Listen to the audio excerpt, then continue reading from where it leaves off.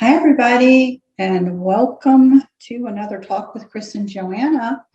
Um, I hope you guys enjoyed this conversation today. I'm not sure how long it's going to go on, but there's a lot I know, floating through my mind I'd like to share to give you thought and consideration. We've been having some experiences here over the last few days and few weeks that I think we would associate more with dream time issues, dream time invasions, things like that. So, we it's been a long time since we did any sort of real huge dream time discussion. The last time, the one main show that we did was in 2017. If you go onto the lifting website and you look at the episode tab, it would be within the first 10. It's called Dream On. Yeah, it's called Dream On, and it talks about that as a kind of a general basics. And, we talk about the goal of gaining more control within your dream time situation. Mhm. So we want to share a little bit of that, with you. I would like to think that some of what we're experiencing is, in fact, better control of the dream state. And the reason, although we thought about putting this on as a regular lifting kind of episodes, I actually don't want to do that because it allows me to be very explicit and very free about some things that can happen in dream time that I don't think are yet okay to discuss in such a manner in the general YouTube setting. So I think the folks that listen to it from here would be more open and not threatened, let's say, by the conversation. And so I think it's really kind of meant for Patreon. But I'm going to add in, which for some may seem like a whole nother completely different topic that I actually feel should be considered kind of within the dream time. It is theater, it is movies. I love movies that I feel do give certain types of disclosure and things to think about for expansion. And so we're going to also add in a conversation about the movie that's now out that we haven't seen yet. And that is the movie series, The Matrix. So the reason I'd like to kind of add it in is because I do feel, in a sense, for those who have seen it, you are dealing in for a lot of the humans' experiences in there, you are dealing with a dream state, and not everybody is aware that they're within a dream state, let's say. So I don't want to spoil things, but The Matrix has been out a long time. Obviously, we haven't seen the last one, so there's no spoiler alerts that are going to go on for that one. But we do want to talk about concepts within the dreamscape that I think are shown well if you understand the Matrix movies. So I'm first going to actually talk a little bit about the generalities. We had this conversation at lunch. I think it'd be good to share that here to try to help people have I'm going to have to, this is my understanding of the concept of the whole Matrix series and the whole conversation that's going on there. And then, like I said, then we'll kind of move into more current dream state examples that we're having now.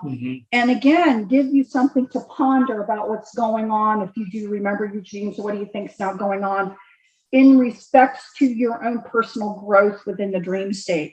So let me first talk again about the movie The Matrix.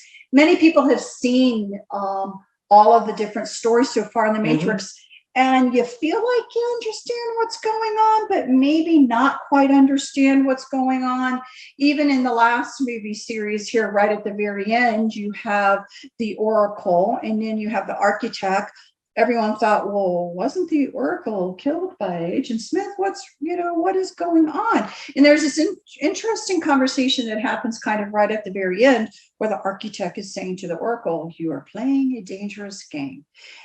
And it's, extremely, it's like, well, what did what does that mean?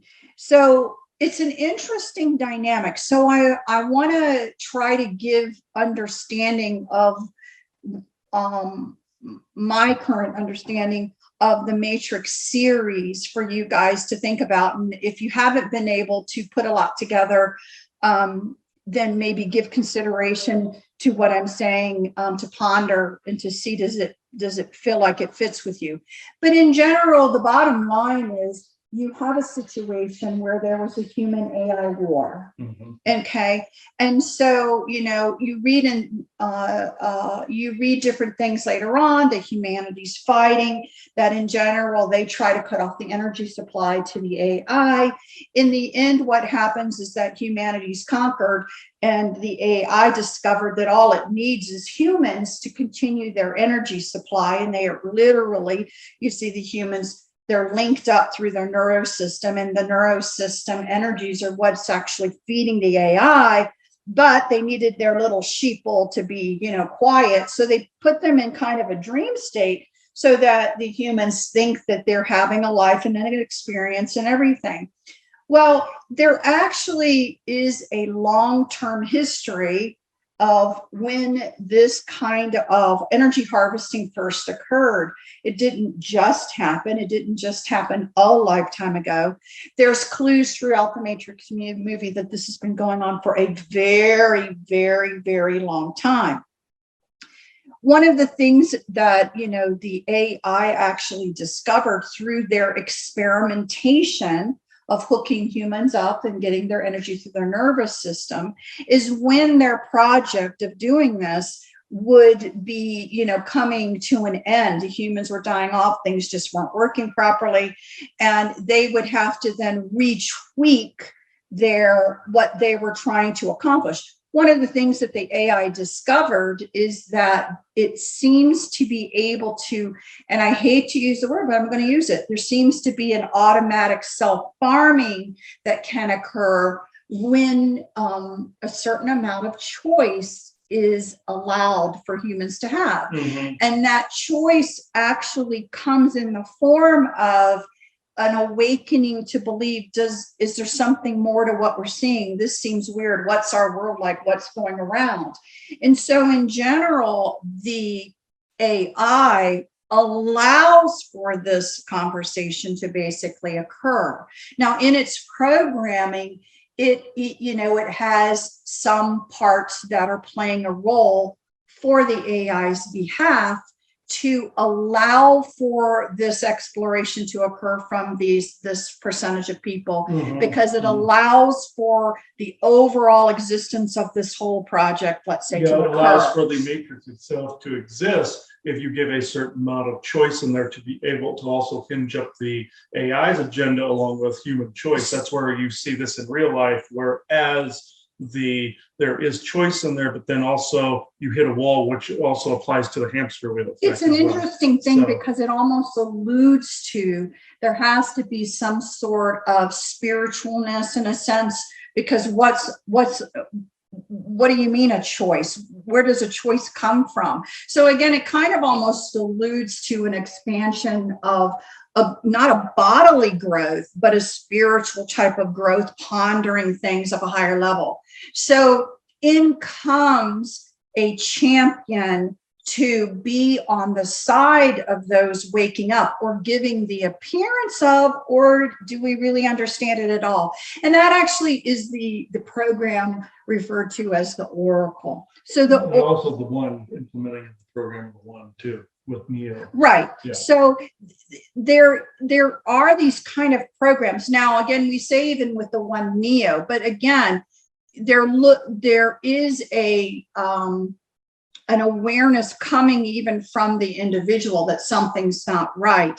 But the red pill, the blue pill, all of this stuff is literally a part of the programming, allowing for this exploration to occur, okay, along with the Oracle, looking for the one, these people, which could be up to 10% of the group that's currently being farmed, to awaken, to allow for this exploration and how do we get out of it and how all this stuff, how to allow it to occur, that keeps the souls engaged in a sense to not just want to die off because this is boring, but, to allow this exploration to occur.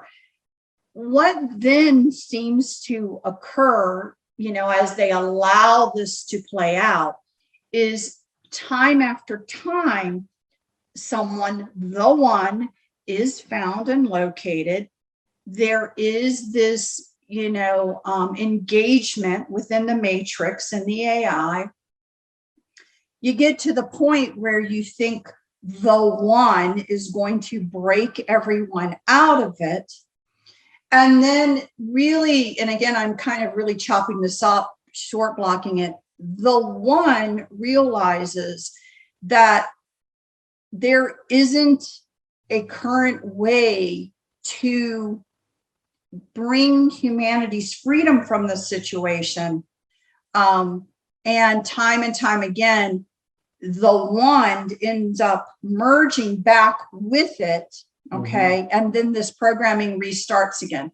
Now, in this scenario, again, you had the enforcer type, Mr. Smith. You have that enforcer programming, essentially like the Men in Black, where they would enforce the illusion. And also, again, it was getting really strong, really serious, really bad, really destructive, to the point where even the one realizes there's such utter destruction now. You have to reintegrate in order to bring balance back. To bring balance back, to cause that program, to basically, be brought, as you say, back into balance. And there is one crucial point you missed into the reintegration balance, one tiny scene there where the architect explains to Neo that his entire existence was scripted to eventually enter that reintegration. But the thing is, he had to tell him just that little bit of information so that he would conduct his job within the programming, set. So what's important about what you're saying, not necessarily just this one scene, but if you go back and you look into the Matrix movies, these little dots of conversations occur that try to allude to a looping program that's playing out, that allows for the one programming to come up. Now, again, it's not that these individual humans aren't themselves becoming aware that something's wrong, and that's not a program. This is really what's happening. And they figured, it could be as much as 10% of people that start to question all this, but it always to this point ends in the same conclusion, the same storyline conclusion, okay, where the one ends up having to reintegrate itself. In a sense, this is kind of like a false reincarnation kind of issue, where there is this, because they don't know how to get out of it. They don't know how to fix it. They don't know how to help humanity. Allow for the story and the loop to still occur.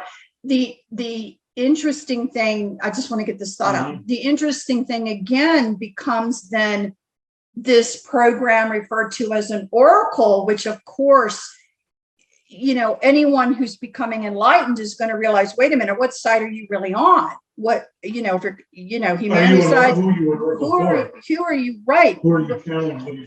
The interesting thing though about the oracle is that, the understanding that the oracle as itself an AI program with intelligence, with sentience, doesn't like the AI war. So it's an interesting element that there is some truth that the oracle, who is supposedly helping humanity, actually doesn't like what's going on and doesn't like it, although this was a program put together through the AI with the architect.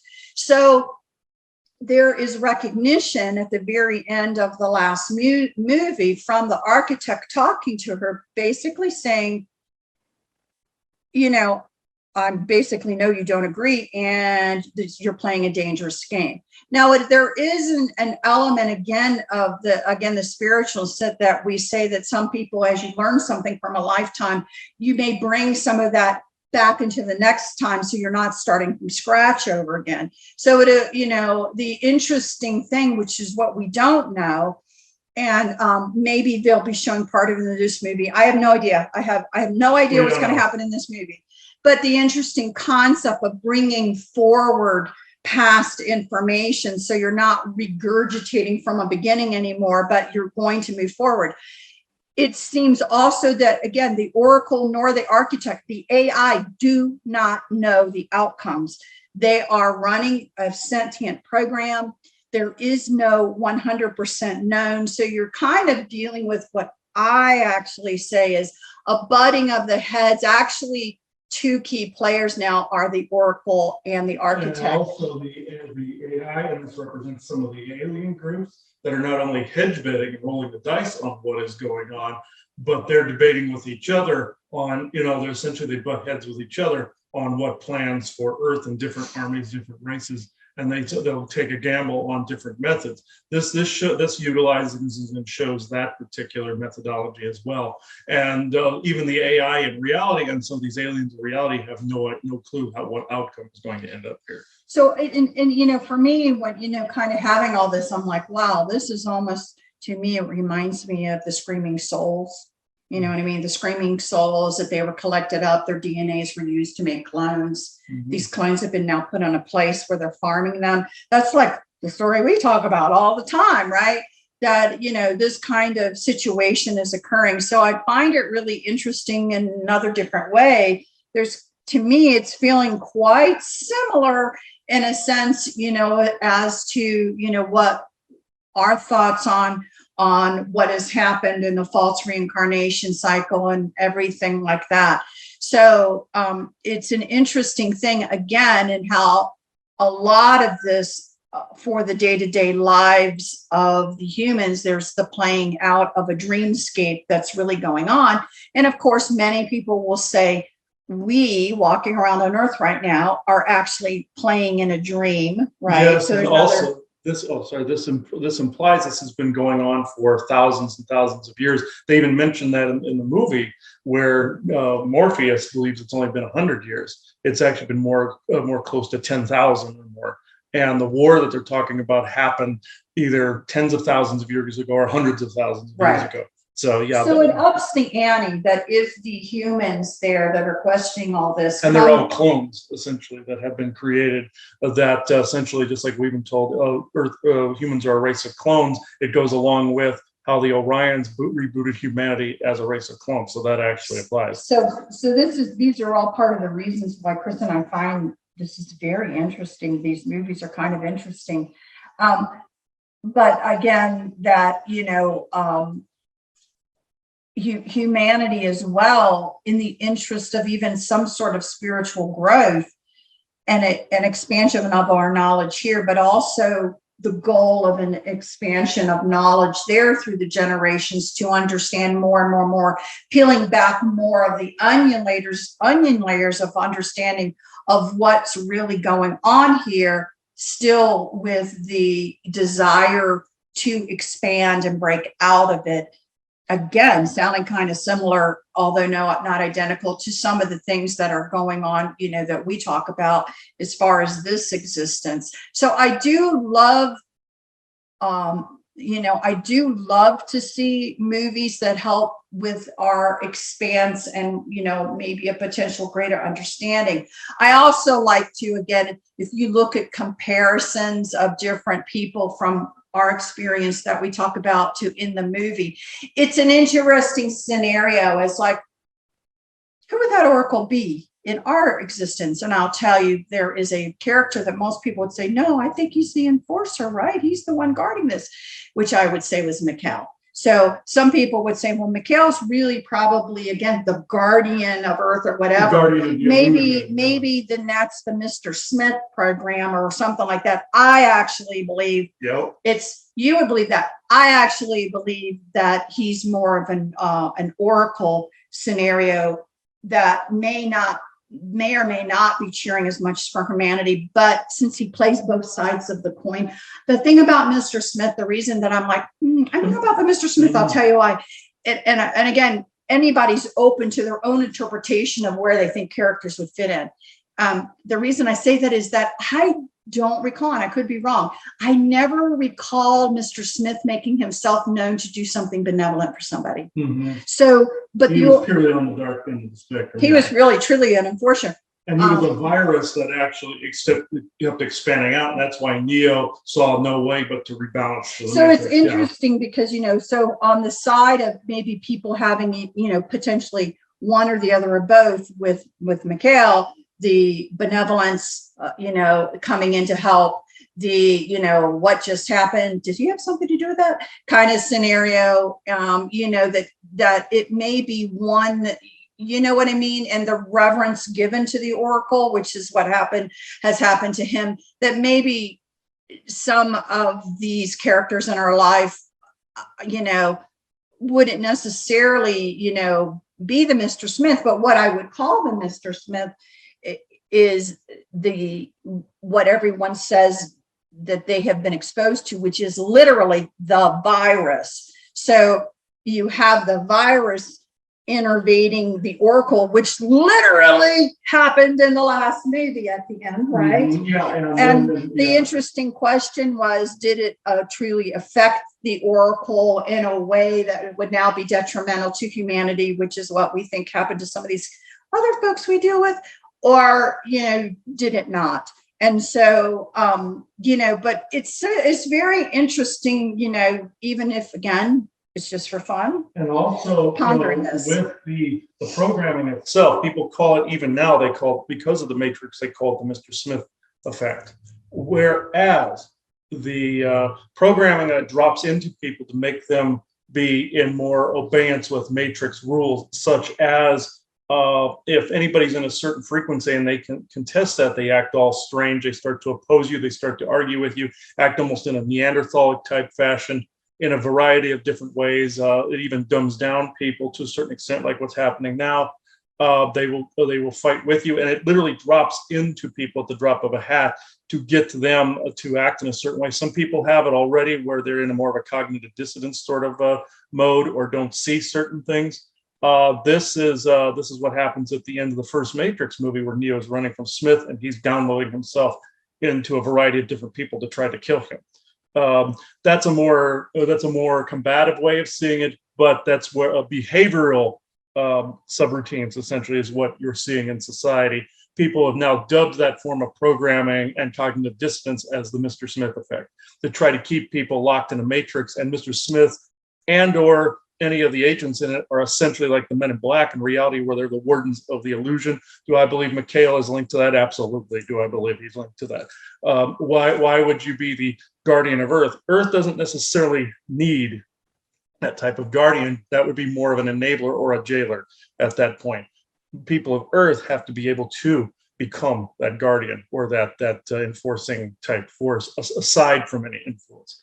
And this includes going back into the Dreamtime state, where we claim our sovereignty there. So going back now into the concept of being in a Dreamtime state, what we spoke about many years ago, of course, was the understanding that currently that's a vulnerable place to be. And, a lot of things are occurring there to take advantage basically of you, and to get you to agree to things or cause problems or things like that.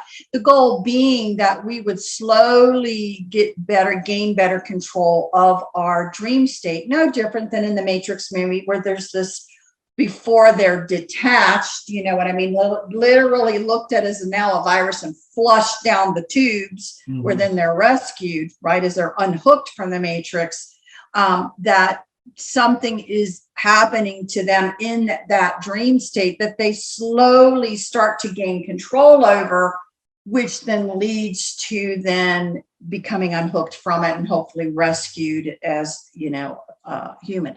So in that sense, again, as we look at our dreamscape and we look at things that are happening since our first discussion about it in 2017 or 2017, that, what's kind of been happening. So we've had some interesting things occurring in the last few weeks where, one of us will wake up and start talking because we have a sense that there really was an invader or something trying to go on then. And then the other one has some sort of similar story. So I think, what we're realizing is that, if there's a potential for one of us to be being messed with during the night, it's normally both of us in one form or another being messed with, during the night. Now, sometimes I know that what's happening is a curiosity of someone maybe trying to see where we are, and there's really no intention from their end of harm. Chris's interpretation of harm: if you invade my dreamscape, you're harming me. So he's got a very cut line, but some would interpret that just trying to figure out where you are isn't necessarily a malevolent thing. Chris's opinion on that is like, well, you're invading me, that's malevolent. Yeah, I draw the line because human fractals and thought forms can get in there where people think it's acceptable to call on what I call in your I am presence to come in and utilize you in your dream time. Oh, you're sleeping. You'll be fine. It's like, no, we've encountered other people recently that still believe that, and that's a new age premise. That's actually a no-no. We've discussed that. Or an alien presence that may be just trying to explore where you are in your spiritual process, but in your mind's life, you don't know what's going on. And so, again, I'm actually not trying to give a judgment to it. I'm just trying to explain what I think are the potentials of different things that are going on.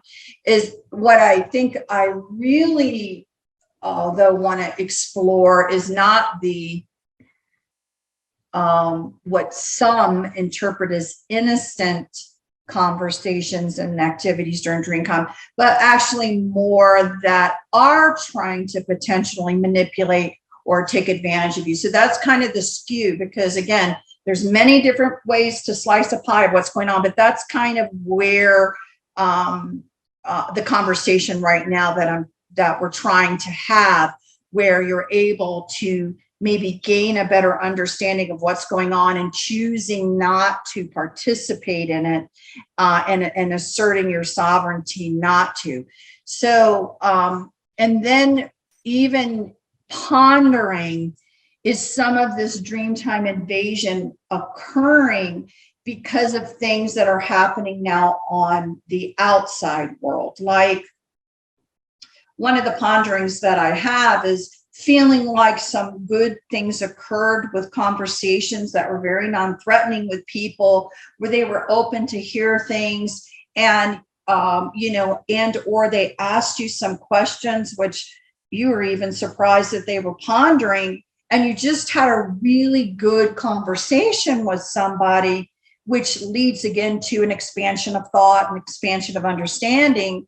And then was there some kind of, you use the word backlash, some kind of, I like to use the word whack-a-mole, you're trying to come up, whatever, and something's going to be there, try to knock you back down. Was any of that going along?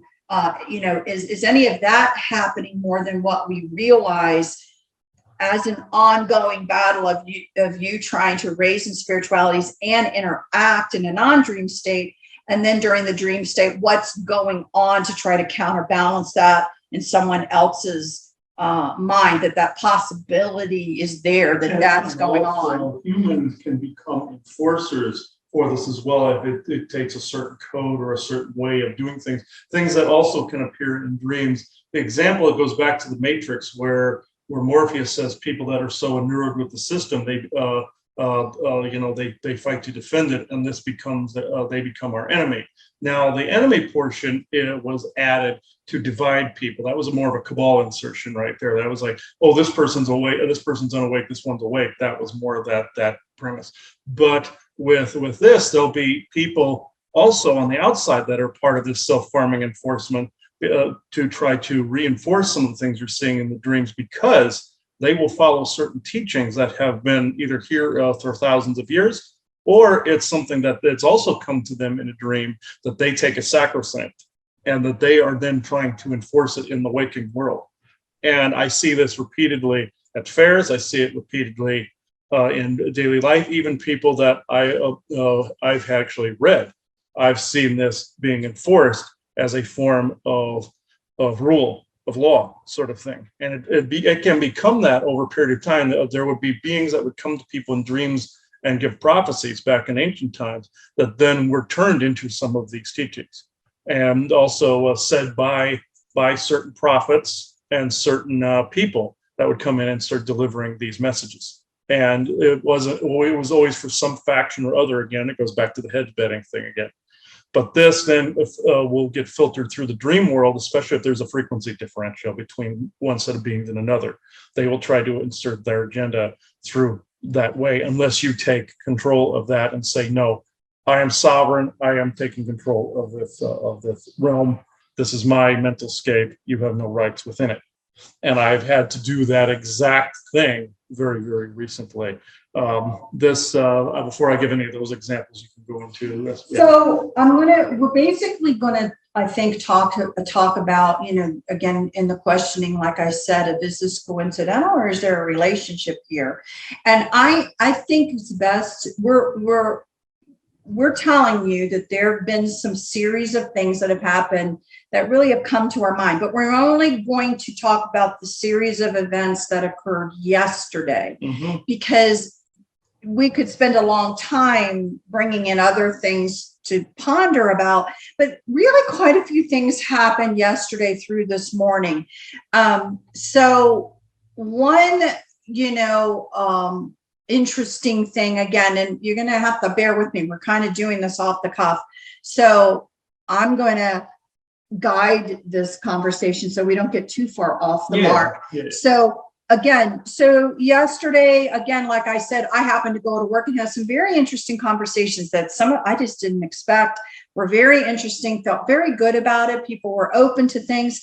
And, there was no, it just was good. It just was kind of a, good moment to have these conversations, and people were just left with, a curiosity or an openness to something. And it just kind of was good.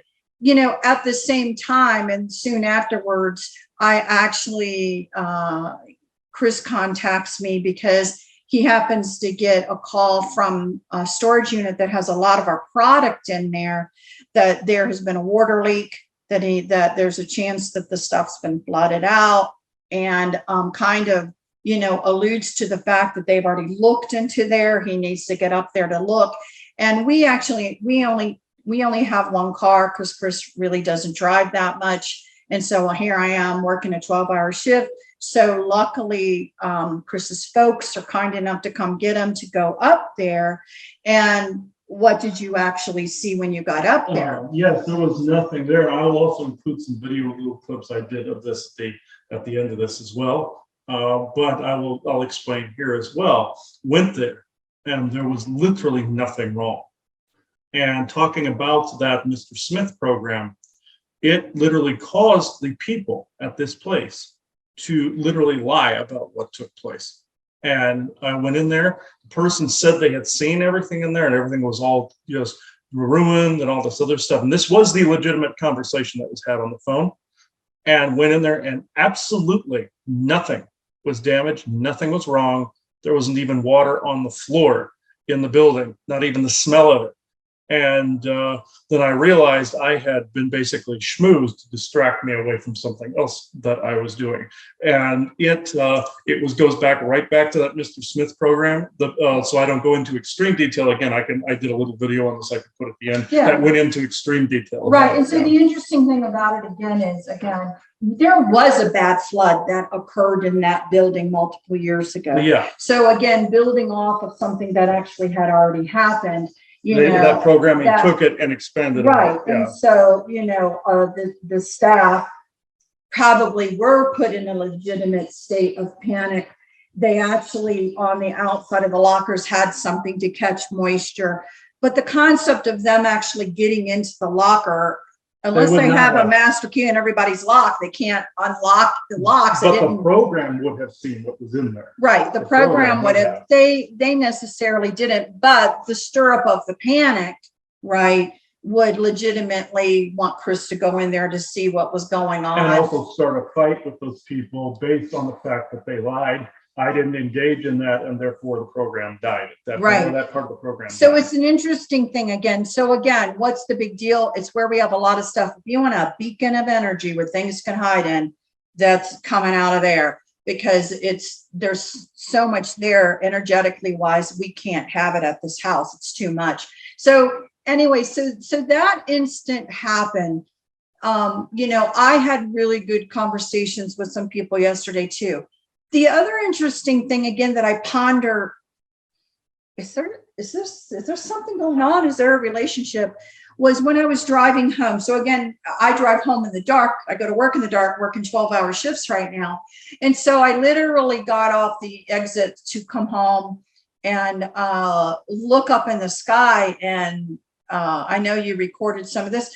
I was kind of like, what in the world is this? There was this object in the sky directly ahead within my vision that had literally, come across the sky and then stopped. The interesting thing about it was how big, let's say, and it's off in the distance, how big this lights are. 2 lights. One that was Christmas green, one that was Christmas red. It was really weird to me that these colors were exactly the colors that you think of the Christmas red and green. And so wham, green, ram, red. And I don't know how big this thing was, but it wasn't like a little teeny blinking light. We're talking a big piece going around. And I thought, this is the weirdest thing ever. And by the time I turned into the neighborhood, it had literally stopped. So, I can't see it anymore. And I get to the house and I go in and say hello to Chris and go immediately, because it would be able to be seen from our backyard. Immediately go up, and I'll be darned, it's stopped and it's still there up in the sky. And so I call, of course, Chris, you got to see this. This is so weird. I can't figure out what it is. And, and so Chris is looking at it, trying to figure out, and stationary. I mean, even helicopters, nothing's that stationary. I mean, it was just kind of stopped dead. And then after a bit, it started moving again, but again, moving at a pretty darn fast clip. It automatically went. It just was really fast, more fast than I would, maybe I'm wrong, but more fast than I would have thought a helicopter. And anyway, just the lights were so much bigger. And then, and again, we're not hearing the sound of anything. And then all of a sudden it goes down, which would be appearing getting really close to the ground. Then it does whatever it's doing. And we still for a while see it further off in the distance. But again, this honking green, this honking red. And it's just, I've never seen anything like that before. Now, you felt you could see more of the shape of it. I could only more focus on the lights. Yeah, I knew there was more underneath it than that was cloaked. And I will include all the footage at the end of this. We did get film of it, of the red, green, and also the energies I felt and everything from it. And this does have, people will ask, what does this pertain to dreams? And the energy that was coming off of this was such a compressive energy that I know it was doing it to the area, and it had to do with our devices and everything. And it also had to do with what took place, I believe, at the U-Haul locker as well. This also began to seep into the dream state. And I will point out 2 examples of what I believe this is. Now you're going to put the clip in, but let me just add right here that, Chris, when we see things, he's trying to figure out, is this a ship? Is anybody on board or whatever? But you felt very strongly that there was no one in there. It literally was a machine. That, there can be tiny ships, but it was still a machine. And that maybe either somebody wanted us to notice this machine and that this kind of stuff occurs, or we just so happened did it. But you could not sense any presence in there, that it really was all mechanical, which is an interesting concept because, again, before you talk about the dreams, we were pondering and not even seeing any relationship or any potential for relationship yet, but we were pondering things like, wow, I wonder if these things go around just checking things out. And then if they sense something, if they sense something like, so again, this is our imagination like pondering this. free thought in some fashion. Free thought in some fashion, and or maybe a rise in frequency. Let's say, for example, all of the energies within the locker were causing the area's frequencies to rise. Here you are now as the the program running to be the automatic, what I again call whack-a-mole, that you're going to go down and you're going to put the frequencies to push that back down, which is very interesting thought process to ponder. And then as you're alluding to right now, which would actually then maybe it had something to do with either putting a red flag out or causing the ability for more dream time issues to occur, that itself would still be a whack-a-mole process of trying to get you to agree to things again within your dream time that would not be for your highest good. Do you see what I mean? Things like that, again, to fight maybe a rise in frequency that was happening, that these things go around the earth trying to find places on more of just an automatic pilot sense, where then it tries to push the energies back down. So then again, so we'll talk about a little bit, what happened in the dream time, and then I'll explain what happened to me. Well, two recent ones, and there's other videos I did I'm going to include in this too, on some with beings trying to separate us and make us think we're not in our lane and all this other stuff. So there's one that involved like a truck and a highway. I recorded the entire length of that one in a different little video I can place in here. Needless to say, it was a trick. But the two recent, I mean, literally within the past couple of days, even though the highway one was in there, and you'll know what I mean when you see this. There was one where there was the one from the highway included I'll have to tell you a tiny bit of this, where there was another woman in a truck with Joanna, a dark-haired woman that was slightly shorter than her. That reminded me of some of the fairy beings that were around, that was trying to get her to leave me on the side of the highway. I fell out off the back into the truck where I was. Other people were seeing if I was okay, and what that was symbolic for. It's like, oh, if you fall off the wagon, essentially falling off the wagon, you won't be in your lane. And there was a road with road cones and a barrier of a lane that was not accessible, which I believe was symbolic for the hamster wheel, whereas I could not shift over to that side. When I fell off, there was a being basically telling me, oh no, you're not in your lane, no. And I'm like, no, that is not correct. I am in my lane. This is just a threat. Saying, oh, you'll affect a bunch of other people if you fall off the wagon. No, what I'm doing is making discoveries about myself and the surrounding environment.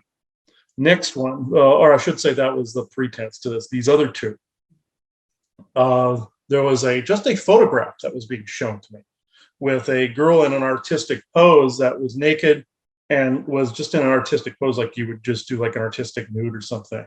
Same person, same being. I was seeing the side of the face instead of just the back of the head, but I knew it was the same being. Trying to basically say she was like a fairy or something, but it was an image from the side, and it had lights in the background, kind of like almost like Christmas lights, essentially.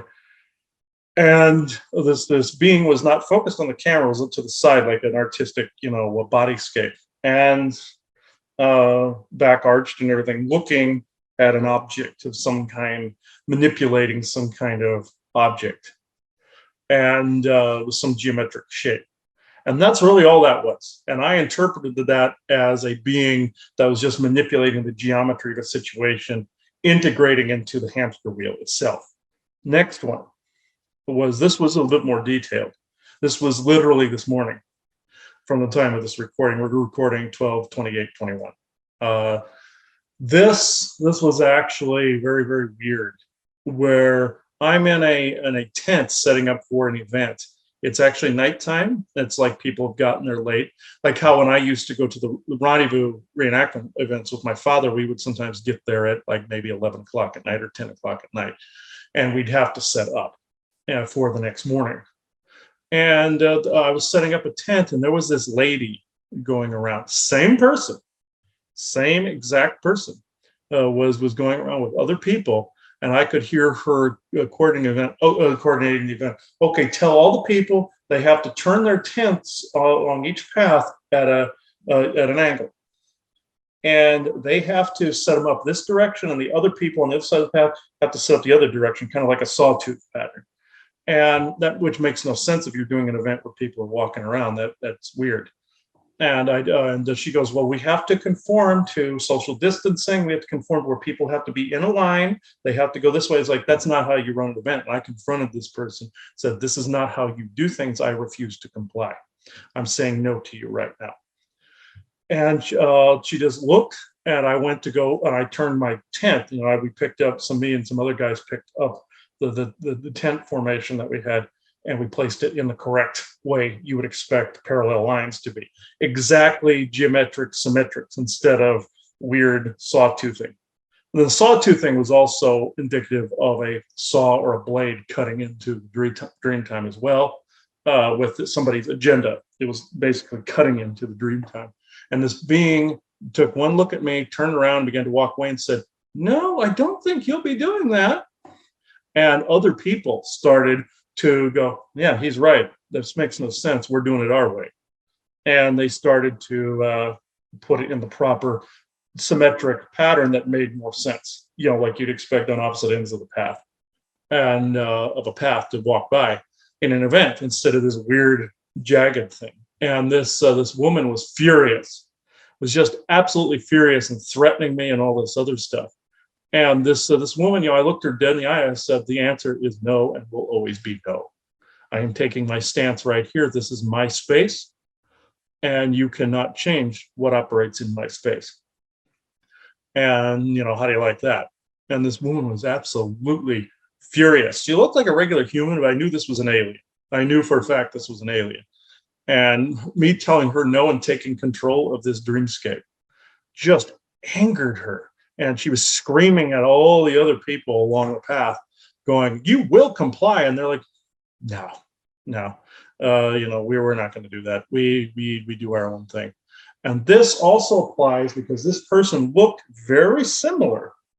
I will say similar because this could have been somebody in disguise to somebody at one of the fairs I encountered that was trying to get me and Joanna to try to conform to a certain set of patterning. Meaning, be more like us, meaning more like in the New Age community and all this other stuff, be more like us. Or there really was no implied consequences, even though it was more energetically said, emotionally said. It was like, be more like us. It would be in your best interest to be more like us, but not said in that way. And we've encountered this type of thing before where this invades the dreamscape. This is why I believe there was that certain set of programming or telepathic manipulation going through that person, more than likely from the exact same source that was in this dreamscape. And we've encountered this before with people wanting us to raise the prices on our orgone devices. This in turn would make it so the average person could not afford it. Therefore, it would not spread around and be causing the havoc against those things like that drone that was in the neighborhood. If you trace it all back, if I were to do that, it would not get to the people that it would help interfere with that AI and those other alien sources to begin with. So all of those pieces and components fit together nicely like a glove. And if you view the entirety of the picture, you're seeing it just like that woman in the picture. I was viewing the entirety of the picture, meaning she was trying to also not only sexually manipulate me, but was also energetically manipulating the geometry of a situation. Meaning, okay, if I rotate this way, it's going to be more palatable for everyone else, and everybody else will turn on them or himself because of the vibration that I was putting out to actually change the environment, you see. It was in a direct threat to that particular agenda. If you get into the meat of that particular conversation or that particular tent that was in that. And I always felt that it applies to the hamster wheel, absolutely, most definitely, hamster wheel conversations we've been having. But this was more of a direct threat. This person was looking directly at me and was, again, very similar to a physical human that I had run into in appearance. And they can change their appearance slightly, so that like if their eyes are different from regular humans or something, they can change something slightly mentally. And I remember this person at the fair also attempting to scan me and seeing something else that was there that made their eyes get a little wider. You know, I sometimes will flash that flame at them a little bit to get them to stop it. But there was obviously some extraterrestrial influence there at that time too. And I believe it all links back overall to this entire conversation, to the dream time especially, and to those outward energies. So it all applies. And what it boils down to is you not tolerating it and saying no within that particular moment. And I said that to that human, and I said that to the alien in the dream. I also said that in that highway incident where I was saying, I do not accept this set of imagery. I understand what the message is, but I'm not going to take that as sacrosanct or fact. I can manipulate this and change the scenario on a whim. And this is something that they don't want humans to be able to do. Just like in the Matrix movies, they don't want people to be able to see they're living in a fake world or an illusion. Or in our case, it's a hamster wheel. They don't want people to see this, especially those that have been in the programs and have been programmed to especially do a certain task. They don't want that programming being fought, or that Mr. Smith programming being contested in any way, shape, or form. And that's what's beginning to happen now. And you're starting to see even these other aliens invading the dreamscape. It happened to our friend Viking, where he's been talking on Interstellar Council about his various dreamtime invasions as well.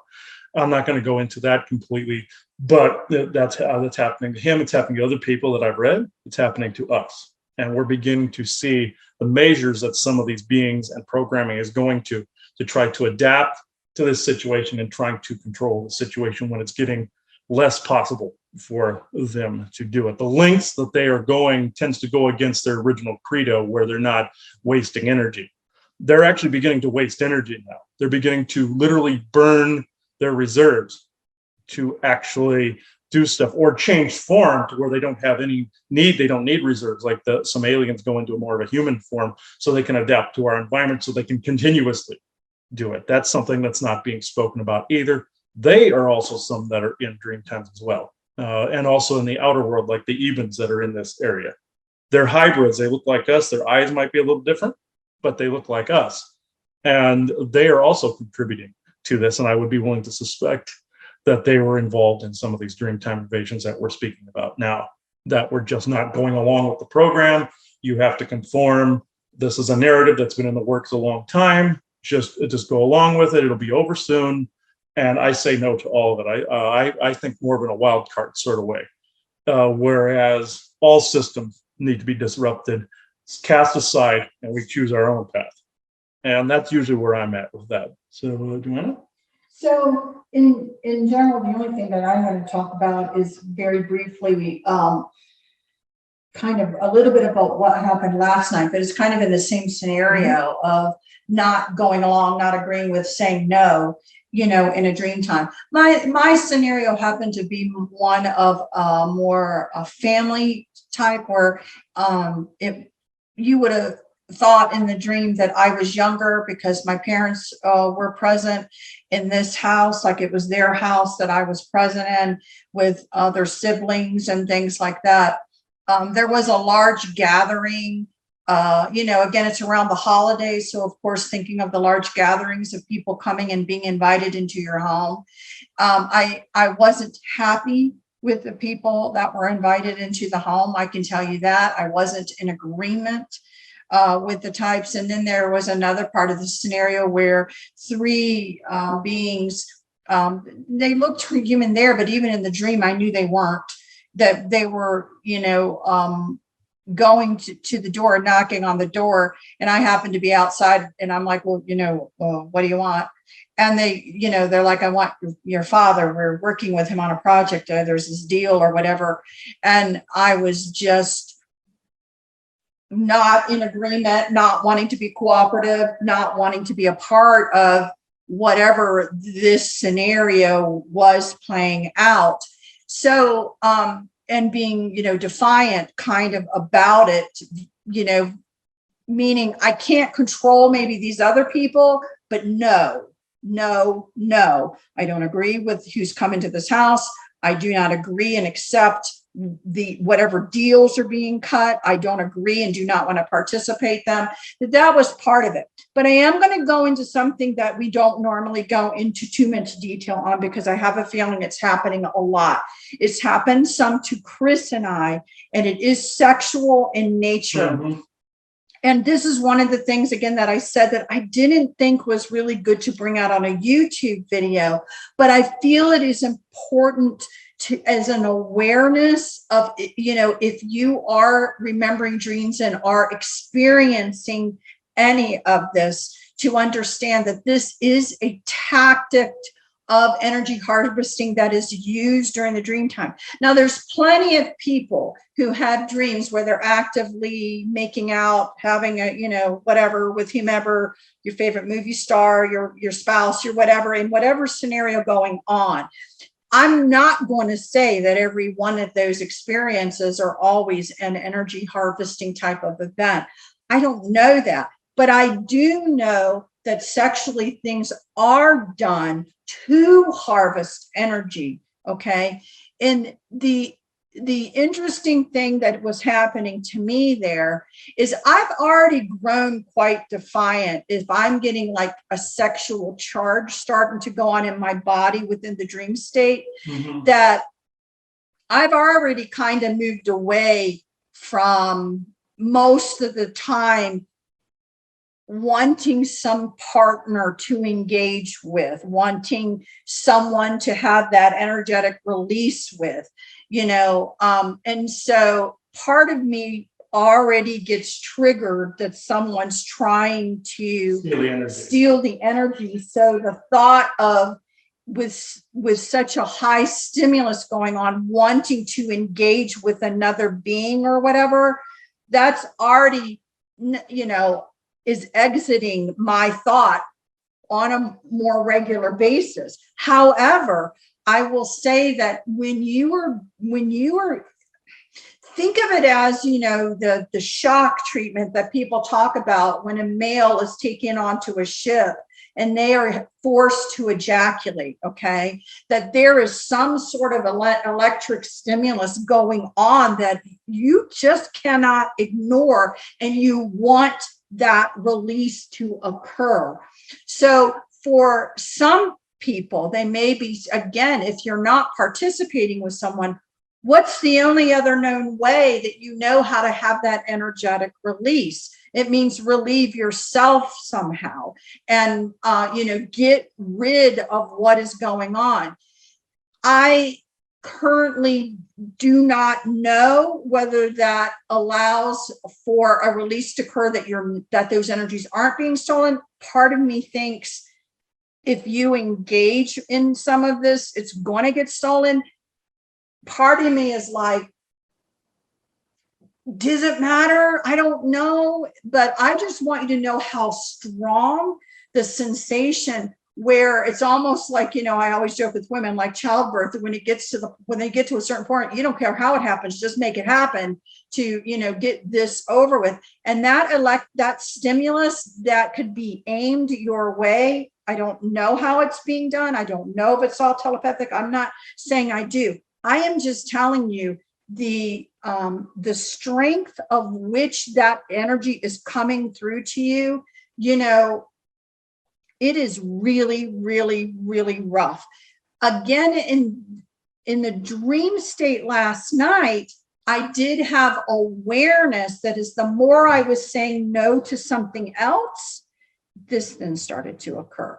And the more I was defiant with something else, the stimulation, again, nobody was around hugging and kissing me, just the stimulation within my body was becoming greater and greater and greater. And what happens, or this can be done mechanically with the same set of programming, the same machines. There could be a human on the other end hitting a button, which is the kind of the fan favorite method, or the type of thing people think is going on.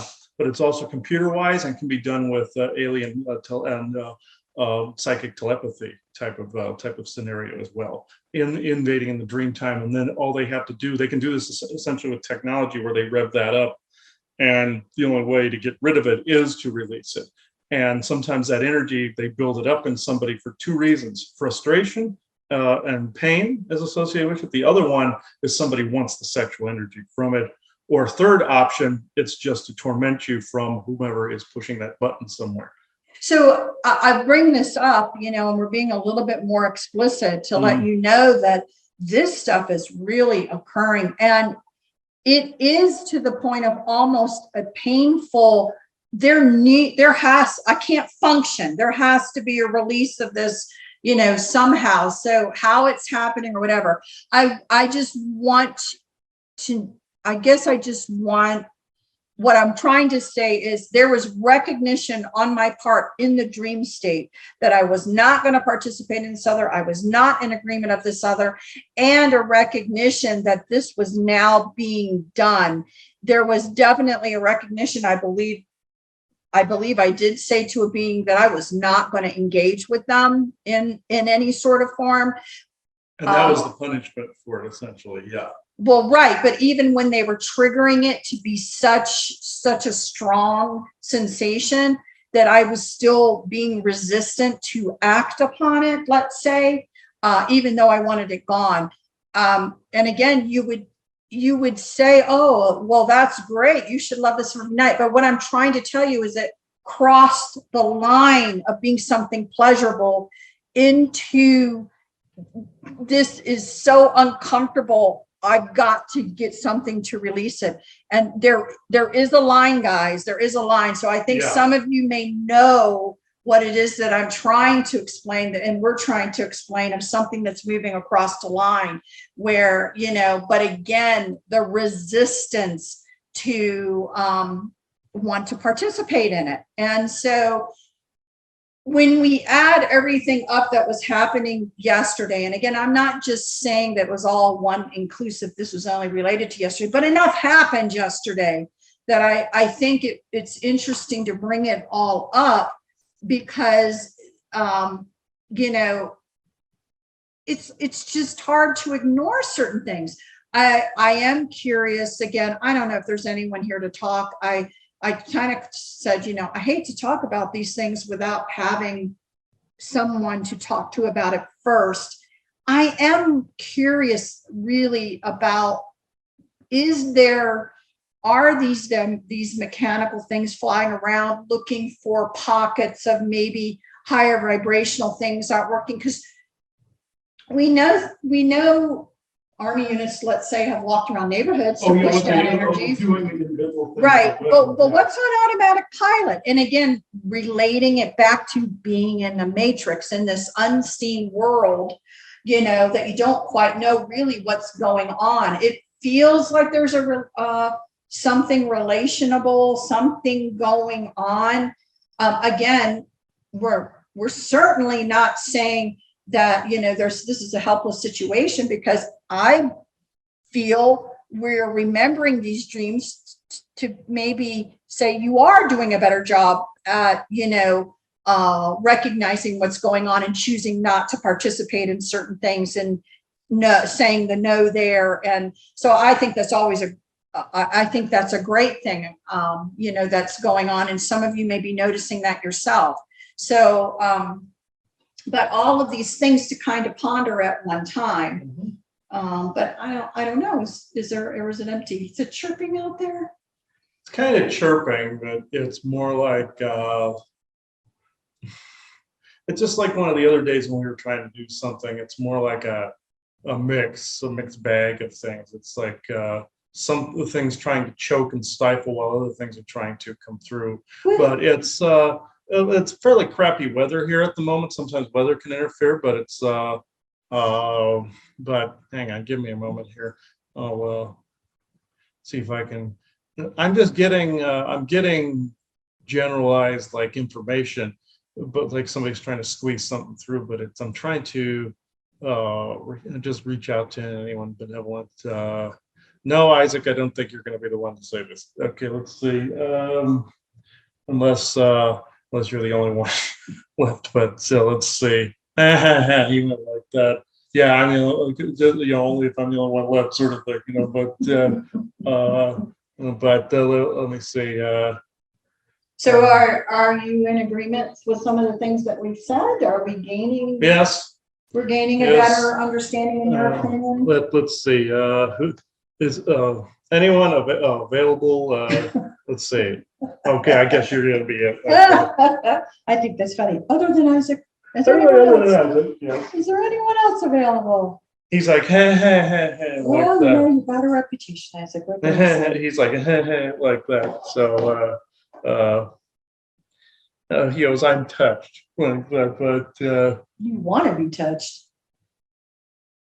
and I have. And that's why and I touch that's people. why people wouldn't necessarily take you seriously for this And segment. then he goes, and I touch people too. I know. But Which is why, like I said, Chris was looking for someone else, not to take it too personally, but no, he doesn't give a shit. It's like no, I know you like, don't, but I'm just I mean, saying. he doesn't either, so it's like you don't care.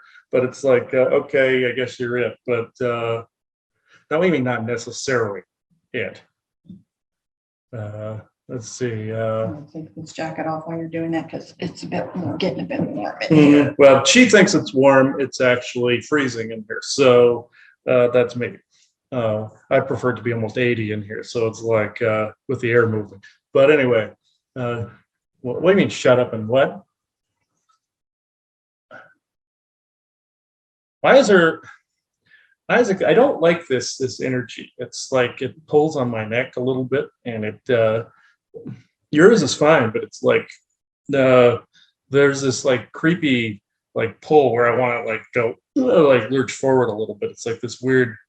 It's like somebody's going like that, and that's what you don't want. That's where you have to discern. If you feel that in dreams too, or if you're being chased or something like that, yeah, you don't want this. You don't want that. Just to show.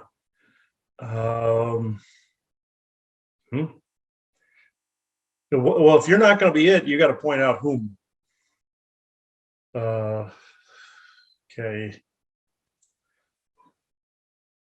I got to feel this out. There's something making me hurt though. And that's another thing this energy does. It makes you ache bad. It affects the musculature and skeleton quite badly, as well as the nervous system. So I know somebody's here watching. I'm just having a hard time seeing you. Why is this so rough? Even Isaac's having a hard time talking, and he's right there with his focal point. If you want to use that same focal point, I made it for beings, made it for benevolent beings other than just him too. He just kind of claimed it. So what? Okay. That's very tough. I know you're female, but I'm having a hard time discerning. Man. I want to say this is Elena and Vessa, but I'm having a hard time. And some friends of theirs. Can you, if this is you, can you please step forward and maybe help clear the space a little bit better, please? I've done my dangest, but ooh, okay.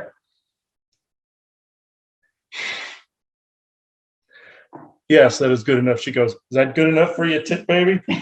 I was like, yeah, and zapping me like that, where you get like if you get just an electrical field, not good enough. It has to be this loving, like loving type of energy. They just tend to put this almost like this sensual, sexual energy along with it, and it's they okay. There's like at least 5 or 6 of you here. I'm hearing all of your mental. More than 5 or 6. I understand. Yes, I see the soldiers. Thank you. Okay. I got to make sure you're not Martian Germans like the last one. All right. We've had problems with Nazis too. So, yeah, I know it's fine. You said the last one was fine, but I had to discern for myself, dipshit. Okay, let me see. Okay, that's a higher frequency, but I'm still getting this on the top of my head. This might be just me though. I got to make sure it's not bodily, something bodily like an attachment isn't messing with me here. Okay. Oh yeah, there was something mess with me on the top of my head there. That's why I was feeling it. So yeah, attachments can do this too, folks. So yeah, can you get that gross thing away here? I gotta get rid of this. Okay, I don't like looking at leeches that have been attached to my brain. So that they're gross, but it would gross the regular person out if they saw this. Don't touch her. Hang on. Okay.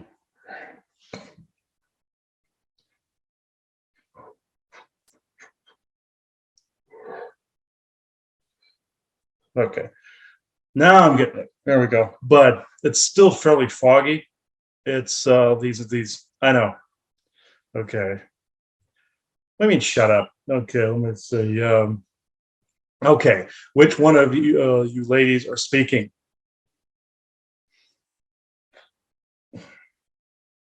Okay, these two can also be sexual jokesters too. These are not. Okay, they're wanting me to point out the difference before they somebody speaks. They're wanting me to point out the difference. There can be kind of sexual jokes and beings that are out there that are more robust than some of us that have more of an amplified version of that energy. It doesn't make them bad. It makes them different. Just like on Star Trek: The Motion Picture, there was a species called Deltan in that had an amplified sexual energy, which made its Starfleet rules made it forbidden from those particular beings from engaging in sex with humans because they had an alluring effect on humans, biologically and chemically. So they had to put like a celibacy rule in place for them, but to make it fair. But the frequencies, yeah. Again, could come in that you may not be thinking about it. You may not be attractive, so there's two females. Even for females, you may not be really attracted and wanting to be with another female. However, when the energies come around, you will potentially feel a tingling everywhere, a tingling in your nether regions. Not that you're trying to be. No, it's an after effect of it. Yeah. Right. Not that you're trying to be sexually active or and they're sexually not abusing attractive. This at all. Right. It's the energy that's coming around you. And then you may find yourself checking yourself. What am I thinking of sex? You may not be. You may not be. It's not about that. It's the energy that's affecting your body, and you could have a tingling in your nether regions, no matter if you're male, female, heterosexual, homosexual, it doesn't matter. It's the energy that's coming around you, So again, if you should ever experience that, go ahead, check yourself. But when you've checked yourself and you're like, no, I'm not really sexually attracted, then just understand that it really just could be the energies you're feeling, and your sexual organs are made to be hyper stimulated to certain things, and it's just a bodily reaction going on. Any part of the nervous system is going to react to that. So this is why certain beings have to be careful around certain fairies. All of them have to be very careful. But at the same time, on the same token, there's negative beings that know there's that effect and they abuse it. Right, so, and they do mentally mess you up with it. Yes, they can screw you up. If they could be around you all the time, and you are female, and they present themselves as female around, they're going to screw with you and make you think that you're homosexual or a lesbian. It's intense. Sometimes this is intentional. So if you're having these experiences, it doesn't mean anything. It literally could just mean that you're feeling their energies, and their energies, when they hit our body in our frequency, just causes tingling that seems to happen all over your body. And also prolonged exposure can get you addicted to things too. Right. Just like in Star Trek, when they said that species had that effect on humans, that was an accurate thing that they were saying. And this person had to wear something. And I looked up more about this species in Star Trek. They had to wear certain things, just like fairies and stuff have to wear certain things so they can buffer that more active frequency in that area. Elementals, especially certain fairies and elementals, have this signature. This is why for many years you heard me talk about where those other women were abusing that to me and tried to change my thought patterns to a particular way of being, very much almost like how the cabal thinks. Like there's certain things they've gotten used to being very dark and very twisted in that area, and it's basically considered to be everyday to them. That's where the negative beings go. These beings, it's an after effect, and they know it is. So it's right. And they would expect it. with anybody with these frequency difference. And again, in simpler terms, what we're saying is that, this could be very feel these tingling. Of course, for us, we're always like, oh, this is kind of, this can be pleasurable. Mhm. If you get into it and you stay into it all the time, the problem becomes is that another human being isn't necessarily going to cause that reaction in your presence. And thus, if you have the desire of only wanting that and you attach that to what love is or heightened sexual whatever, you've now just set yourself up for ruin. You've screwed yourself up biologically. Right, because you're not going to be able to necessarily get that frequency out of another human being. Mm-hmm. That's why it's unhealthy, because it really, and sometimes in a malevolent way, it's done to be unhealthy and to screw up somebody. So yeah, nymphs can do this, both positive and negative. There's other types of fairies and nymphs and such that can do this. Even certain banshee types can do this and all this other stuff. Orions most definitely. Ebens can try to mimic it, but they're not that great at it. But it's like but this is why they try to find other beings that are capable of it as well. Orions are certain level 2 Orions or generation 2 Orions can definitely do it. Syrians can most definitely do it. Yeah. So yeah. The good news is that if you get exposed to it, but the more you're really aware of what's going on, that does counteract any sort of, it can counteract, and you're wise enough to not get addicted to it. You want, okay, enough. You know what I mean? And you yourself. And you have to set the ground rules for that. So it does, again, you can handle a lot of things. A lot of it is unawareness, and then how to put boundaries to protect in place. Yeah, and this is how these level of addictions can get going as well in some people. So, okay. Okay, which one's going to speak? Is that you, Elena, or is that Betha? This time it's Elena. Okay. Ooh. They wanted us to put all of that in context as well before, we already knew the material, so they had us sit. So, all right. No, this way. I know you know it, but what's coming around? Security bubble. You put a bubble in place. Oh, I was wondering what this was. It was spreading up from behind us and everything. I didn't know what it was. So, ooh. Okay. Yeah, that's right here.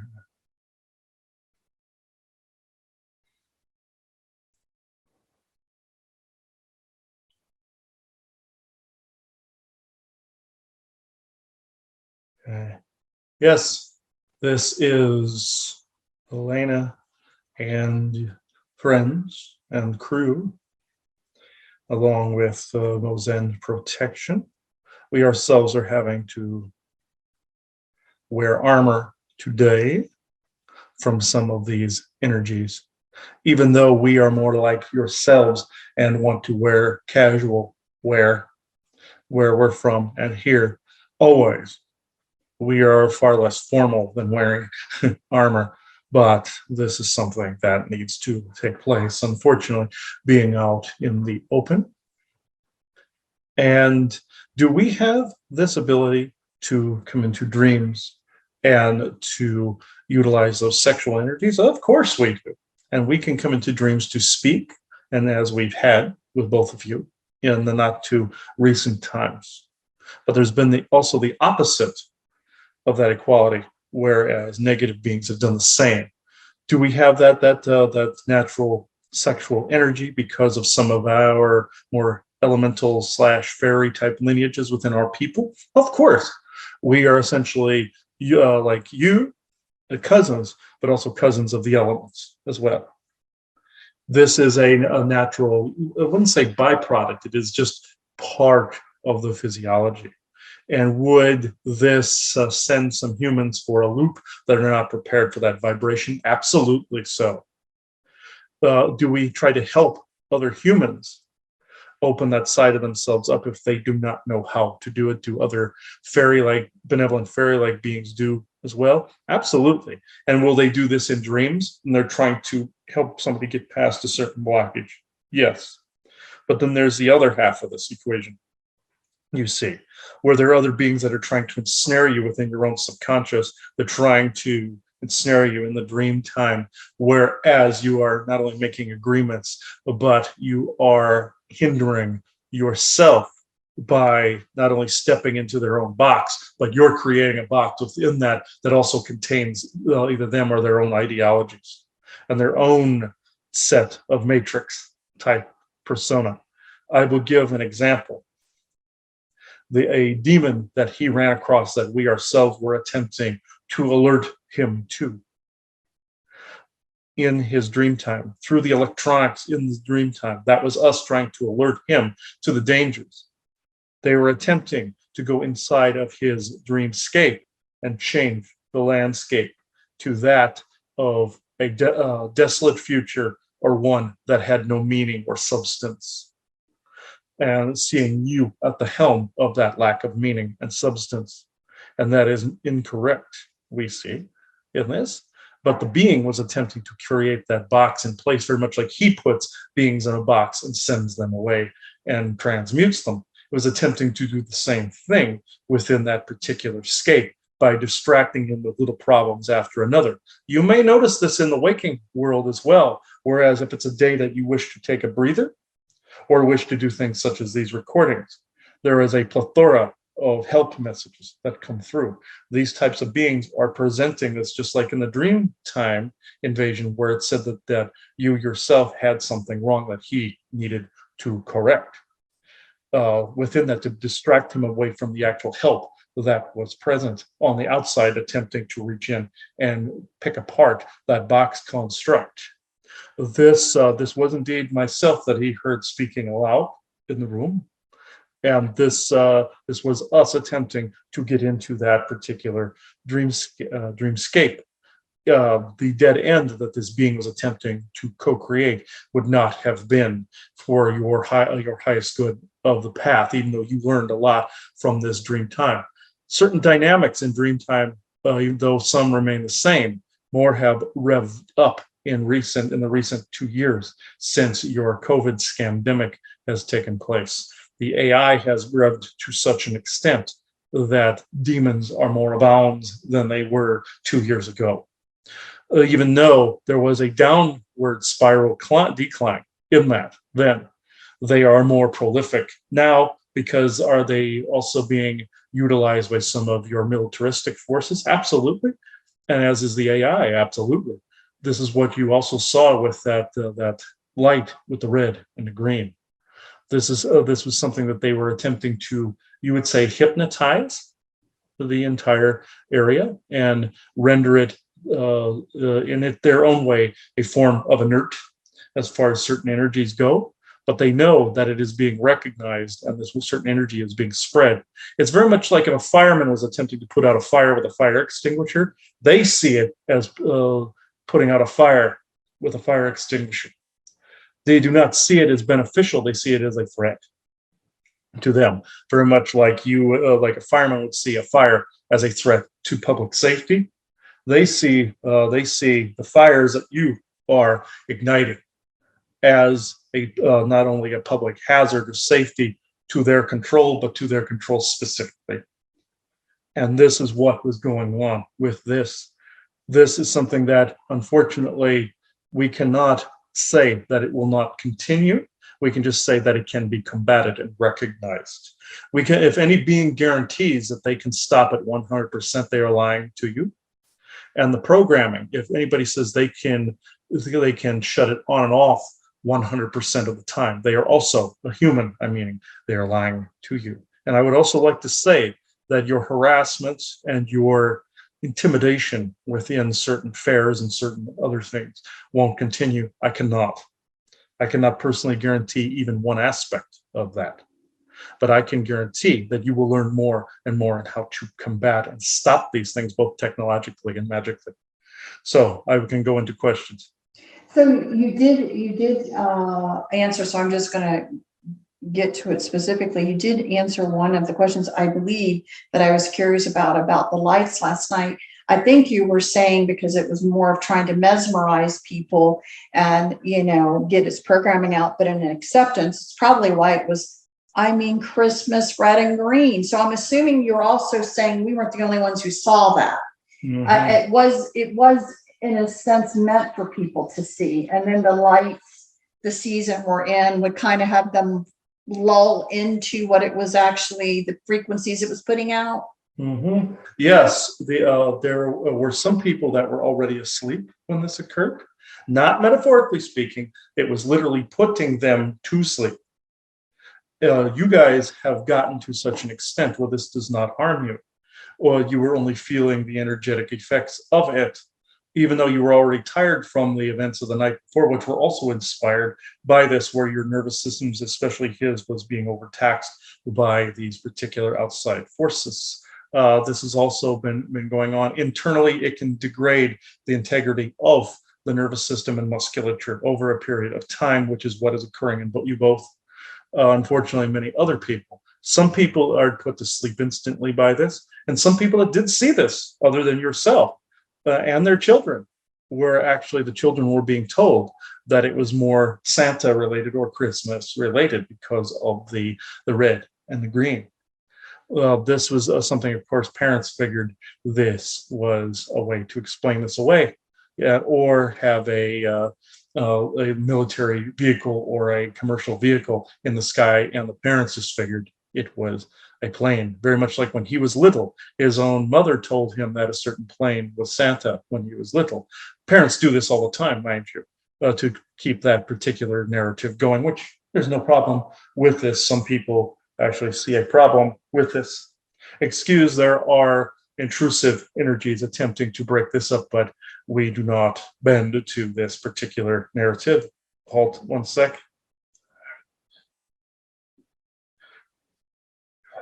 In this is also a type of communication. You see, these forces do not want. They do not want unity of humanity. They do not want unity in finding friends, family, and allies in space as well, to actually be able to interact with all of the above.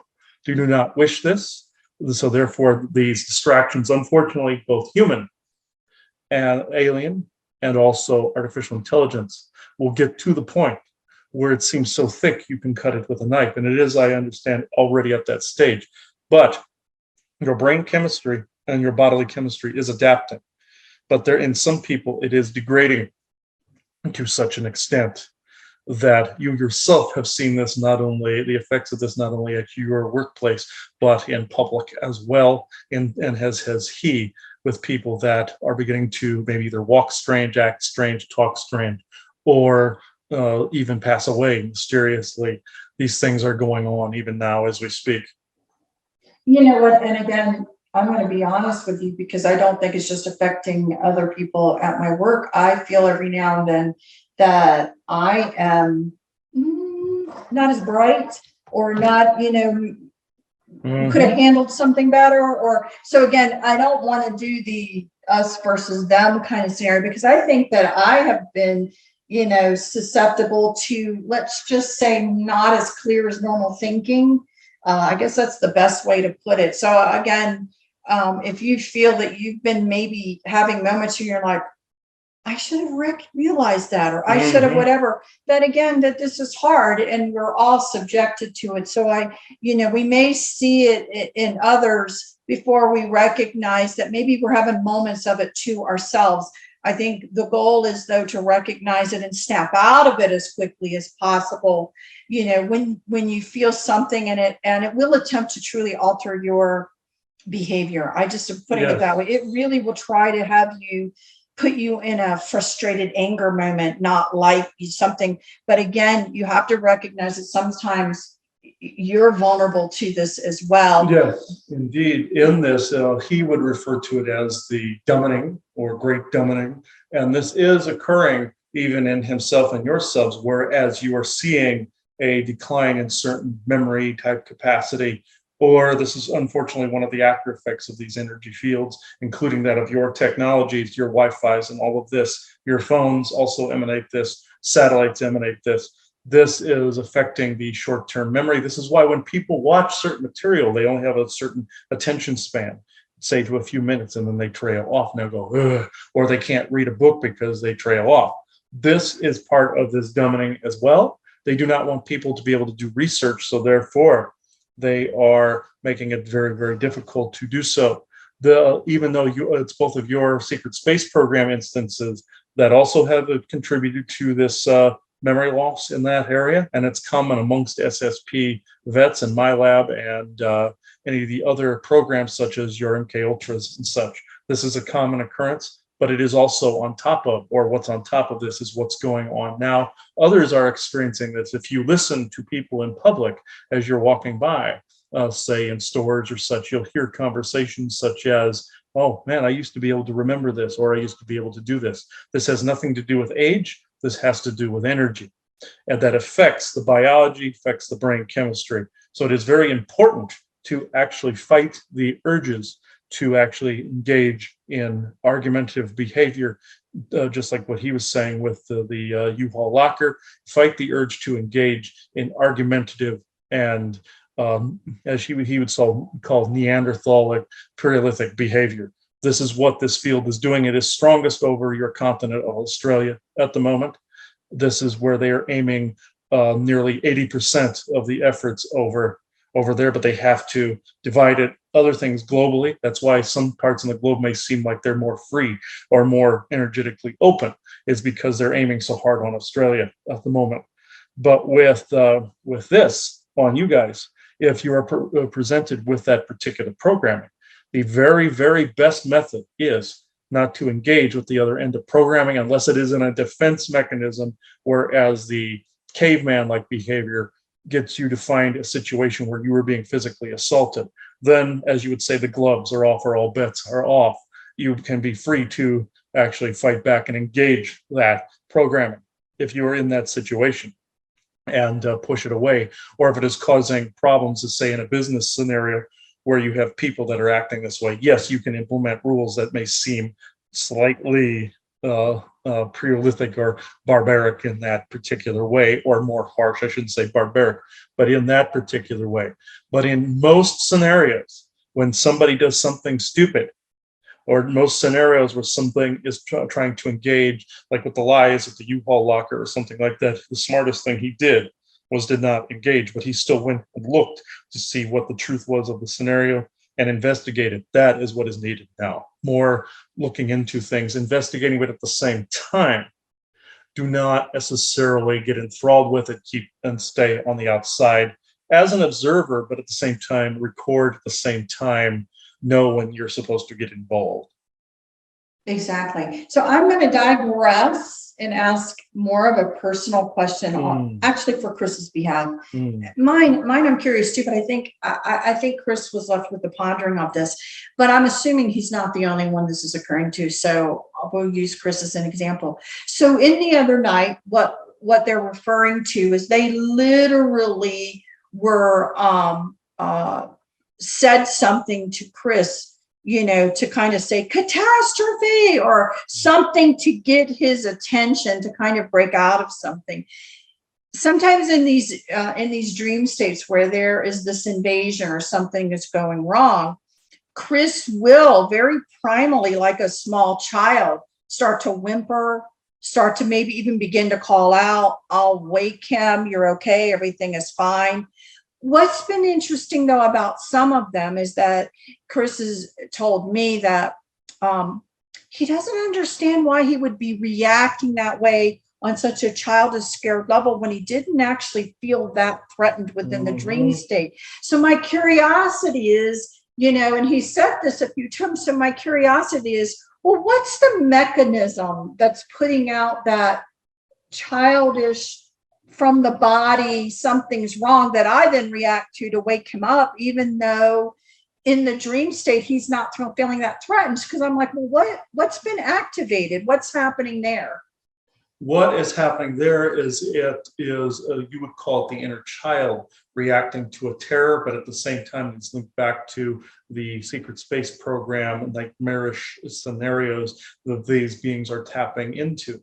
It is inverted in the dream sequence to make him feel like he's in a false sense of control, where he can pretty much do anything there, which you can manipulate it to that level, but they are linking it back to the scared child. So, which is also what aided in some of that box construct, because the inner child is not always as beneficial as some people have been led to believe. In the New Age communities, you see, it can also embody fear. It can embody powerlessness. It can embody sorrow as well, especially if you've had an abusive childhood or been in those particular programs, whereas that PTSD is latent on you. It is important in certain scenarios that that warrior energy be utilized in that particular way to claim the space. In that, the inner child is not always a bad thing, but it can be very naive on what it trusts and also what it sees and what it feels. In the scenarios, in any of the multiple ones, whereas he was seeing a less volatile scenario, whereas he would thought he was in control and say spooking somebody in a hallway, like in one of them, or spooking somebody, or whereas he was the one assaulting a particular being and being going like, oh, I'm in control, but on the outside he was whining like a child and actually acting like a small child. This is what was truly being tapped into. He thought he was in a moment of control. The idea is to actually gain what he believed he was actually in, a moment of control. The idea is to create a protective construct within that dream sequence, you see, to make sure that these types of invasions do not take place. But a lot of them are based on either fears of what the future will bring or memories of the past. You see where it is. It sits in the past, it sits in the future, because that's the only places they can sit. Well, it could turn out like this, or it was so horrible like this. They sit on the what ifs and the should be's, could have be's, and what a bit could have beens and what ifs. You see, they operate on those peripheries to try to take people off track. This is why, while remaining on track, you deal with what happened in the past and you prepare for the future, but you stay in the present moment. So that's very interesting. I'm glad we finally spoke about this, because then again, I know, for example, in Chris's situation, he'll now incorporate that, you know what I mean? And he will now incorporate that in his dreams, that even that type of control may not actually be what he thinks, which then will enable him to pull back that onion layer and really see what's going on.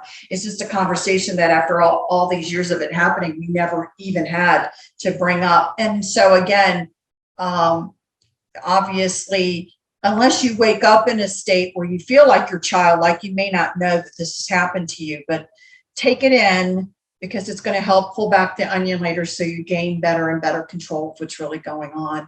So again, just to preface again, like I was doing in the beginning, but I want to bring it up again, we're only focusing in this conversation on one slice of the pie of what happens in dream times, but we made such a big deal years ago about Dreamtime Invasion that we kind of wanted to do a follow-up on that area. But believe me, we know a lot of good things and good communications and whatever. But I think, in all honesty, since this is what we're trying to deal with, it seems to be what we remember most.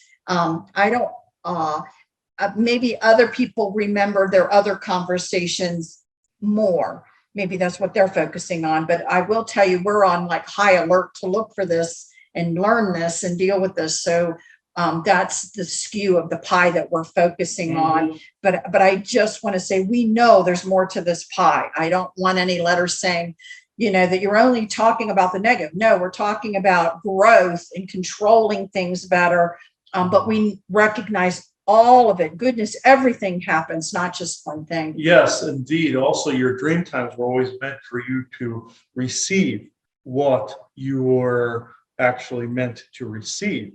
Or downloads or things of higher self or oversoul type of nature to bring in. It's the traumas and everything that have to extrude first, you see. They're technically blocking the road. They are a roadblock in your lane, you see. And even though they are part of your lane for you to uncover, some of the things that you guys are uncovering about these darker aspects are indeed what need to be spoken about. Very much like your SSP experience is what you are truly feeling from the energy outside of any other New Age biases. This is actually something that needs to take place. And you are essentially doing it by bringing through what actually needs to be brought through. even now, there is a plethora of interferences with what you are currently talking about, and we are currently talking about attempting to get us to shut up now. So this is not going to work, mind you. We see the bullying that is taking place around all of you at any given moment, very much like when he was sick, or even areas before where there were bouts of more of an insane type of thought process.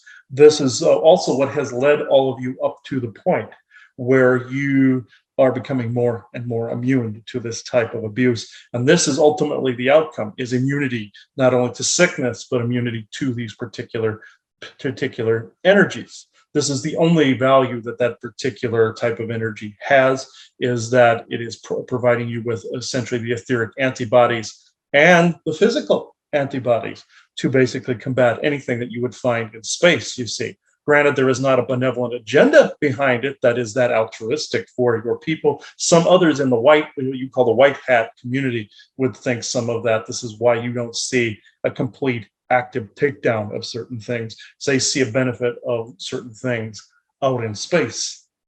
But I'm just saying there are two sides to this that should also be stepped back from. We are not saying this as a personal belief of ours. There's always certain things you can become immune to anyway without this sort of influence. We do not necessarily see it that way. It is some of your own people that are seeing it this way. Even the Mozen don't always see it this way, even though they are more soldier and warrioristic. They would see, endure, and keep going past. But in this instance, some of your own people see that as a form of creating immunity, or we'll let this go on because it's making people stronger. That is not necessarily always the case dealing with every individual person. We understand it. It does not mean we respect the methodology. So I'm gonna go on a little bit different tangent now, because we are I know we thought this would run long, but just like you said earlier, I always worry about people's attention spans because it's hard for me. So I can imagine, we're almost an hour and 45 minutes. So I am curious, and I think people would be curious. What is your perspective on the movie The Matrix and what it brings forward? That's question number one. I'm going to, the second part to that question is the actor that plays Neo, Keanu Reeves. Mm-hmm. That actor has been beloved and put on this pedestal by people as being the epitome of a nice guy, the epitome of what we should all try to be at, the epitome of that. I always get worried, but I'm always open. So my curiosity is, so what do you think about the movie The Matrix? And then what do you think about some of the actors within The Matrix? Do they even believe there's something more to what they're bringing across, or are they just actors and this is just who they are and it's not a big deal? The first question, yes, the Matrix itself is very factual in the respect that not only the depictions of the artificial intelligence are 100% on the mark, but also the symbolism as how of the energies are putting people or lulling them to sleep, absolutely accurate in that respect. It is causing an amnesia within society, but also the fact that people have been cloned for centuries and also placed and rebooted, and society has been rebooted a number of times. That's what was being said over thousands of years, not just 100 years, as what was thought by the characters.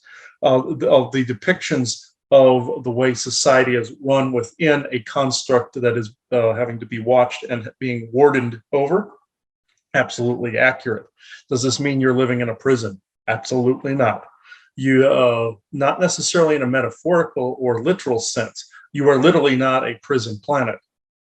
There are some things going on about how strong some of these forces are that would actually be more mind-blowing even to yourselves, meaning lack of strength therein. And the number of beings involved in this that are not your own people. It is mostly your own people that are enforcing this in this respect, with the other beings' help, yes, and also say Galactic Federation involvement. But you would also be shocked as to how many actually are involved in this particular thing, even in compartmentalized programs. But within this, the program of the oracle and the program of the architect, these are archetypal names that are also given not only to angelic type of beings, which then you can honestly see what side they truly on, because the Orions came up with this, you see, where a being would embody a particular concept, even though there are nature beings that do this: earth, air, fire, and water, and all in between, such as ice, such as fire, all of these things, and earth and sky in a nature respect. The ones you call angels, that have angel of healing, angel of protection, angel of this, and that. Complete false pretense. So this is how it is being depicted. Say you have the oracle, you have the architect.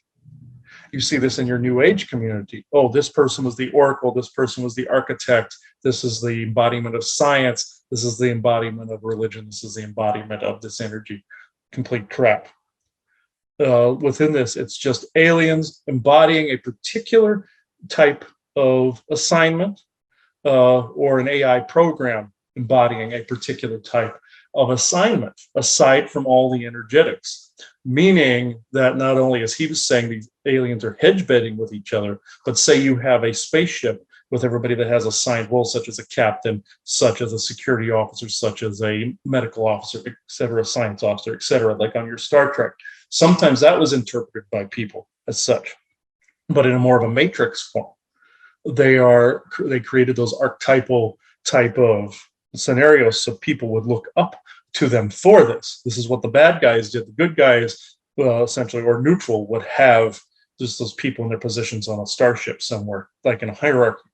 That is the difference. But as far as say the oracle and the architect, about her playing a dangerous game, whereas more and more people would wake up and then say eventually overthrow that particular signal or artificial intelligence or matrix construct, meaning that even in your own society, if enough people wake up, there are other ETs out there and also AI constructs out there as well that would see humanity uniting in that way as a threat. This is why that in that statement, and this makes them our enemy, was included in that, not just for farming or self-farming within human society, would make it so that it would ultimately make it so people would always see an enemy side within their society. There would be no non-enemy. There would be no cohesion or unity. This is why that was added in there into a more prolific type statement, or a prophetical type statement, meaning people so inured with the matrix, they would fight to defend it. That happens every single day. That does not make them your enemy. And I have to reiterate that. This does not make anyone your enemy. Even in self-defense measures, yes, of course, you can say that's an enemy. But in the more archetypal sense, or in the more heroic or villain type of sense, this does not make them your enemy. The ones that are your enemy are the ones implementing the system.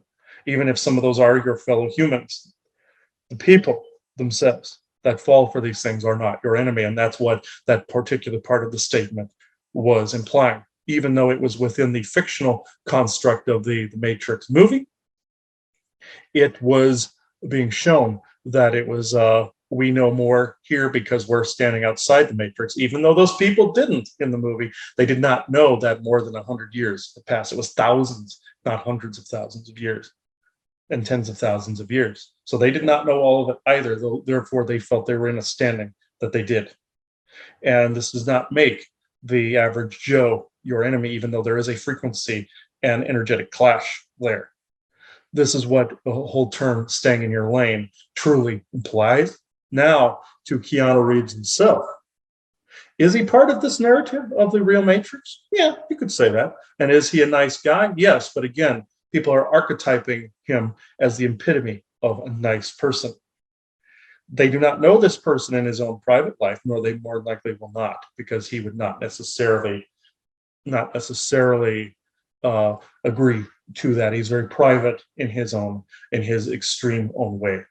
But when he said that, when someone asked him, "Is the Matrix real?" and he said yes, he was truthful in his answer because he himself has been in some of the programs, just like he here was detecting that he was essentially a secret space program and other various things in his own childhood, very much like yourselves. But in this, has he been programmed to play the nice guy? You can say that, and he also knows how to step outside of certain energies, and he can do somewhat what you guys have done.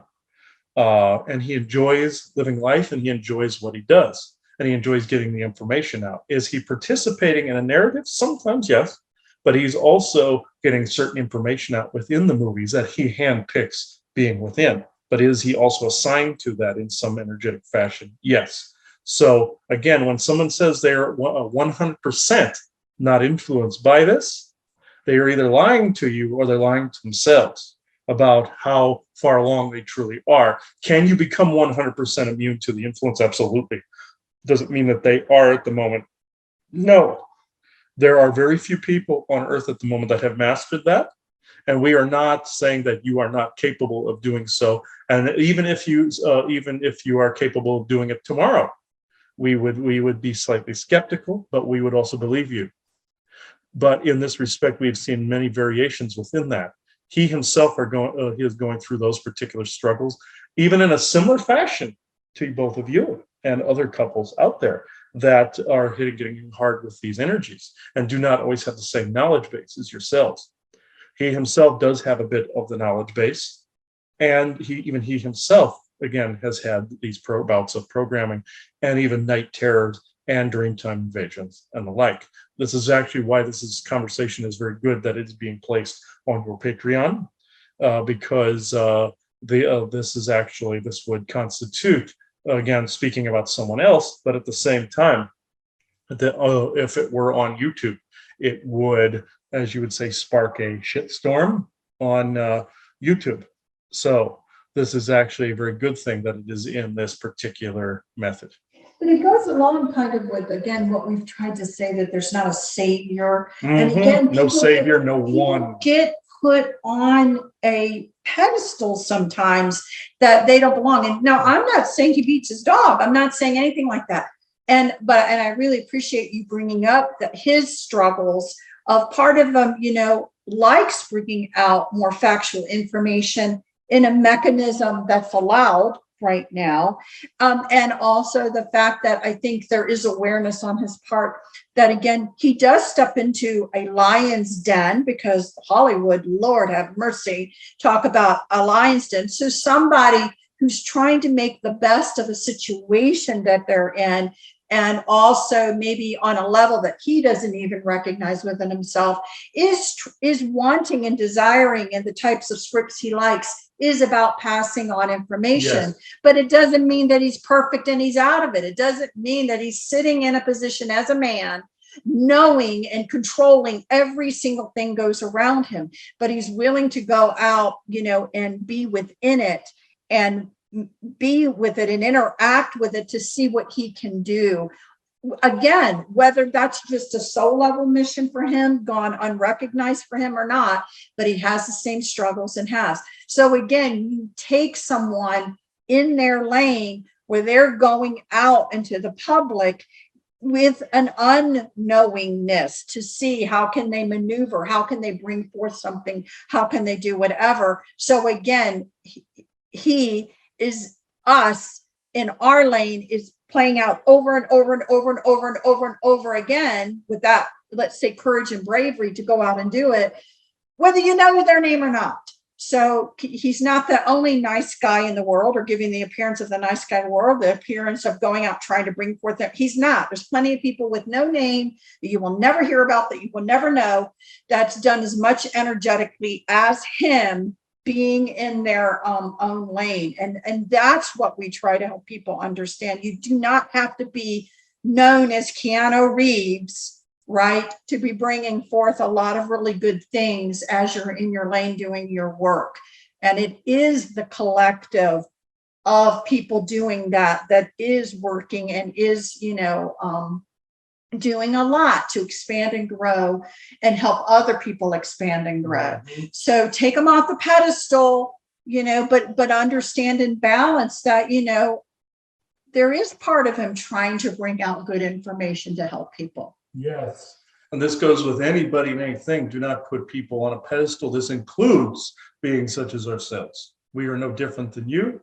Do not put any beings that you consider an archetypal protector, as you would say, Mikhail, off of a pedestal. This is something that people will figure out in the coming decades. And we would like to say that it actually ends now. We cannot.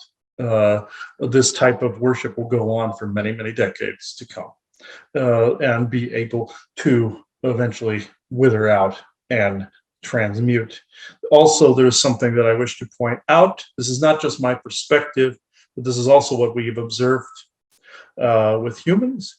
Again, this goes back to the whole savior concept. Even though Neo in that is essentially part of the program that is essentially trying to balance out the program within that written narrative. Think of that within your society, what you call the one. And this is actually very, very important to understand. There is no one.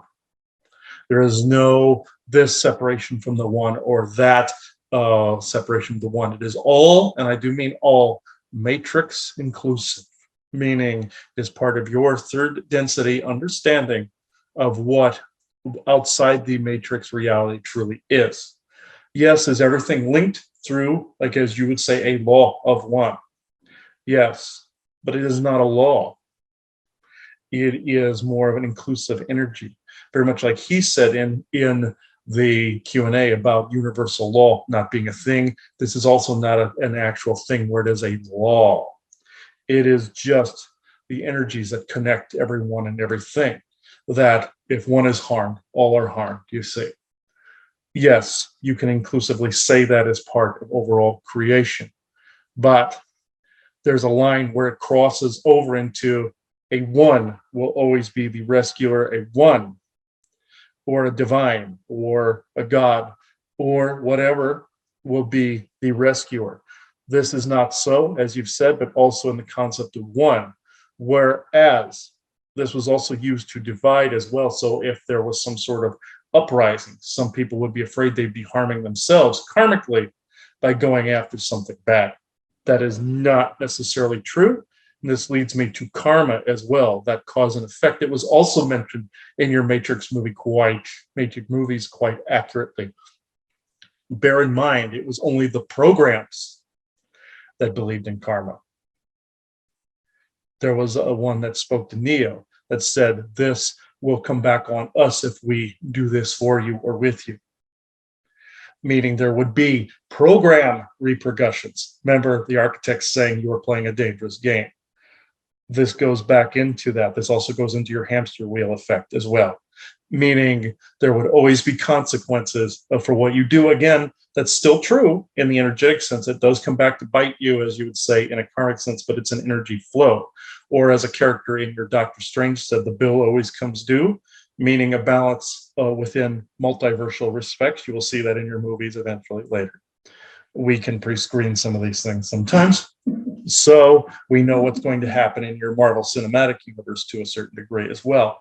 And that is something that balances within the multiverse. Does it mean that you need to have some kind of traumatic repercussion within your life because of something that happened in the past? No. Does that energy need to balance out? Yes, but you can balance it out any way you see fit. You are a sovereign being. Does it mean all that energy of the past has some kind of repercussion here? Absolutely so, because of not being able to be reviewed and not being able to be dispersed. Like, say, if you kept reincarnating within the false reincarnation cycle and you got no way of putting that out. And this leads me to life review as well. There's aspects of this that are false as well, where somebody is guilting you. Oh, you did wrong here, you did wrong there. That is complete bullshit. You judge how you have done wrong or right. And this leads me to that duality. It is not always a certainty. Either those lines are blurred, and your perspectives will change as you go into certain dimensional layers. But it is not into a 5D or 4D or anything like that. That is also a falsity, where that is more of a matrix way of saying, okay, now within 4 or 5, we can say, okay, there's a new set of parameters within this by which also, you mentioned in your Matrix movies, could also be said and declared as, oh, only a certain number of people get this choice as far as a choice. Then it comes back and loops back around to the self-farming. That number will eventually expand to something you would call fifth density, you see, in this. And in that dynamic, it is not necessarily a 5D. It is more of the changing of the perspectives, but is also the allowance of that programming to open up. We are not saying this is a bad thing, and it is not necessarily a good thing for the bad guys out there.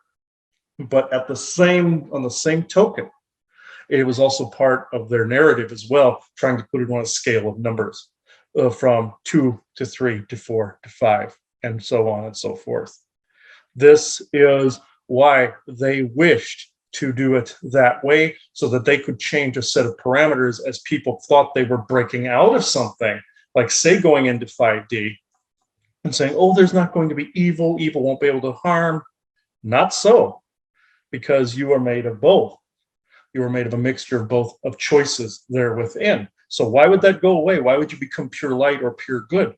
There's no such thing. There is no such thing as that.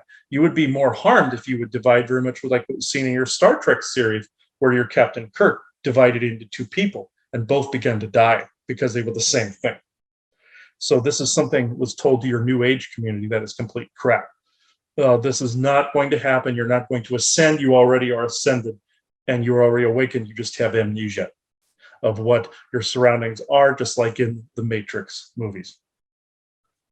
Well, thank you. And we hope everyone here has really enjoyed this.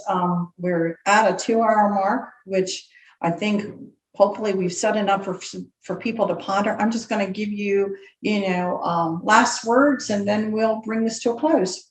Yes, so this has actually been quite enjoyable, despite the distractions that also, when not to be insulting, when we approach your place, and it's not just your place, but when we approach your place, we do tend to see, what's your human term, seeing the bats released from the belfry, so to speak, meaning there are certain insanity waves that have been raining down on you, and sometimes from both of you because of what has been put in your heads. Nothing against yourselves, and this happens to your whole neighborhood here. And the other is very much like, again, back to that UFO, even though you can actually identify it. This, and have identified it. And have seen many of these things before. We are just saying certain energies around here, and it is not your pieces, and it is not on your personal selves, but it can emanate, and it can emanate from the surroundings. When we approach, this is what he's seeing us all fluctuated and blurred. Not only is it internal from the effects on the pineal gland, from the energies and your energy cores, but also what you consume as food. But it is also what is being bathed on the planet, because we know it is supposed to be much more clear in sight than what is being seen.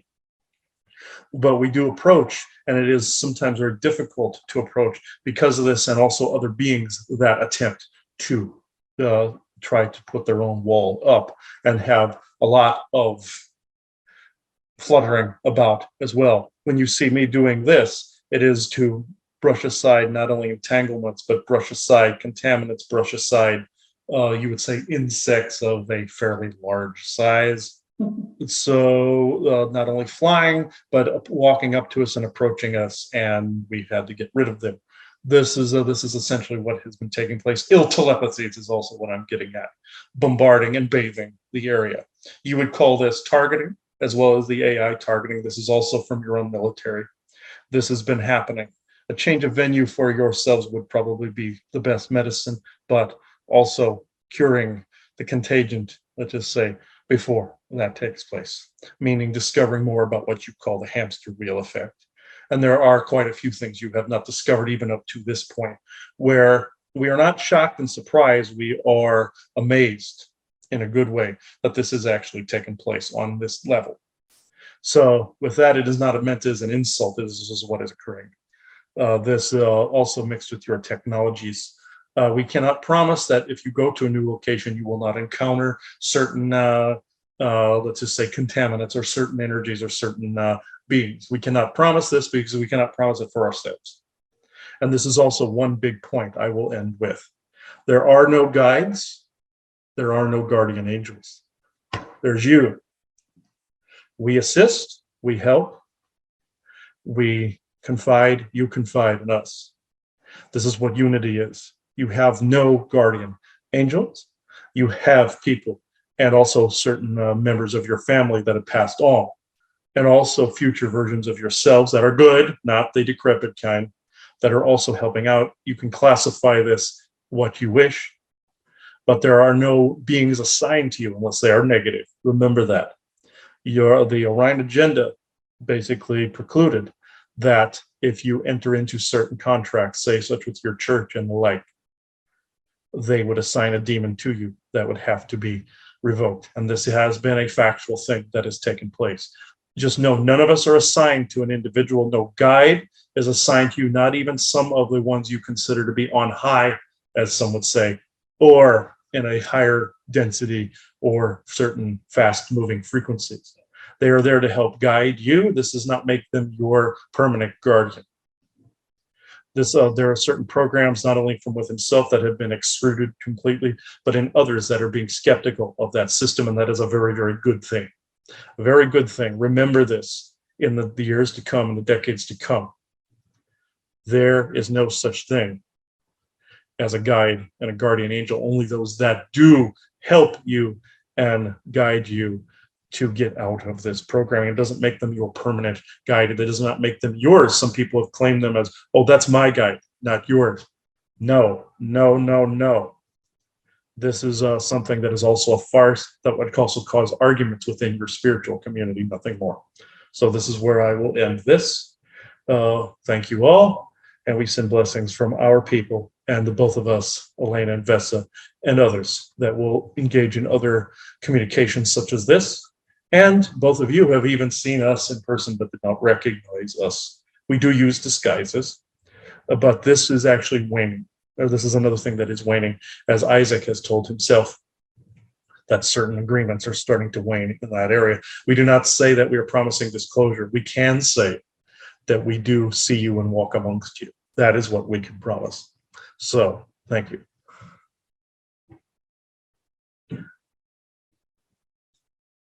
All right. Yeah, I didn't realize it was 2 hours here.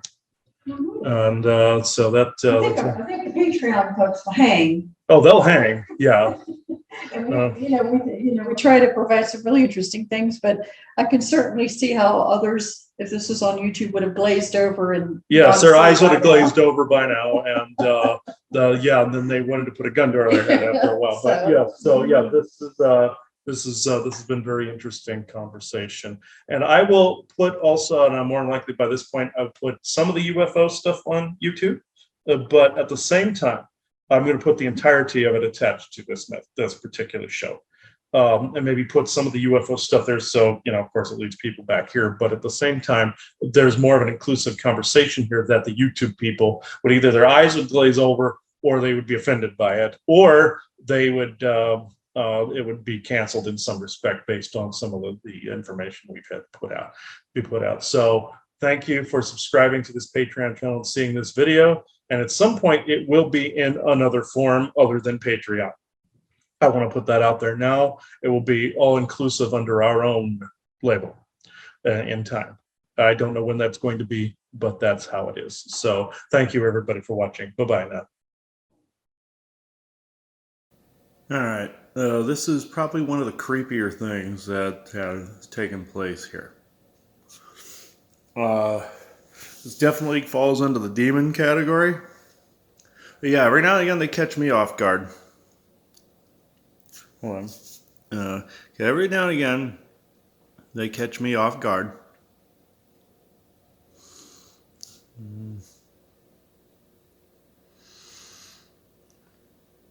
No, looks weird in here.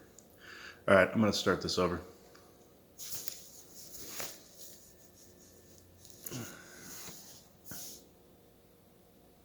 Okay. Edit. Okay, this is one of the creepier things that have happened around here. Every now and again, something demonic catches me off guard. And this is very, very, very creepy. The events from yesterday, we filmed the Q&A, and you heard us talking and ranting about Michael and how he had been causing problems here. And I had this unnatural inkling to try to conduct a binding ceremony, which you take a very large crystal, you had to waste a very expensive crystal just to get rid of a very powerful being. And I hate doing it because of the fact that I have to use one of my large crystals. I haven't had to do it in a couple of years, but I've had to use two of my large crystals. This is one of the reasons I buy them from Quartzsite fairly cheap, because this fact. And you have to dispose of it immediately. You have to go bury it in the earth or throw it in a lake. And you have to put it in a spot with absolute certainty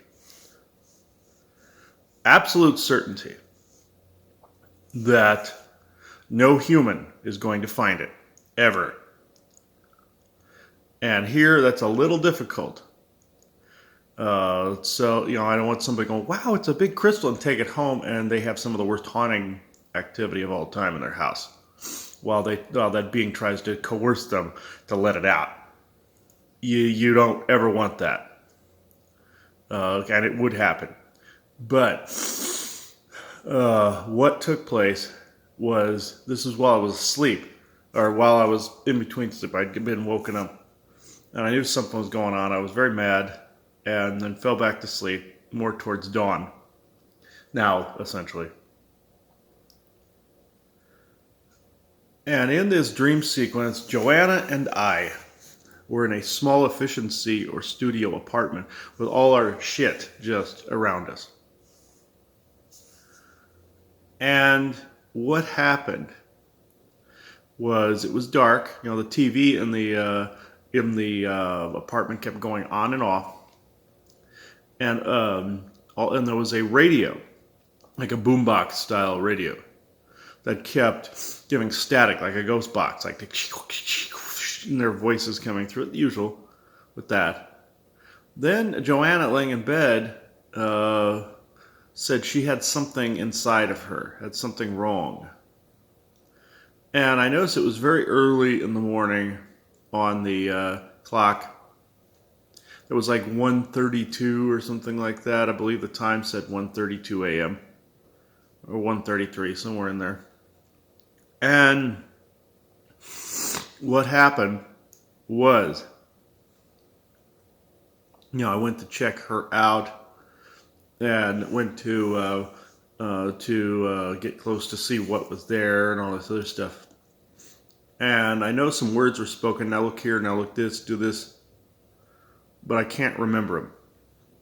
And then a hand came up through the bed. This clawed, long-fingered hand came up through the bed and started basically tickling my ass, which was really stupid, or scratching my ass. It was stupid, but stupid things sometimes in those dreams then equate to out here in the waking world as terrifying. Just know that there is a mistranslation there sometimes. Like another one where I was trying to scare somebody in a hallway and go, ooh, boogie boogie. In actuality, I was on the outside going, ah, here. So it was actually the other way around. And it always does the reverse. It's always the other way through the looking glass, the other way around, twisted like that with mine. Well, here I started, panicking and snapping out of it. Well, as I was snapping out of it, there was a very loud, very audible voice in our bedroom that said, Chris, catastrophe. There was a comma in between there. Loud female voice. It was not Joanna's. It sounded more like Elena's, to tell you the truth. Because I've heard hers dozens of times. It was either Elena or her lady friend Vessa's.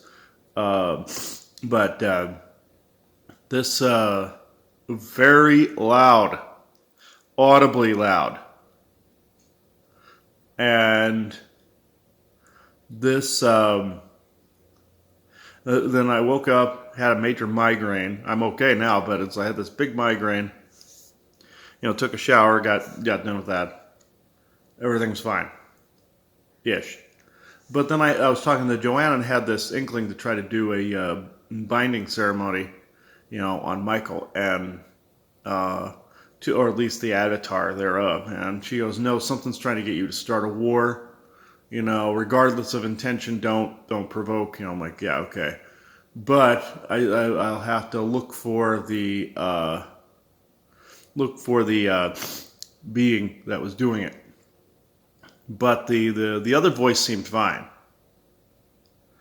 But that also could have been a mimicker as well. So I'm open to that. And some of you may ask, well, how do they get close to me? I usually take care of it. I usually clear properties, all that other stuff. But I also tend to piss off a lot of them too. So this isn't the norm for a regular household. Trust me. I mean, you may have the creepy dreams. You may have the haunting. We had a ghost here not too long ago of a homeless guy that was hanging out in our garage and getting empowered by the electrical grid and was going to overheat the electrical grid. Sounds like something out of Ghostbusters. So you have those things that take place periodically. It's the ghost thing is more common than the demon thing. That the demon one, that's not common at all, that they get that close to me. Just so you know. And the ghost thing happens a lot, more than I want. There's a lot of them. But yeah, my mother and I had to kick him through a portal because he was refusing to leave. And wouldn't choose to leave. He goes, "No, I'm happy here." I'm like, "No, we can't have you in the house. You don't get to choose to stay. It's like you've broken and entered." I consider that a B&E the same as I do an alien. So any dimensional stuff, any alien stuff, any ghost stuff, I consider it a B&E. If you're walking through my wall, I'm going to confront you. So with that said, it doesn't happen all that often with the demon stuff. So I'm open that the voice may have also been that as well. It was very crisp, very clear. That's the way Elena originally came into us after we'd spotted her and Vessa and Vosk at the Phoenix resort. But the way she came through Joanna, it was the same audio. So the same voice and tone. So that one I'll have to investigate a little more. But where am I going? This of course has to be investigated. This was something more specific and something more personal to me. So some certain things have been happening a lot lately where people have been feeling weird. Of course, with the energies, you hear us describe that all the time, but with more like possessions and oppression like that specifically. You feel strange, you get into more of a triggered, angry place. And that's what this creature was doing. So I gotta look for a portal or something like that. But probably by the time you've seen this, I've taken care of it. But this felt under very creepy Dreamtime Invasion. Meaning also, sorry, of course my nose is choosing this moment to do this. Didn't do it all right. This means somebody is warning me that somebody was trying to lead us to ruin to have to move into an efficiency.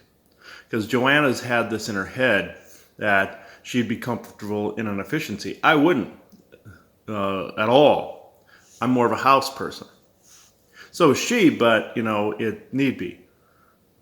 But it was like somebody was trying to get us to co-create that level of ruin.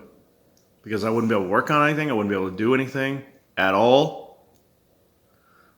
So that's how that is. They were trying to get, somebody was trying to lead us in the hamster wheel all the way to ruin. And that's not going to happen. Basically they were saying what they were going to do with that imagery. That whole imagery was the demon. The entirety of the thing was the demon. That's what I want to make clear. You were basically in the demon. And that's, yeah, that's why that's creepy. If you're seeing the hands and the walls and all this other stuff, you're in the demon. So that I know that that's creepy. That's like having a bad smell, like garbage in your nose. It's the reverse where you're in the garbage. So yeah, yeah. You don't want to ever have that happen. So the some things creep me out. That was one of them. Had one years ago when we were in Virginia. Same thing where it was the image of a little child that became the demon became the entire room, and that was one of the creepiest things I've ever seen in that house with her stepmother and father. But yeah, this was pretty bad as well. So this is up there in the top like 5 or 3.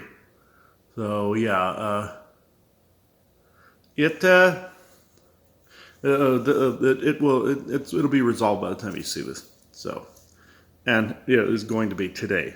So I will end this here. It's 7:59 a.m. Thursday, December 23rd, 2021. Thank you. Okay, one thing that I will add to that, to the video with the demon, there were electronic devices in the dream sequence that, hang on, in the dream sequence that were, trying to come on. And also, like I said, the boombox was there was voices coming through in that dream sequence. And the demon did attempt to shut it off. It's like, and I kept saying, well, I didn't cause it to do that. I didn't cause it to do that. And the version of Joanna, which now I know to be the demon, or demonic entity, I should say, not the demon, but a demon, demonic entity was constantly shutting these things off. And if a light started to flicker and come on, I tried to shut it off. So I believe it was somebody trying to communicate with me, and then who said Chris catastrophe in the when I woke up was, I believe, who was attempting to help. Not just a mimicker, unless they were trying to play the whole good cop, bad cop thing where if I didn't accept them as one, then the other. I've seen that, where they can play the role of the hero and the villain. But in that I'm open to it happening as well in that instant, not consenting to it, but I'm open to that being the possibility. So, and I have to say it like that because they're dumb. They think certain words are consent. So, even though in all situations that doesn't apply either. So, I want to make that clear too. So, it was pretty creepy. It was, like I said, top 5 creepy ones. Creepy instances with demonic entities. But I believe that it, because I couldn't find it around the house, so I think somebody eliminated it because I couldn't find it. So, I still can't. I've been looking all day. Can't find it. So, and they can't hide for very long because their density pushes down the energy of the house in a particular area if they're hiding. Couldn't find it. So, it could be a small space they're crammed in, a conduit. When they're through a conduit, can't find it. So, they're gone. But, yeah, that I believe was somebody trying to intervene in my mental space, trying to cut through the demon's space. Even though the demon may have, or the demonic entity may have created everything in that space, others were trying to hijack it and get to me. So that's what was going on. Now that's what I was able to figure out anyway. So it's 2:22 p.m. Thursday, December 23rd, 2021. Thank you. All right. This is going to be a weird one. This goes along in lines with what the energy is doing to people, getting them to either, not hear words correctly based on a frequency differential with those that are trying to tell them what's going on for real? Or are the energies just affecting their brain to where they go revert into a Paleolithic Neanderthal type of behavior where they just are aggressive, where they'll assault somebody for no reason? Even people at a doctor or dentist office will think what they're hearing out of the person is aggression. And even though it's, failure to comply, it's like, no, it's because the person's a sovereign person. They're not being aggressive. They're choosing not to participate in your politics. They're choosing not to do it. And you must respect that, even no matter how affected by the energies you are becoming. To me, that's more of an excuse of failure to react, or not react properly, or not react at all. You just let things be. You don't become the opposing side. You just let things rest. Just like the BLM and conservative side, even though the conservative side is a little more correct in this, the other side doesn't have to be offended by anything. They just let things ride and let people be people. And then you let things ride and let people be people on either side. And you just let it go. And they're reacting this way because of the energies. They also will, if you start to confront them, some will start to spout all their accolades. Like, oh, I have this degree in blah, blah, blah. It's like we had the woman at Quartzsite do. It was one of the goons or guards that was there for the COVID restrictions, threatening to call the cops. All she did was say, well, I have this degree in this, and I have this degree in this. I said, what does that have to do with the fucking conversation? Absolutely nothing. That just proves that you're more in the narrative when you start spouting that, trying to say how intelligent you are. It shows how intelligent you're not. You start trying to brag about this and this and that when it has nothing to do with the conversation of someone remaining sovereign. Or staying in their lane. My lane is not their lane. Their lane is, their lane. Mine is not participating in theirs or participating in their politics. And they can claim it's not politics all they want, it's public safety. But it's not politics. I mean, it's politics, not public safety. It always has been. About domination and control through political puppetry, essentially. Even though there is a virus, it's not that bad. So, what also took place was, in line with this, was I had a couple of dreams, whereas first one, I was riding on the back of a truck, a regular pickup truck. Joanna was driving, and there was this other woman in the passenger seat. And what happened was, she didn't do anything. I just saw the back of her head. I was hanging on the back of the truck, not in the bed of the truck, on the back tailgate. And we were going 60, 65, 70, and I fell off on the highway. And on the side of the highway were these barricades and cones in this one lane. This whole time it was in the entire lane that was being barricaded off. And then also a bunch of cars stopped behind, and I affected a lot of people. So basically what it was saying is, if you don't stay in your lane, you're going to affect a lot of other people. And I took that as more of a guilting, because, if you don't stay in the lane, we tell you, you're going to affect everybody around you. You're going to hurt a lot of people. That's how I took it. The other lane, the barricaded lane, I believe was our proper lane that we're supposed to be in, the proper lane. And what I took that as it was barricaded because that was part of the hamster wheel effect. I told you we would find more on this effect, and we have. This is anytime we come up with something, even if we don't have a show, I'll post one of these files. This is through the hamster wheel effect.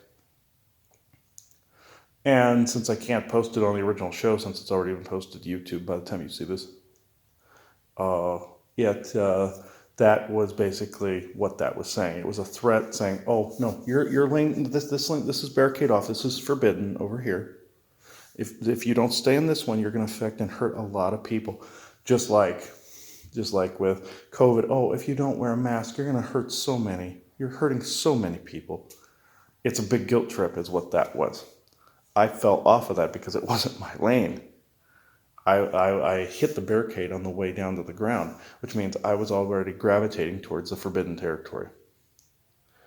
And what they were trying to say was, oh, no, you can't go over there. And that is the proper lane. So I got to figure out what those cones and concrete barricades represent within the hamster wheel. What I feel they represent now is just basically a temporal blockage or a timeline blockage somewhere in the history, in the Keswick history, within the energetic field somewhere. Not my own personally, but overall. I believe that also represented the energy waves coming down and affecting people to regress. And also it is accelerating this bifurcation. So between the splitting of the densities, which also means you have to be the one to trifurcate, which means you stand outside of all of that. Then you're in your lane. Unless you're one of these people within that they came in to have a lane within the game. You have to step outside the game and be trifurcated, as you hear me and Viking always say. I just made it sound easier than it is. Trust me. But that barricaded lane was the proper one. Had always has been. And affecting all these other people. At first I thought it was like, oh, if I fell off the wagon, I would affect a bunch of clients and affect a bunch of people. No, this was just one big friggin' guilt trip. What that was. Second dream. I was wandering around naked in a foundry, that I was talking to a couple workers about sessions and stuff like that, but there were other nude people around. This is why I thought it was more of a dimensional abduction sort of scenario as well, because light body, you're naked. And I was wandering around, and there was this guy following me, like a guard that was following me. And I had just gotten done talking to two people going to their work areas. There was this big complex. They were manufacturing something that were in large tanks outside. And we went out, there was a work area, there was also a gift shop area that was selling New Age stuff. A lot of New Age stuff, crystals, outfits, hats, everything. Big food court area. Went through the shop, and then I went through the new food court area, and there was another woman there that was also yelling at this guy that was following me, going, oh, I want to walk around naked too, stuff like that. Weird dynamic. And this big black guy was approaching me going, hey, you can't be doing this. You can't be here. And, he saw my personal signet, you see. So he knew that I was there to learn as much as I could and come back here and disrupt it, either through information or through energetics or what have you, or both. And he knew this. I knew he knew this. Because he knows I'm more of a wild card personality where they can't predict it. And so he was chastising me for that. But Joanna had a similar dream where she was going through a foundry where they were manufacturing Christmas stuff. So basically saying New Age and Christmas were both manufactured somewhere dimensionally or in somewhere technologically as part of a commercial agenda, which we already knew this. New Age is heading that route too. Sorry guys, I don't mean to dump on you all the time, but this is where it's going.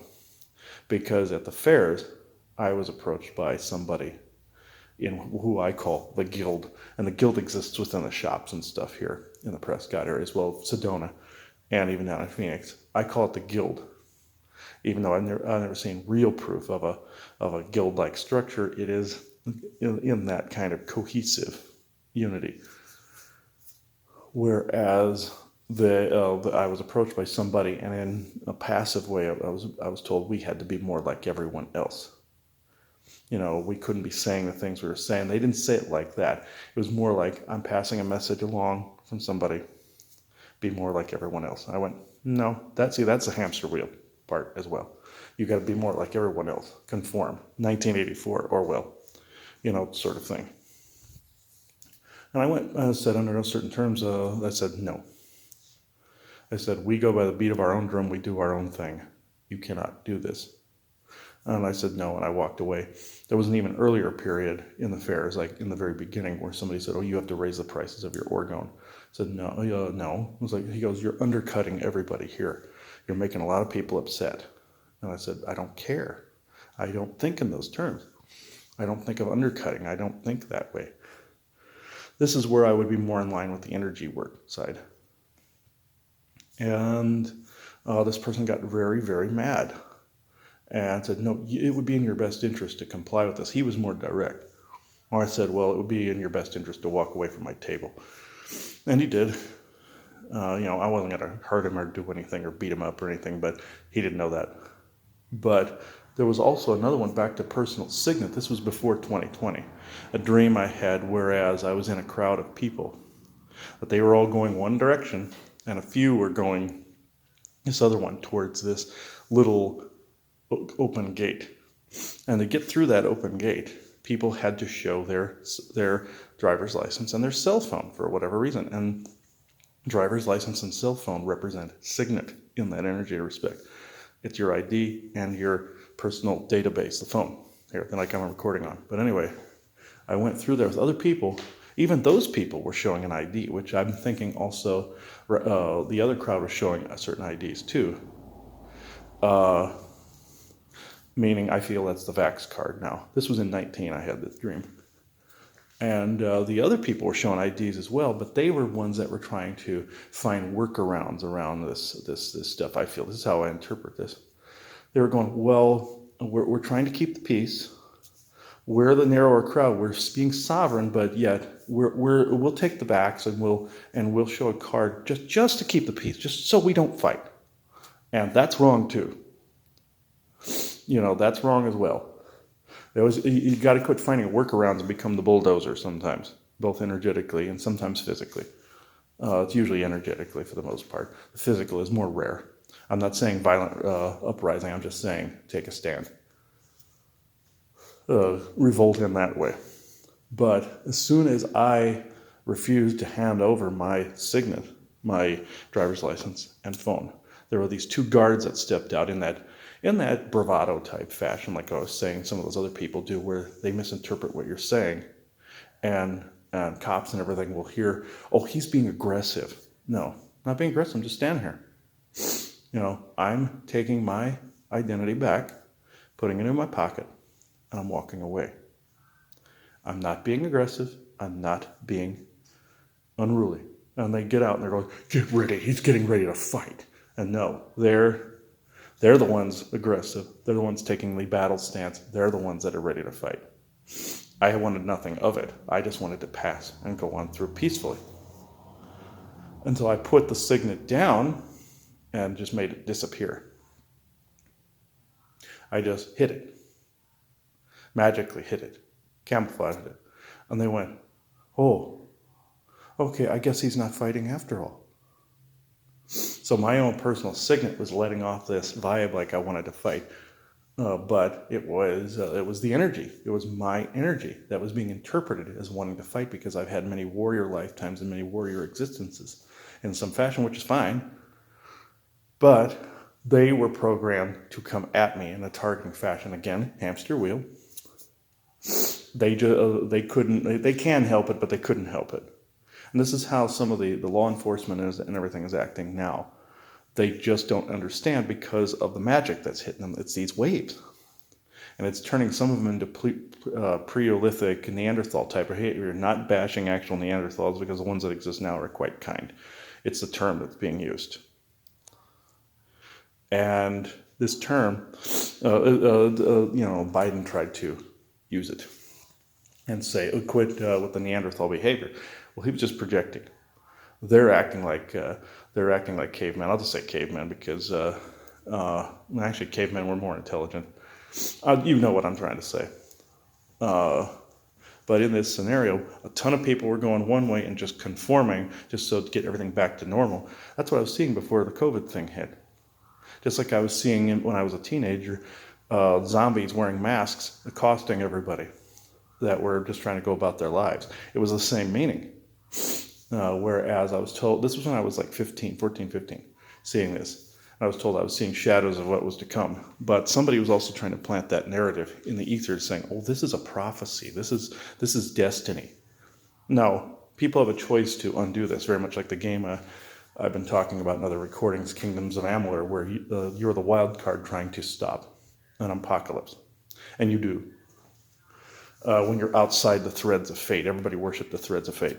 I won't go completely into that, But it's like, oh, everybody, oh, this is just, it'll get back to normal if we do this. No.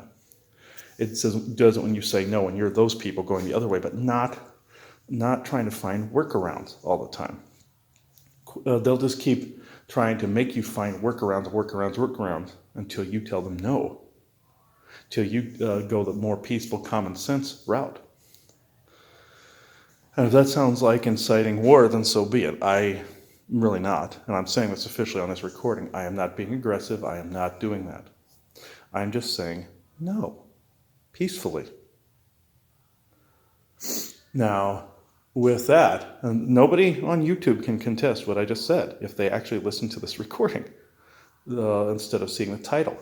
So, with that, the people that went through that other door, it was open territory. It was just like an open field, almost like a grazing field. Like those people were the ones being treated like cattle, meaning the ones that had the warrior out in the open instead of hiding the signet were treated like cattle and thrown into a field to the left side. It went off to the left. The right side went the other way, meaning those people that were just conforming were the majority, and the ones that were out in the open going like that were over here. But yet they were still finding workarounds, but yet they were still noticed.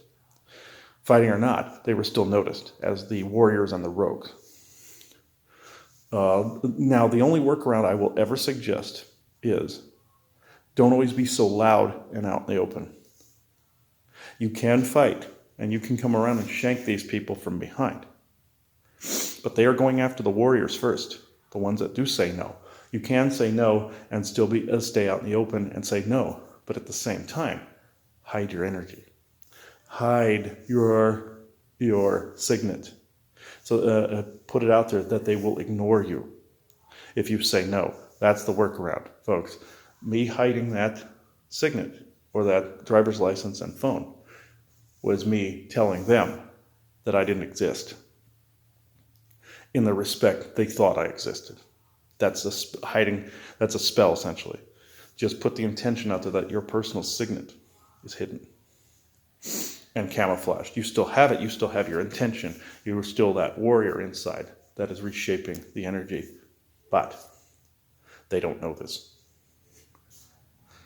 This is what I found out about that. And this applies all to the hamster wheel, all those other people going to the right in this dream sequence were all on the hamster wheel. They just wanted to keep regurgitating it over and over and over again just to keep it normal. It was never normal, never has been. It was a false illusionary foundation, always has been for many decades, many centuries. What people really want is a sense of normalcy, peace. That's what you want, not conflict, anti-conflict. You want peace, you want normalcy. There was never a normal, folks. Normal's in the eye of the beholder. Normalcy, peace. That's what you want. Hide your signet, bring the state of normalcy. Not what we once had, something better. Yes, there were people that were hurt in this business-wise, and I feel very sorry for them. Because it's very difficult to get any sort of business ventures going right now. Very difficult because of these people not wanting a state of normalcy or peace. This is why you have to unify and not just conform and not just find workarounds all the time, except hiding that signet and hiding that identification in that way. I don't mean on computers, I mean personally, energetically. And you can do that through intention, just by declaring it. It's not that difficult. You just feel like that signet is hidden and cloaked. Very much, even if you have to visualize like on Star Trek, a ship cloaking, and your identity's in a chest or something, that it cloaks it. Do that. Write it down if you have to. Telling the brain that that's hidden. You write things down, it tells the mind it's hidden. Do it. That is a way to hide that. So, I think I've gone on enough. This was more of the hamster wheel type of situation. So, I will end this now. It is 9:43 a.m. Sunday, December 26th, 2021. Thank you. Okay, to finish what I was going to say, also, again, mind wipe. This is getting noisy, so sorry. What I was going to say was, this programming in people will get people to think if you're like a free thinker, all of a sudden, you're a Trump supporter, or if you think about animals and the environment, all of a sudden you're a Biden supporter, and that's wrong. That's when you step outside of that and say, did I once say that I was into politics or into Trump or Biden? No, never said it once. But saying something like, say, about voter fraud or anything like that, they automatically think you're a Trump supporter. Or if you say something about the environment, you automatically think you're leftist or liberal or Biden supporter. Conservative over here, they split it up. They cannot understand that was not how to do things. This, like with the politics, that particular bifurcated mentality, not the way to go. I had people say to me online, "Oh, you must be a freedom lover." Yeah, I like having freedom. I like being free. So yes, that is an answer to that question. Like that was supposed to be an insult. Like that's again, there's the hamster wheel thing. When you get into the argument with the program people, circle. It's always going to circle around. You're never going to get them to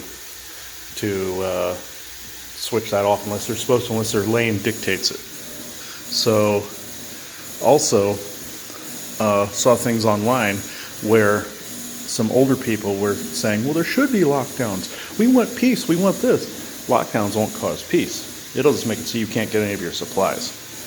If they think they're going to be able to get their food, somebody said, well, I'd order online. Who would deliver it? They don't think of these things. But if you say things like, oh, we need to keep it open because A, B, C, D, F, G, they'll go, oh, you're just a conservative. No, I'm neither liberal or conservative. I just have common sense. And I've stepped outside, not in an egocentric way. That's not what this is. I've stepped outside that bifurcation in society. I've stepped outside of that mind control. Even though I have things to work on myself, and I fully admit that. And I get affected by that same energy that they are. Knowing that it's there is one of the first steps. Also knowing yourself is actually the first step of how, whether your behavior and your thoughts have slid downhill into that Paleolithic, barbaric behavior. That and where it starts in the thoughts, where it starts to detach from who you really are. And that's where that begins, knowing who you are. And knowing that you're accepting more and more degenerated behavior and degenerated societal behavior. And what is happening? You already lost some freedoms years ago. You just became acceptant of it. And this can't be one of them. The line in the sand has to be drawn somewhere. Not in a violent way. Again, Google, if you bother to listen to these at all. Not saying that. So, you cannot say I'm inciting violence. It's self-work and changes in society is what I'm trying to say. People assume because I talk like this, oh, I'm suddenly on the patriot side. Yeah, I don't want this country to go downhill. I don't want this planet to go downhill. But it doesn't mean I'm on either political side. No. Just because we watch more of one than the other don't mean anything. So this is what was said on Facebook. There was also this lady that got on there one time that this shows how they're looking for the warriors first, the people that are paying attention. This person got on there and started saying something about how great Fauci was and stuff like that. And I said, but at one point, I fell for this too. Well, at one point, he said there was going to be a pandemic 3 years before it happened during the beginning of a little bit into the Trump presidency. So she's like, you're obviously a conspiracy theorist. That's another term that's thrown around. Oh, you're a conspiracy theorist. Like that's a bad thing. It was also a term created by the government to, again, split society. Oh, these people are wrong. No, don't listen to them. That's like that lane that I told you about earlier. This woman, then I got on YouTube and said, right here. All you had to do was a little bit of research and it was right here. And I showed the video, I put it in the comment thread, and other people were thanking me, going, thank you, this person was very stupid. Got to remember, not all of them are dumb. That was a plant, trying to see who was the more intelligent in the crowd of people, or non-sheeple, as some say, or sheeple versus non-sheeple. That was a plant trying to determine, okay, who's going to be the troublemaker in our agenda. You got to watch for them too. You got to watch for them constantly, and not fall for their snare. I fell for that snare. To get people who are actually paying attention. Those are the people they focus on later. That's why I said the warriors have to slide on through. This is why you don't see me make too many comments on Facebook anymore. I started falling into that myself in 2020, and I got so sick of people. And all it did was also with that other lady that was on Facebook, that people dubbed her the crazy cat lady. That's like, okay, where are you going to get your supplies from if it all locked down? Where are you going to get this, and that? And I went into that too. But all it did was start this huge fight where people went, oh, maybe you should put a gun in your mouth and all this other stuff. Save us our misery and let us get back to normal. That's not right either. I mean, there might be some humor in that to a certain extent, but no, you don't want to do that. What you need to do is just let it ride. If they have no one to fight with, if that programming has no one to fight with, it'll fizzle out and die. It has to require the other end that engages it. So, the reaction. Yes, you react to things that are wrong, of course. That shows you have heart. Energetic reaction, where you're not reacting to a trick.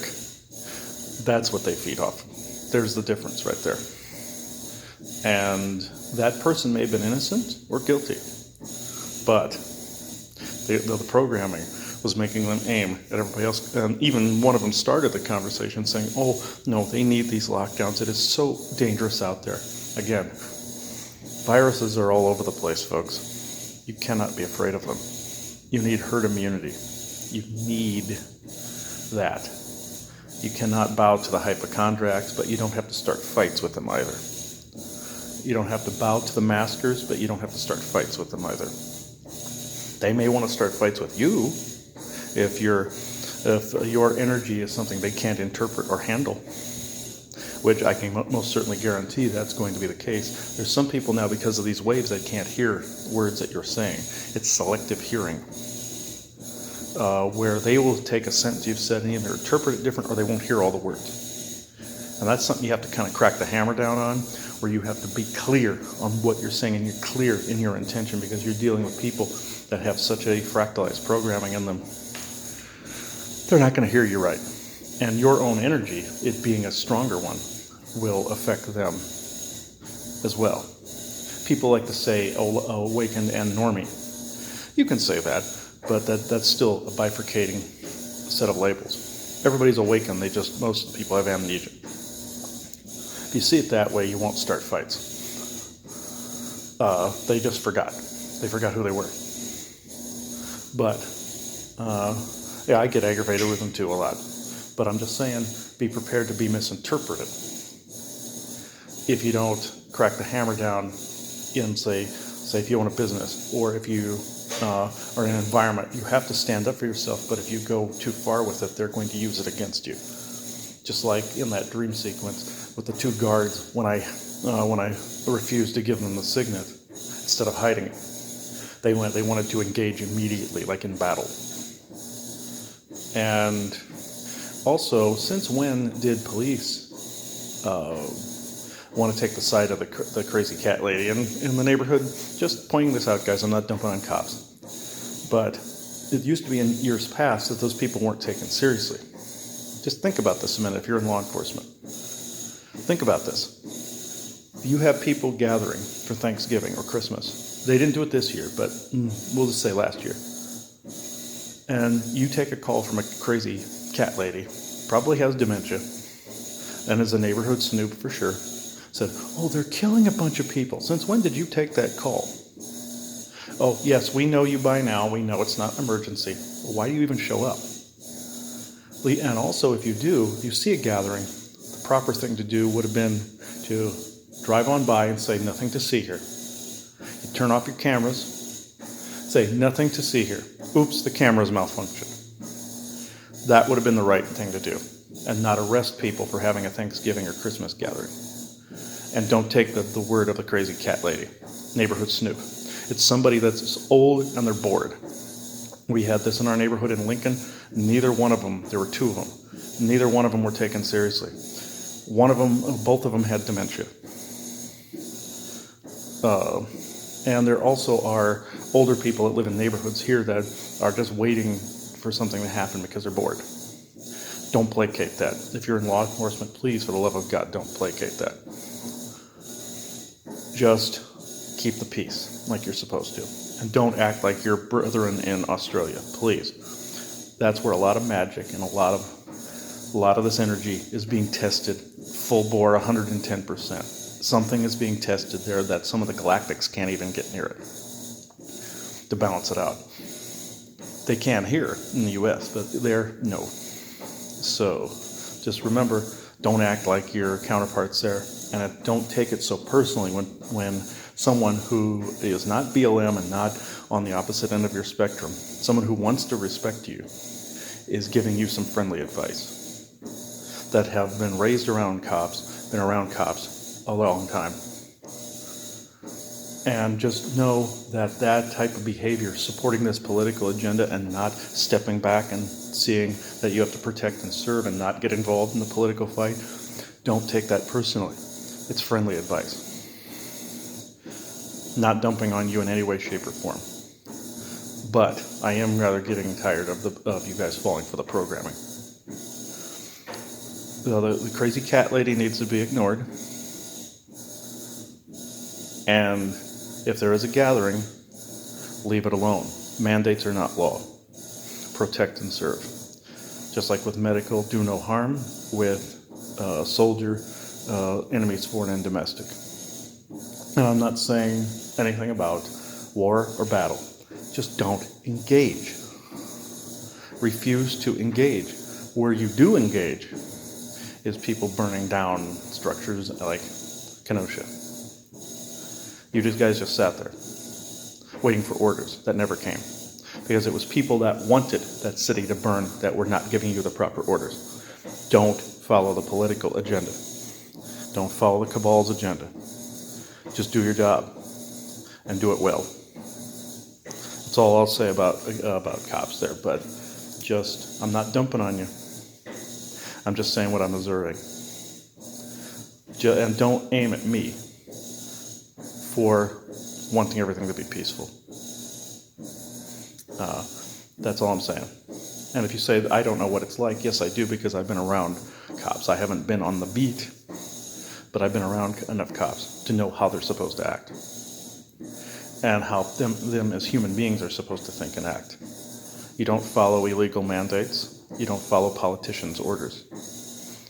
You keep the peace. But by engaging, you're not keeping the peace. Unless it's with somebody not keeping the peace to begin with, that's where you're supposed to engage.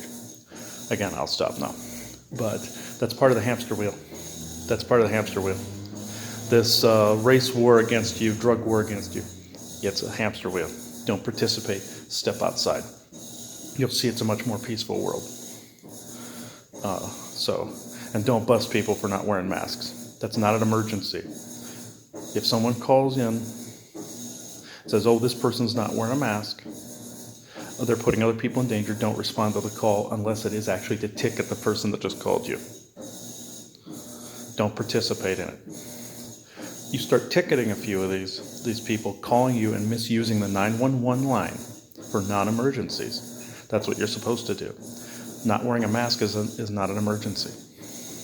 Because that person's not being violent, they just don't want to buy into the politics. Because the virus is meaningless. It's all about the politics, and you become hired thugs at that point. So, again, I know I keep saying I'm going to stop, but this is very important. Ticket the ones that are misusing 911. This includes the crazy cat lady, too. The people that are trying to force it on big public properties and stuff like that, those people are breaking the law. by calling you and wasting your time. Either don't respond to it or ticket those people for falsely using 911. That's not what it was for.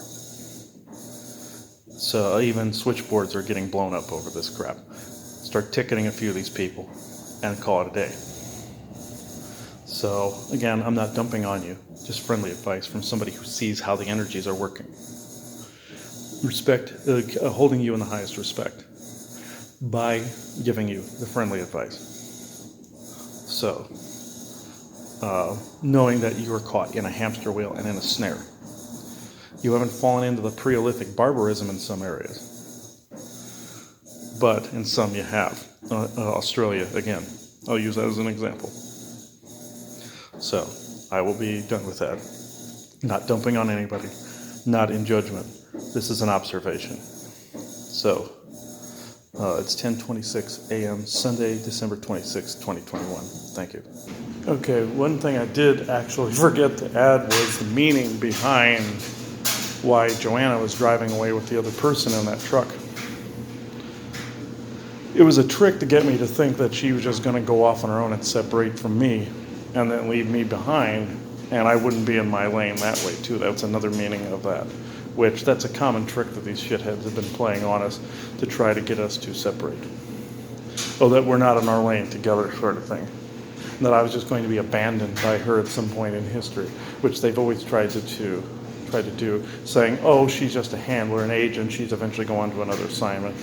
And they even showed me a vision sequence where she had died here, and I was, I was a month afterwards, I was captured by the military, found her in an area of an underground facility telling me, oh, it was just an assignment, get your memory put back, you'll see what I mean. There was really no relationship or anything like that.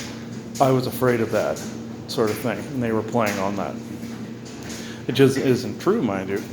Many people seem to think it's true because they think some people think that she's taken me off track, off lane. That's another part of the trick. Some people thought I changed too much after having been with her. I wasn't the warrior enough, and that's not true at all. Not true at all. So I just want to point that out. That it had nothing to do with that. It was just a trick on their part. And other people had fallen for it, and they were just embodying that part of it within that. They knew I would understand that. That's why I knew it was a trick. So I figured I'd add that. It is 11/11, Sunday, December 26th, 2021. Thank you. I want to remind people, when I just said 11/11, disregard that. It means that somebody is trying to put their false synchronicity on top of a real synchronicity that I was discovering, so that people would think, oh, that the 11/11 is the confirmation to that synchronicity, when it is not. That's what I want to make clear.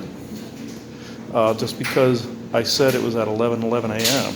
here in Arizona does not necessarily mean that that was confirming the entire thing. It was an AI trying to graft itself onto the real synchronicity, which was the dream itself. It was not the confirmation, it was an AI graft. It was the very trickster that brought the trick in the dream to begin with. I just want to make that clear, like what we said in the messages episode. So, thank you. 11:12 a.m., Sunday, December 26, 2021. Thank you. Okay, I figured I'd come out here this time other than the garage, even though it's freezing. It's starting to get really bad. This was recorded in the winter, so here in Arizona. But a point I was trying to make is somebody, after we did the messages episode, somebody made the point of saying, no, that's just how it is to you. No, that's to you. No, it really isn't to me. It's not just how I'm interpreting, it's how I'm finding it unbiased. It's how I'm discovering it. I don't have any biases towards these things either way. I used to. Like the 11/11 thing, that was how somebody came back and said, no, that's to you. The New Age group like to say that a lot. And yes, can you interpret things 1,000 different ways? Yes. And so that is the to you section. But there are also sets of facts too, like Like how there's a certain set of information that can be interpreted as a dozen different ways. If it goes outside of that, you have to be suspicious of it, like the ascension information. Somebody said that to me as well. Oh, to me. No, it's to you. No, that's to you. Somebody even said that about Jesus one time. I started explaining the stuff that I knew about Jesus. And somebody in a very fearful voice said, "Oh, no, to you, to you." They thought they were going to go to hell for even listening to me. And they were already on the edge of changing. And I got to point this out. Yes, there are your own personal truths. That's always true. But then there's also solid, factual stuff as well that are fundamentals. Like, hot and cold, fire burns, ice freezes, things of that nature. There is no to you in that area. There's a certain information that is that way. Like the 1111 thing, or messages that are for you or for all. Not all messages are for all, like we said, and not all are for you. So that requires discernment. I hear that a lot about it's to you. No, that's a repetitive hamster wheel thing that that the New Age community put out there. That all these messages can be interpreted differently. It's just like that's how they see it. It's just like when a friend of Joanna's went into medical school. There were a couple different people that approached each other at the end of a lecture that their teacher was giving, or the doctor was giving.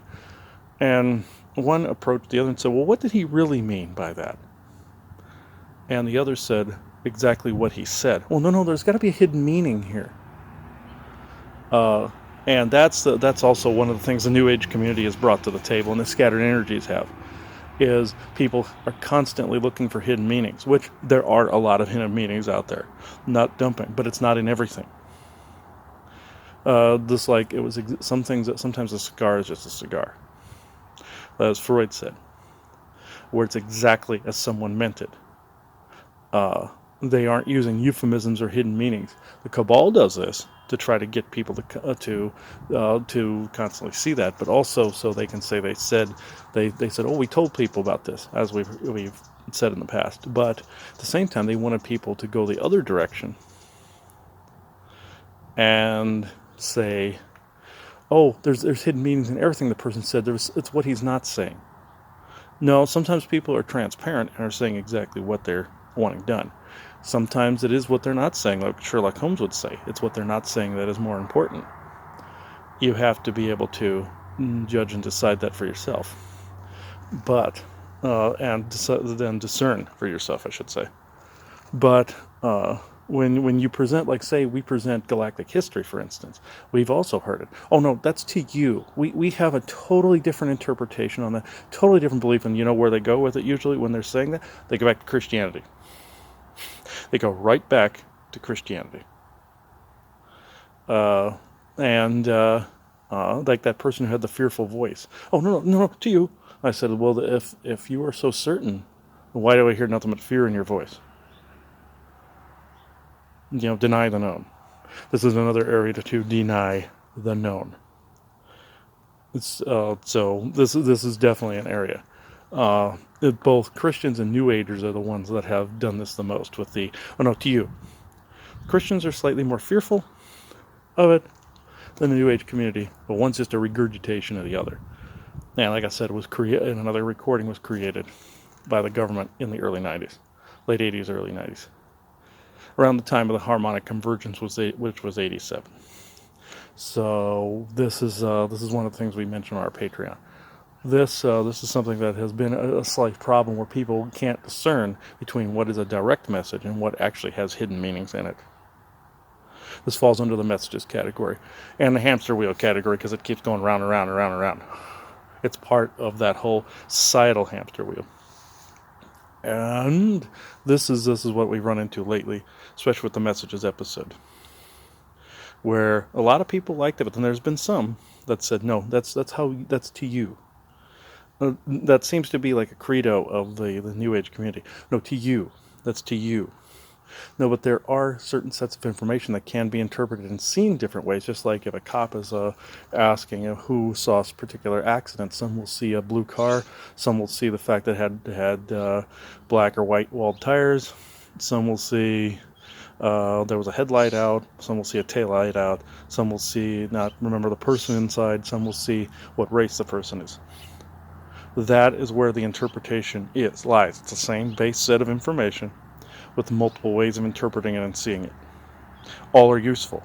The to you thing is the difference between all of us are ascended beings that have amnesia and awakened beings that have amnesia versus we're going to ascend into 4 and 5D into energy. That's the New Age community right there. It's the difference between what is the non-lie and the lie, and then them saying, "Oh no, to you," or the 1111 covering, the true synchronicities. There's a true synchronicity in there that is getting people to pay attention to the 1111, 222, 333, 444, versus the real one. It's skewing you away. Oh, I saw 444 here. Okay, and what was the actual synchronicity?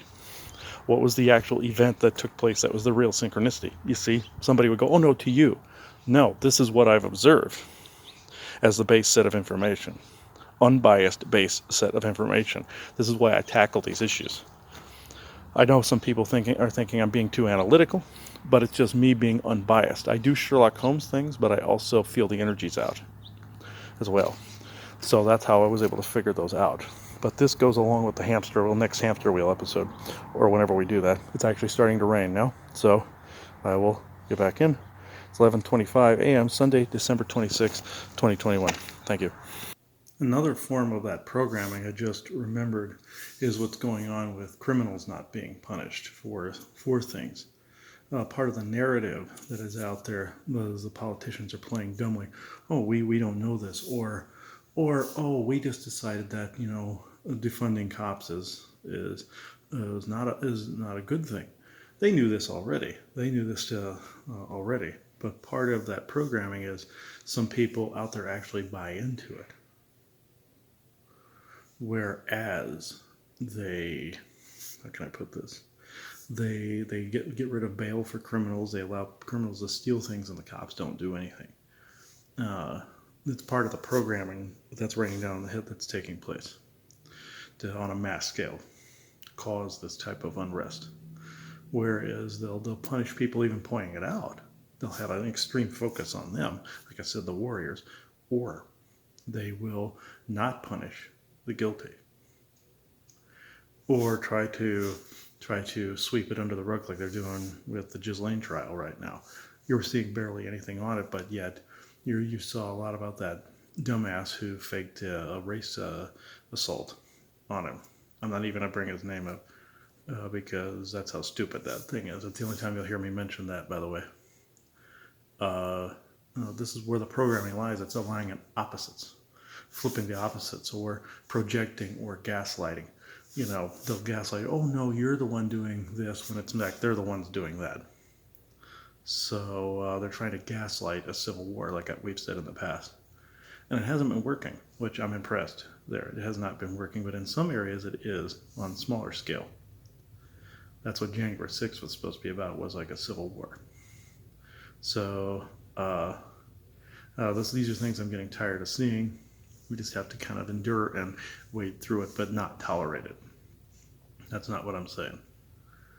Just get to the other side of it and kind of shank the whole thing at that point. Come around the backside of it.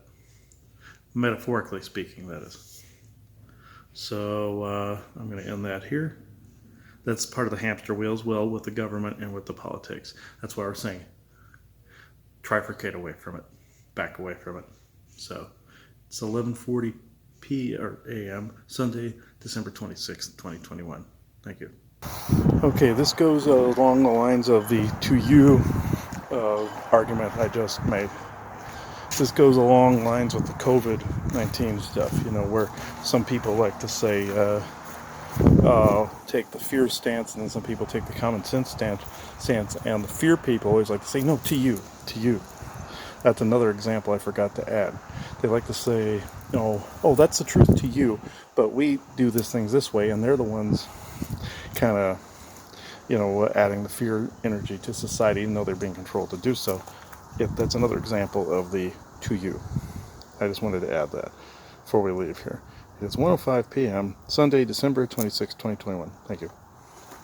Okay, just a moment ago, there were there was a UFO that Joanna saw that was blinking red, and green outside the house here, way off toward over the highway, and it stayed there for maybe a couple minutes, and then went off towards the left and landed on the other side of the highway and disappeared. Not a helicopter because it was silent, and also in some cases, like I experienced in Nebraska, some of those orbital type UFOs, it was a glowing red-green orb, and it would switch back and forth. It sometimes if they're being noticed by somebody, and there's a telepathic alien or something aboard, they'll zoom off, and we've had that happen in UFO. It's there again. Yeah, this time it's only blinking green. Yeah. See it? Yeah, kind of no. No, But that thing up in the air, it's right through here. It's only blinking green now. There's no red, and it's yeah. off. See Yeah, it? okay, yeah, I see it. Yeah, Isn't that weird? it's now blinking green, and it's above the school here. I wish I could film it. No, it's not. You're looking in the wrong spot. It's over there. Oh, yes, it's way off in the distance. It's only green. It can't be filmed because it's too far away, but well, let's see if I can. But now there's no red to it. It's only green, and it's blinking on and off. It's the weirdest thing.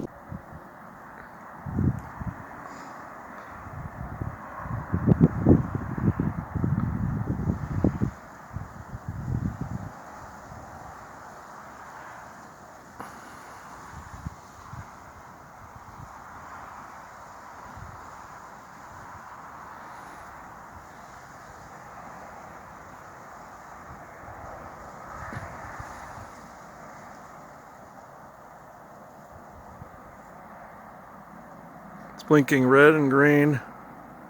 Camera doesn't do it justice.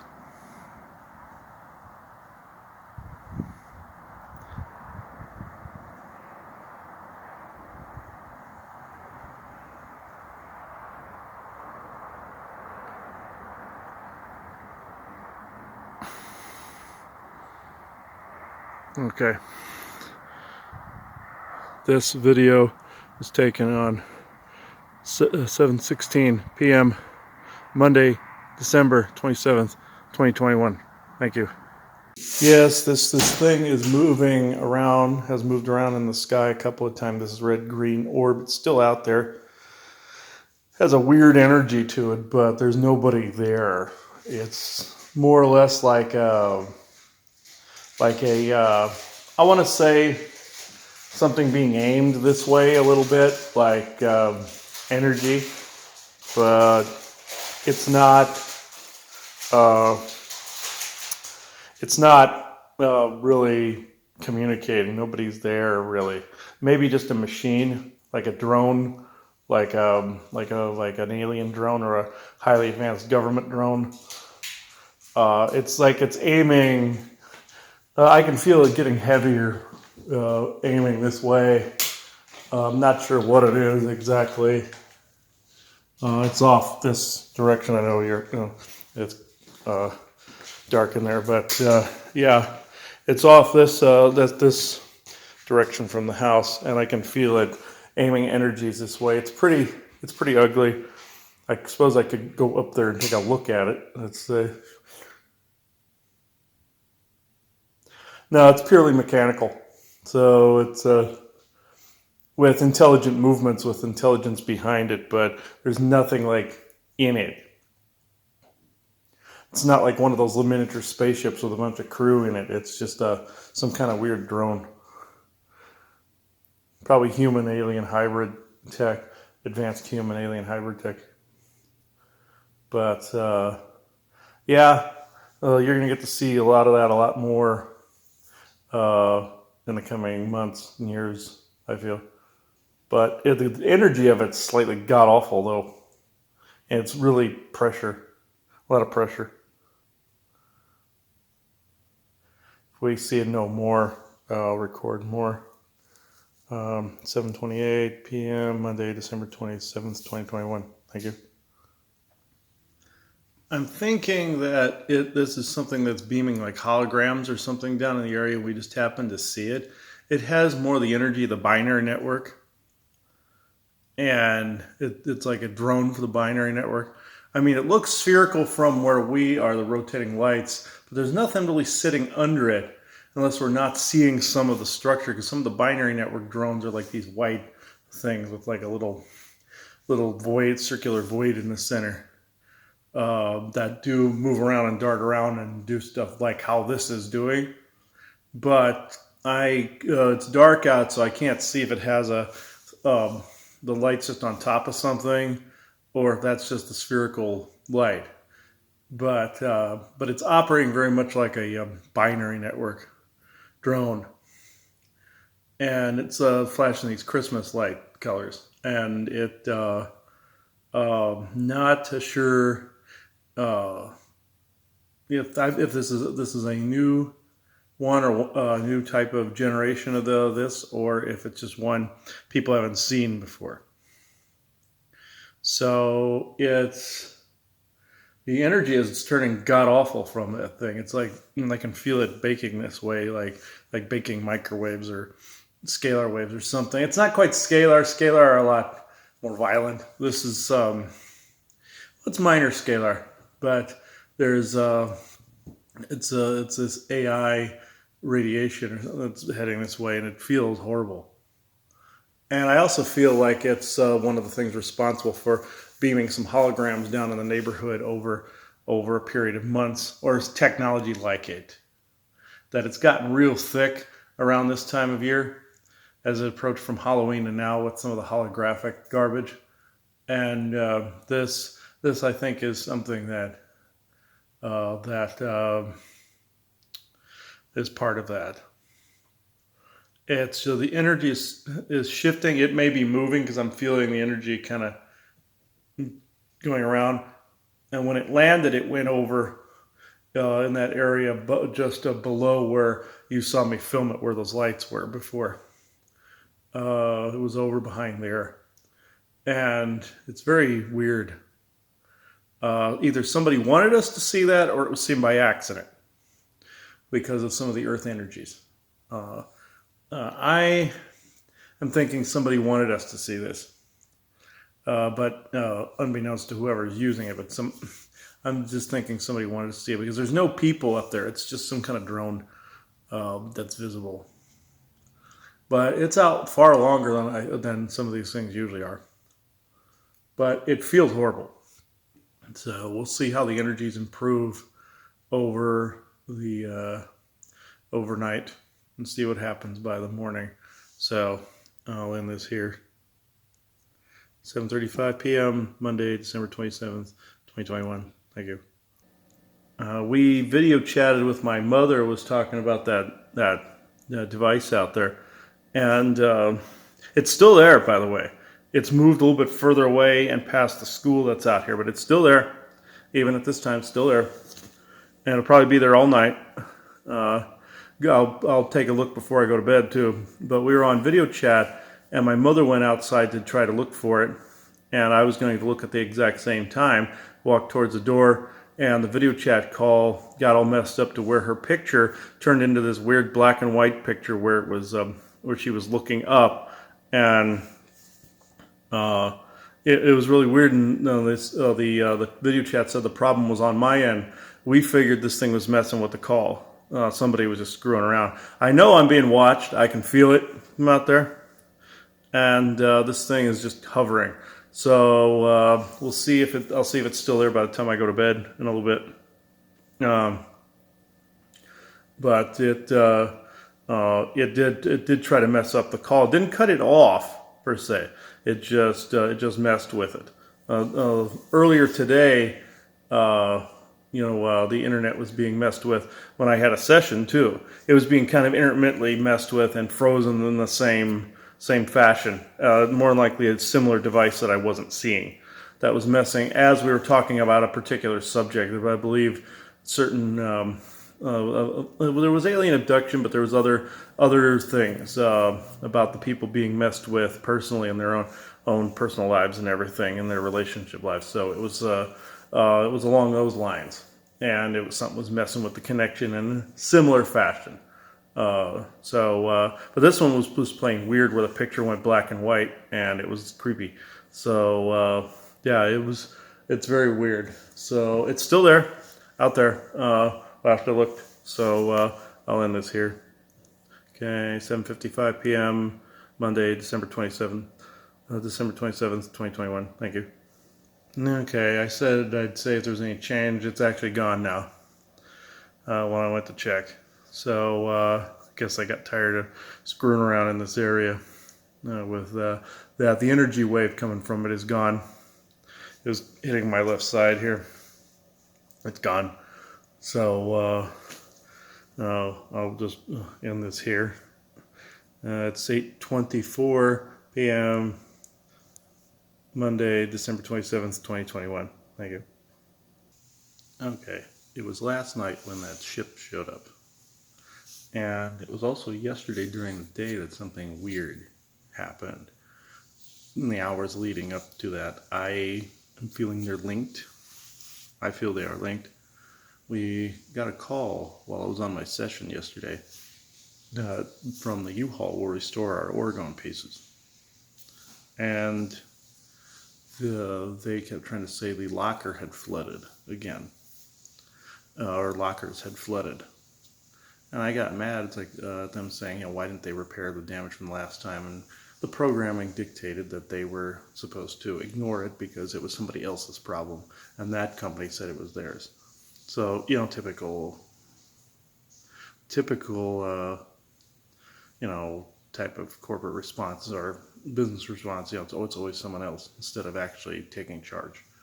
But that's that form of programming. That's unrelated, except in this case where it was integrated into this other bit of programming where I had to get a hold of Laverne.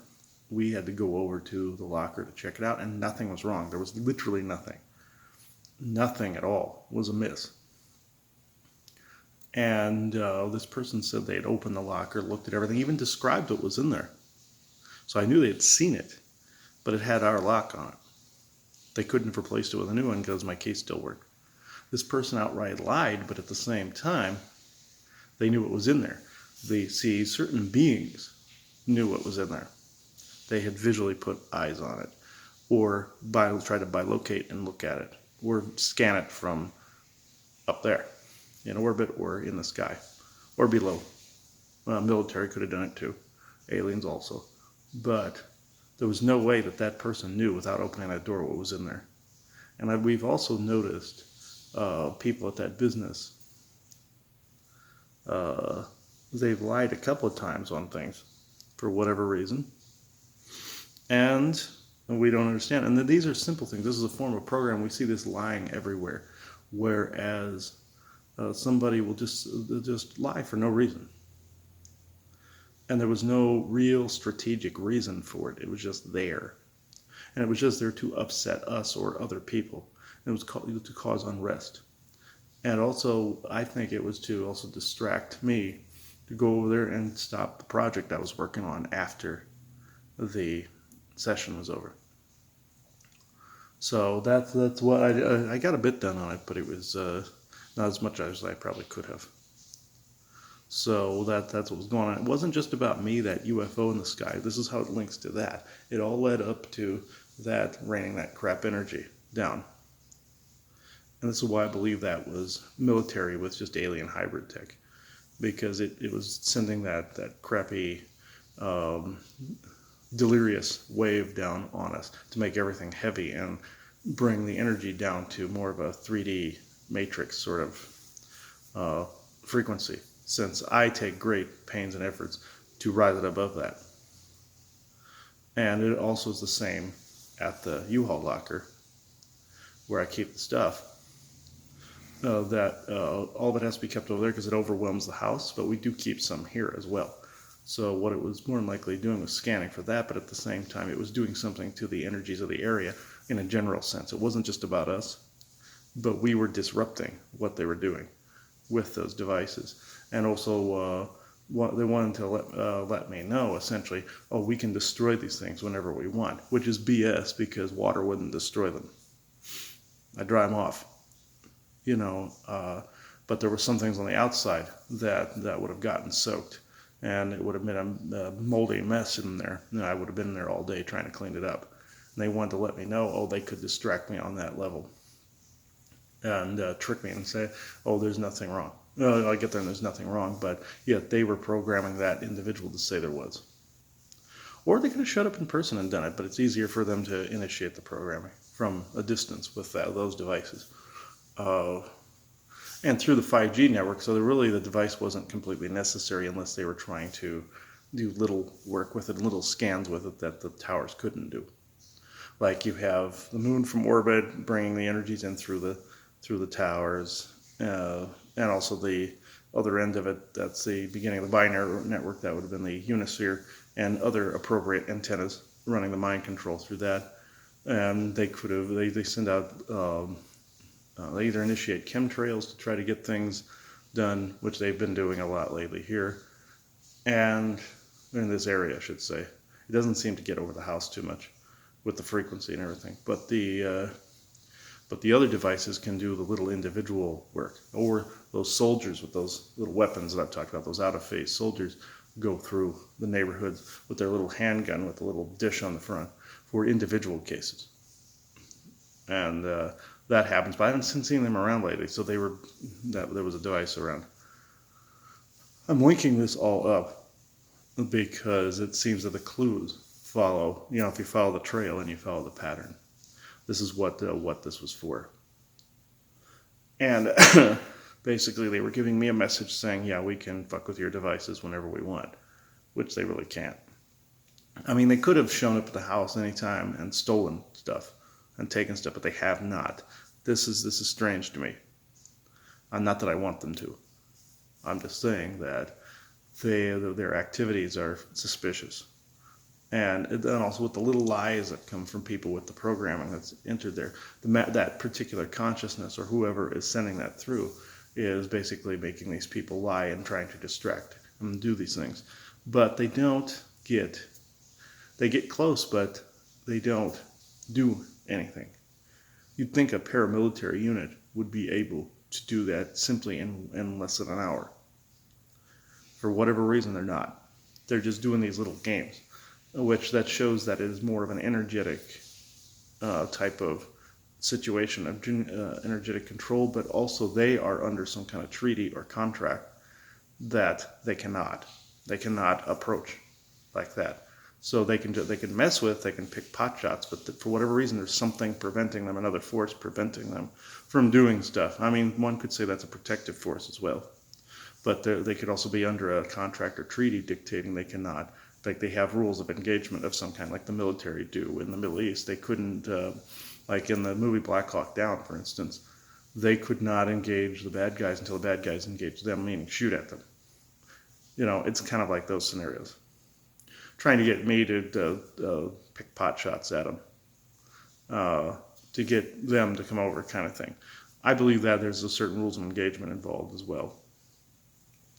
And I believe certain entities out there are involved as well. Certain ones that are trying to dominate over us as well. I mean, it's a war of all these different factions. So we've had trouble with a multitude of different beings, and it had to do with what I call the hedge bets of the gods, where they try to some different beings trying to control different factions and different how can I put it? Different armies are controlled to go into different areas, very much like people playing a gigantic chess game, like the gods in Jason and the Argonauts. I mentioned this in the Q&A 33. And like we've had trouble with Michael and them. And I believe all of this is interwoven, interlinked. Along with the military, Michael's patron saint of the military, patron saint, And this interlinks into that to some extent. Like they are the controlled force in this. So it's not something anybody wants to hear. I know. I didn't either. But it is what it is. You just discover it, and it is what it is. Truth has a weird way of coming out. And the components involved in that truth come out in weird ways. So, but noticeable ones. So I'll end it here. 11:02 a.m., Tuesday, December 28th, 2021. Thank you. Another thing is, I was going to say, is they were trying to get, forces out there were trying to get me to fight with the U-Haul crew. For me to be angry at them, storm in there and go, how dare you not tell me of this, stuff like that. And it didn't work. See, my brain's starting to become immune to that. I'm starting to not react to some of those situations. There's situations you react to that you have to, and then other ones where you just kind of scooted on by, basically testing to see if I kept my resolve or hoping that I would not. Sort of thing. Good forces maybe would test that way, but I've always asked them not to. But bad ones or ill-programmed would constantly probe in that way to see if I would react. So there's another point. 11:13 a.m. Tuesday, December 28th, 2021. Thank you. Okay, there has been a concept that's come up within the past couple of days, which I knew about. I've seen this before, but this is something that is disturbing to a lot of people because they are under the impression that, say, if you're soulmates or if you're really, good partners, or, it doesn't matter, girl, guy, girl, that you are a perfect fit, that it's for eternity. That's an old storybook thing. That's not necessarily true. I ran into this yesterday in a session, whereas a perfectly good couple energetically knew it was their time to separate and go do their thing, and they were perfectly happy doing it. And they knew that energetically they were supposed to do certain things that their lane no longer included them together. And most of the time, demons and such will drive people apart. Inner demons or actual aliens will drive people apart that they don't want together. But there is such a thing as staying stagnated together, and there's also such a thing as being force separated by darker energies as well. And both are happening. And not acknowledging when your lane shifts, switch tracks. I had a friend that stayed in a marriage for years, 7 years, and stayed in it for their kids. After a while, they just raised their kids. Didn't work. They were miserable. So I'm not saying anything about our relationship. It's good. I'm staying as a energetic, fact out there. That also, when you cross over, people go, oh, you're going to be with that person for eternity. That's not necessarily so, folks. You go back to your galactic form, you can go wherever the hell you want. Just like when, one of Joanna's family members crossed over. When I asked her if she was going to stay with the person she was with here, she said if there was a word passed, hell no, she would take it. And meaning that they would have no intention of meeting up there, even though they're soulmates here. And that's starting to change to what the term soulmate actually means and twin flame actually means. These are areas that I'm taking this wild card concept and kind of just throwing a monkey wrench in the gears and go, okay, what's this actually mean? Or was it made up? I'm starting to do that more and more energetically. Doesn't mean that that you're not supposed to be with a person until you leave this world and beyond. And it does not mean that you're supposed to stay together in this world and beyond. It's whatever you want to do. But just do it without influence. Do it in a sovereign way. without influence from any outside negative entities other than you. Know when it's coming from in here and in here. Don't do it because you are being influenced to in any way, shape, or form, or influenced to stay or go because of the partner and their influence or bullying or some kind of control on that part. Don't accept any of it. That's still an outside source that's bullying you, folks, even if it's human. Or if it's a family member saying, oh, you can't be with that person, or you should be with this person. No, bad idea. Do what you want to do. Doesn't matter what culture you come from, or caste system, or wherever it is. Do what you want to do. Keep to your traditions, but do what you want to do. And I know this seems to be a very Americanized way of thinking to anybody else in another country that's seeing this, but it is what it is.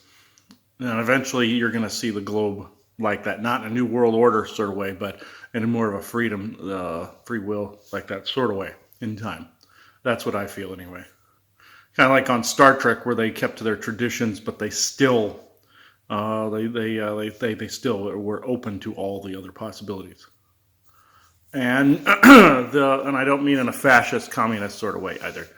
Having everybody be alike either. That's not right. Or having a whole population eliminated out of Nazism. Wrong. But the relationship thing, I saw this very clearly yesterday. Two very good people, that their lanes diverged. It happened. And it wasn't out of influence. It was just because the oversouls wanted it. And they very well could be twin flames or soulmates. Don't matter. Those don't matter. The to death do us part or eternity through eternity sort of thing is a farce. Do people have that counterpart out there that influences here, even may help find somebody here that isn't them? Yeah. But if they're both here, that isn't a prerequisite for them staying together.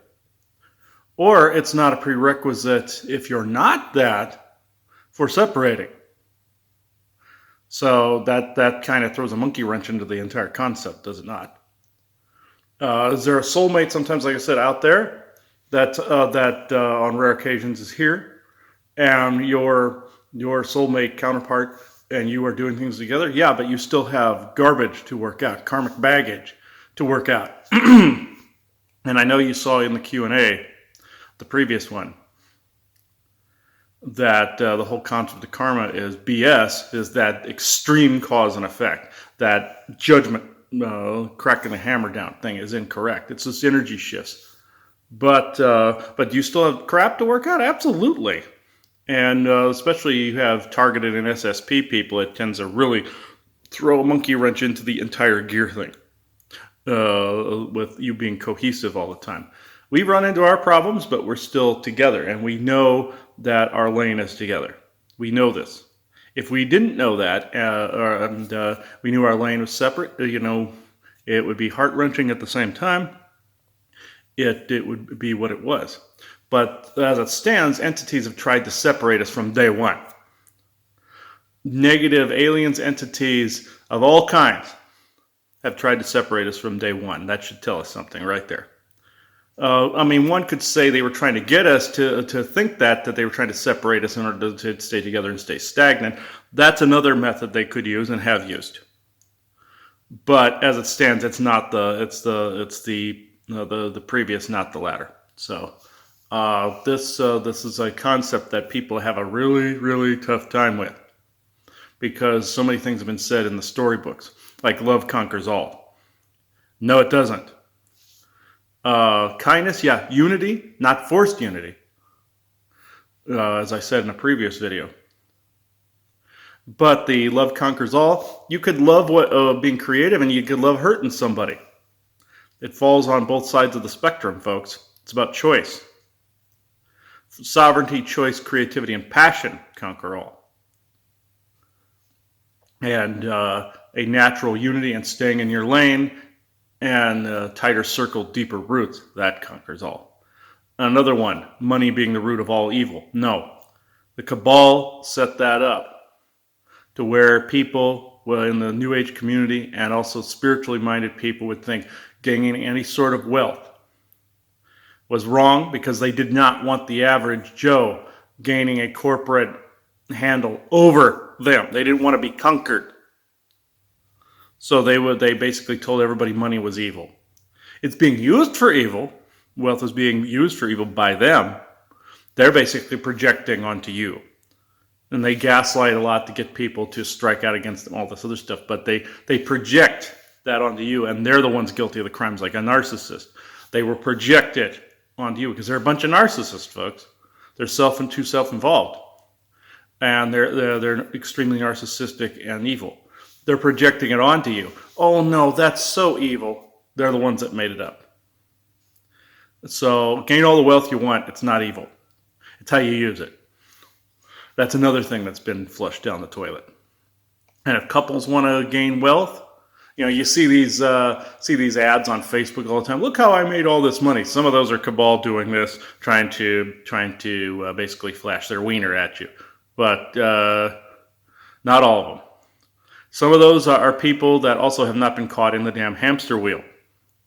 So, and got their legs stuck in the hamster wheel going around and now have broken their ankle. No, that's not one of them. That's somebody that's had what I call a timeout lifetime, where they haven't had to go over, scale the mountain. And I can't speak for all of them. Don't get angry about this. I cannot speak for all of them. I'm sure some of them started out from the bottom and bit, bleed, and scratched and sweat their way to the top. That's fine. Great. You did it. But anybody that's being targeted would know it's incredibly difficult, especially if the hamster's leg is caught in the damn wheel and it's going around the wrong way. That is not, it's not a fair analogy here, but fair comparison here. But that's the kind of stuff I'm talking about. You can do your own thing, make money. It doesn't matter. I knew somebody that the way they were making money was by allowing jinn in to enhance the experience. What jinn do is they will take this, what I call a luck thread or an entanglement. It's really an entanglement or a micro portal, and they will channel you to or divert it to a timeline where they're giving you wealth, but they're also using it as a straw to take your energetics very slowly, or allow other aliens and such to take your genetics. There's always a price. You're being paid to have them steal something from you, essentially, or take something from you. You're essentially allowing them to take things for payment at that point. They're paying you. They're giving you a lot of money, letting you win the lottery, letting you win in a casino, but they're taking genetics and or energy. Just remember that, folks. There's aliens that work around casinos, both Draco and another one called Talarians, that the Talarians are trying to become an embodiment of what addiction and depravity is. And they're addicted to becoming that. So they're both taking the genetics from humans that are addicted, and they're taking the energy from humans that are addicted to the gambling, and then also enhancing the gambling experience along with the Draco's help. Or whatever ones are left of them, if you can find one now, of any draconian forces. The Mozen and Sasquatch and a lot of other different races have made them slightly harder to find, which is a good thing. But they enlist others' help to actually create this whole pyramid scheme of who starts what, like Orion, Talarian, Draconian, and whoever they enlist. It's a big pyramid scheme. But starting with a parasitic relationship with AI. But anyway, I know this took a turn. This conversation took a bit of a turn. But just know you're allowed to have your own wealth. You're allowed to take the path you want. You're allowed to be in the relationships you want to be in and have the life that you want to live. Sorry, folks, the lighting's a little weird in here. And I believe we got up just a little while ago. So, and I'm sitting down to be able to do this. But just know you're entitled to live the life that you want to live, and earn the money you want to earn without some New Agers or religious people guilting you and saying, "Oh no, you're not supposed to earn all of that." You can do whatever the hell you want as long as you don't hurt anybody. As long as you're being kind to everybody. You can, unfortunately, you can also be a miser sitting in their house too. I mean, it's not right, it's evil, but it is what it is. Earn your own wealth. Don't worry about how much wealth somebody else has. Have your own relationship. Don't worry about whether, don't worry about whether you're on your path or not. It'll work itself out. You'll know. You will know. So I'm going to end this here. It is 7:22 a.m. Friday, December 31st, New Year's Eve, 2021. Probably one of the last recordings of the year. So bye-bye, folks. Thank you. Oh, there's another concept I've been toying with for some time. This goes along with that discussion we had on whether it's your time or not. This goes to when I would always see a hospital transition area with like orderlies going between rooms where people were being healed.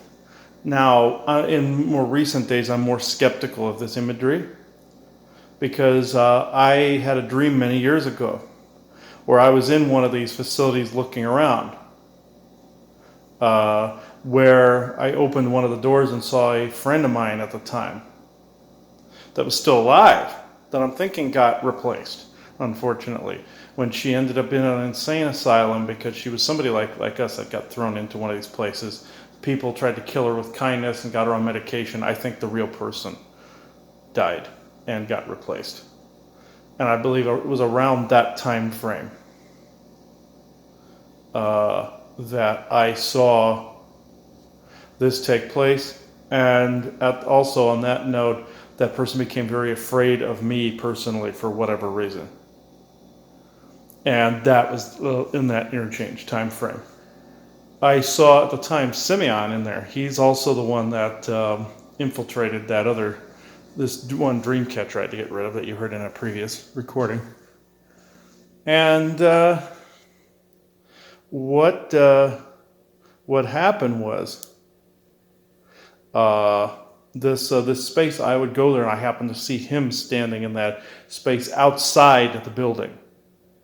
It's like he could step into the space, but not for very long. But the thing is, if it's like an afterlife sort of scenario, no Orion forces should be able to step into that space, even the transitional space. And what do you need a transitional space for? Spirit world is transitional. You don't need the hospital space. You don't need any of those things. It is an unneeded medium. So this makes no sense.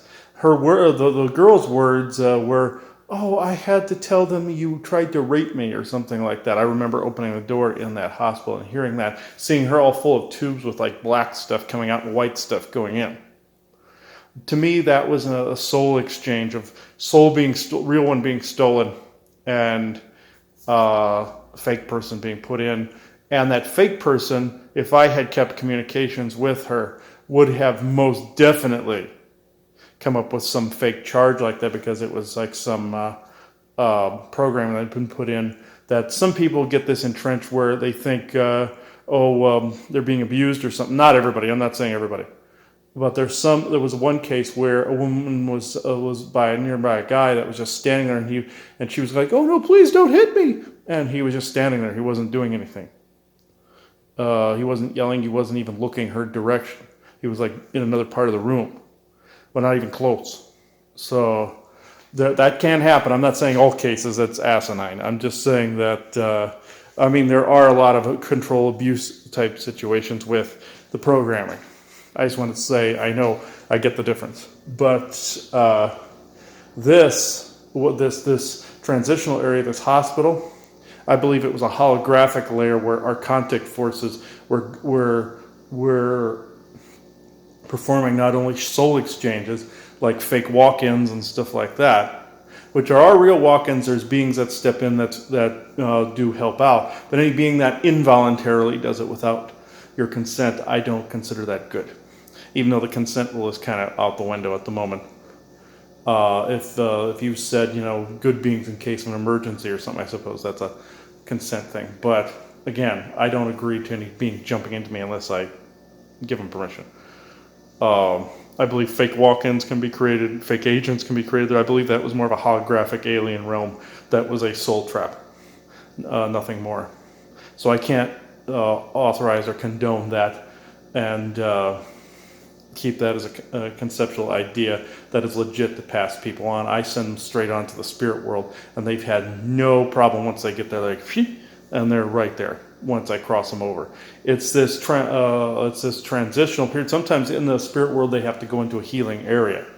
But I always thought this hospital setting, this other one was a healing area. It's not.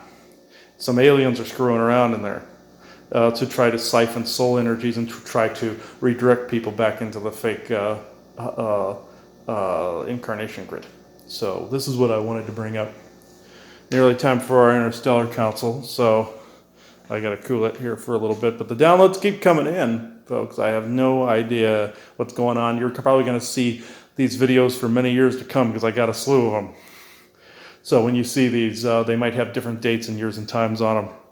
But they were all recorded kind of in a small period of time where I was getting a bunch of downloads. Even around Halloween, there was a bunch of them too. So this is past Christmas. So it's 10:08 a.m. Friday, December 31st, New Year's Eve, 2021. Thank you. All right. This is again an addendum to what I was just saying about that hospital soul trap type of scenario. I do believe, unfortunately, the Trisonian soul doctors fall under this. I don't believe Jaren's medical group falls under this. But I gotta call things where I see them because I've seen soul doctors in these scenarios. And now I've always said, if somebody's coming for you, you're not free or sovereign. So, and that includes in emergency situations or healing situations. Unfortunately, I unfortunately have to put them in this category. If I am incorrect, I will correct this. But they also have these hospital-like settings as they bridge, your light body to where they are making this dimensional space where your light body can walk in, and it's actually a piece of Trison, their planet. They came to me many years ago. They've even been on the Galactic Interstellar Council. I'm beginning to not trust this concept. The Venusians have been said to fall into this category too. Not necessarily. They're a little different. I think they've been confused with Trisonians and Pleiadian soul doctors.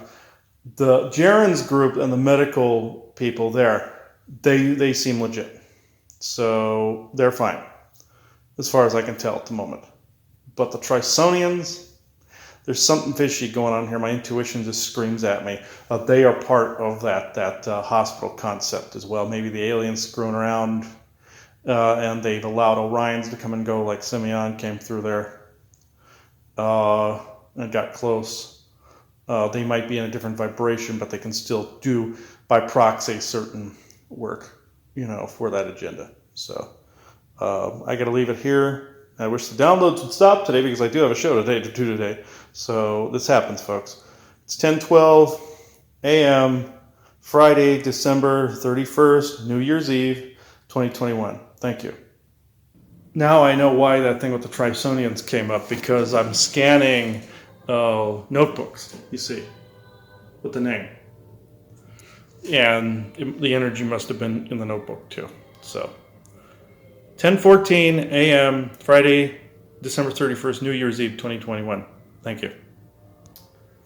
Notebooks can save the energy of whatever it is that was written in there. It's essentially like a spell. So yeah, this right there. This one contains that energy. That's why I have to watch what I keep. Other notebooks I have denser energy because they had channelings from beings that weren't exactly for my highest good. So I do have to end this here. So 10:15 a.m. Friday, December 31st, New Year's Eve, 2021. Thank you. Okay, this applies also to the hamster wheel effect. Constant, hauntings that constantly repeat having ghosts show up that constantly repeat. Like we've said about the types of ghosts, like lies, people being held, and tragic deaths, unmourned deaths, falls under that. But aside from the factual stuff, there's other stuff that's little well known, that ghosts can be part of the hamster wheel, where they keep showing up and won't stop. They constantly need help, constantly want this. And some can call that person a medium, but at the same time, there's aliens drawing them to your property and military drawing them to your property, going, oh, that person can help you, and that can overwhelm you. Can overwhelm a medium to where they never have peace. That's part of the hamster wheel. Also, satanic rituals and curses, that could also fall under that, where a grand wizard of some sort in the satanic religions can send those ghosts to you and use them like a weapon, like how the jinn show up, which is also part of the hamster wheel. Curses, jinn curses, also lineage curses. The viruses and the DNA thing you hear us talking about is also part of the hamster wheel. And the curses portion of it specifically encompasses all of these things. In the middle of the night, I had a dream where Joanna and I were in a satanic circle. It wasn't a memory. I thought it was going to be a memory coming up with both of us, but from the SSP and all that. But no. These were astrally bilocating satanic priests. And they were basically chanting invocations for certain gods like Mithras and a lot of these other gods. Mithras was the main one that was mentioned. That's the god of contracts and agreements and deals.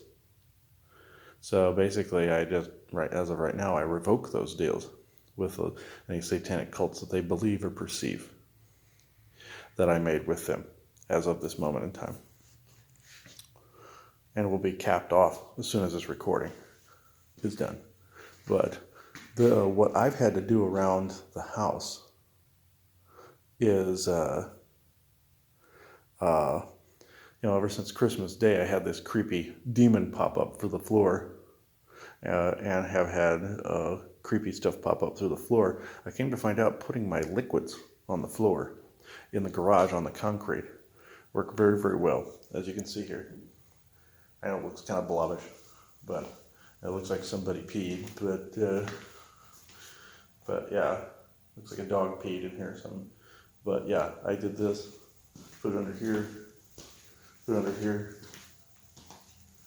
and I took these bottles, this is of some of the same stuff, these guys, and put them in some of the corners of the house. First thing that happened was those satanic people tried to astrally come here because they couldn't get near the bottles.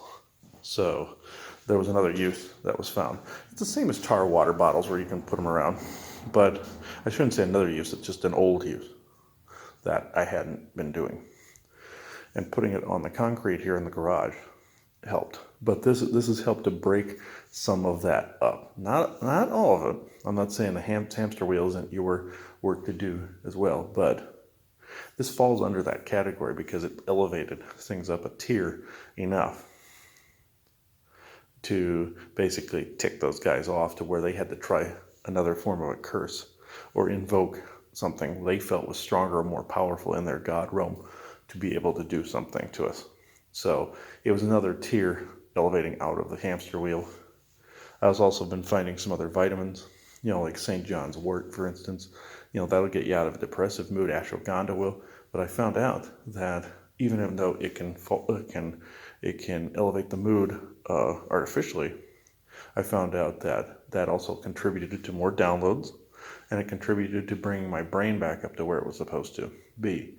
I was used to like a being on fumes sort of feeling, or a battery low sort of feeling, and I got too used to it. You can get used to any state. When that got re-elevated, I was like, blah, blah, blah, blah, blah, but my brain was reacting to that and reactivating more. And that's when the downloads for these simple downloads came in. Ever since I saw that demon on Christmas Day coming up to the floor, it's like, okay, we got to have something guarding the floor. And there's a volcanic tube that comes from a mountain that's right out back. It's an old volcano. Draco go through the tubes. It came up and horned me in the arm. I had to put my arm straight up. And that was creepy when that happened. I was like, I don't want something coming out like a jack-in-the-box like that again. So this isn't average for every person. Trench workers, targeted individuals, hamster wheel type individuals. This is happening where you're going nowhere fast, but at the same time you're still having to battle. So this can go under the next Q&A or the next hamster wheel effect episode we do. So, or both. I can add it up and put it in both. So I just wanted to make that clear, that we were in this circle, and the one main priest was in a red cloak was uttering things from a book, and he was trying to bring Mithras in. Again, that's contracts, deals, and bargains. So one of the most dangerous of the lot, up there with Lucifer and Moag. So, or I should say Baal. Moag, Baal, and Lucifer, and Mithras, all of those. And before you say that we can't just say the name, you're also going to conjure them. No, that don't happen. The intent has to be there. Just saying it is not enough. You have to have the intention to invoke. Just remember that, folks. So it's like that with demons. Just knowing their name, you're not invoking them. People have been afraid of that in the past. Like, oh, don't say that. No. The New Age crowd usually does that. Again, I got to bash that side. But the New Age crowd and the Christian crowd do this, where you can't say the name unless you are banishing them. I could see the power in the name, like we were talking about, but on Interstellar Council, but you have to have the intention there. In order to do wrong, you have to have the intention to invoke as a curse or as some kind of overall, just intention for an area or a person or yourself or anything like that. So you're not, the only reason that it was happening for the New Age people and the Christians is because they believed it so strongly. It was the intention. They believed that the name would conjure, therefore it did. So that shows how strong the people actually are.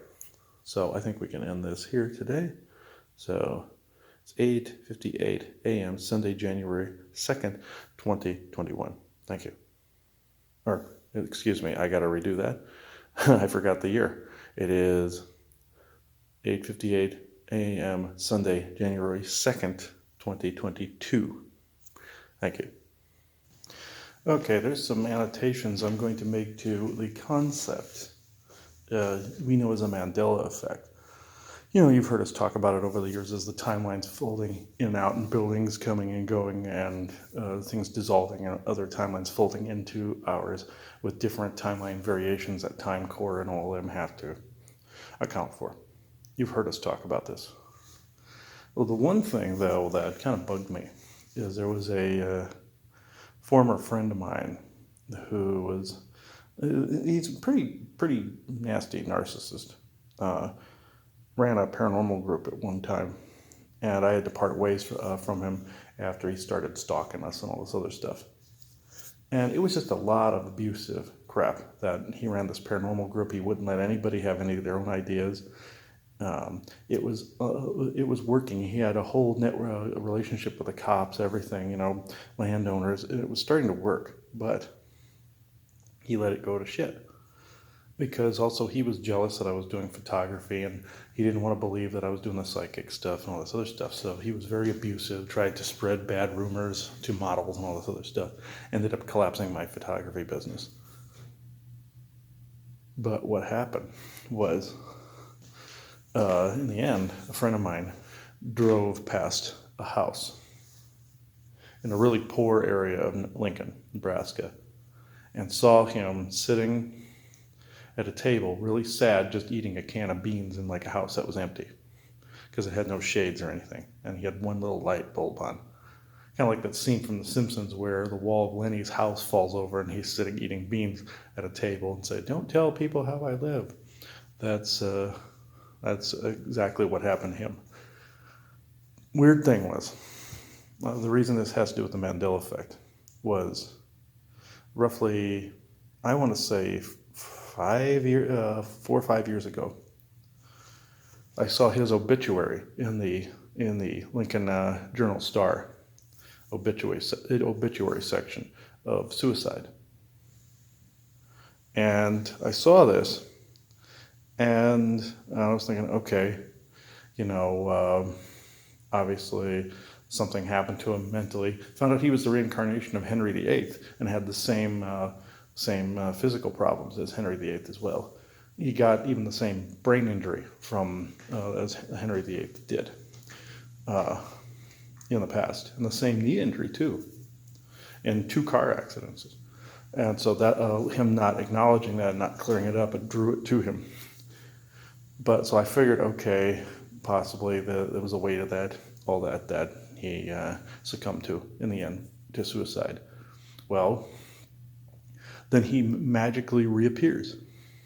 And I knew it was the Mandela effect that did it. I figured it was either a replacement that was going to fizzle everything out, like a holographic replacement, or genetic duplicate of some sort that was going to let the person just slowly die out, as a replacement in society, so that it drifted him away from all those people and all this all the stuff that we were doing, so that he was no longer a danger or danger to anybody else, and away from the paranormal field. So he was one that would fake evidence and add too much of his religious rhetoric in there. If you found, like, say, a ghost of a dog or something, he goes, oh, no, dogs don't go to heaven anyway, so that wouldn't be a dog. He was not unbiased, so he was kind of an idiot, actually. So, and he'd have to take complete control, with the Christian rhetoric and everything. And we considered what I did was kind of evil and demonic. Anyhow, he magically reappears and starts putting posts on the Paranormal Lights page. That was the group. I can say it now because it doesn't exist anymore. Nobody's interested in this at all, ever, at no time. And what he didn't understand was that he was a turnoff and a put-off to a lot of these people that were interested in that field. So I had to get back in good with some groups in the area after him and I parted ways, because they associated me with him. Same thing with photography.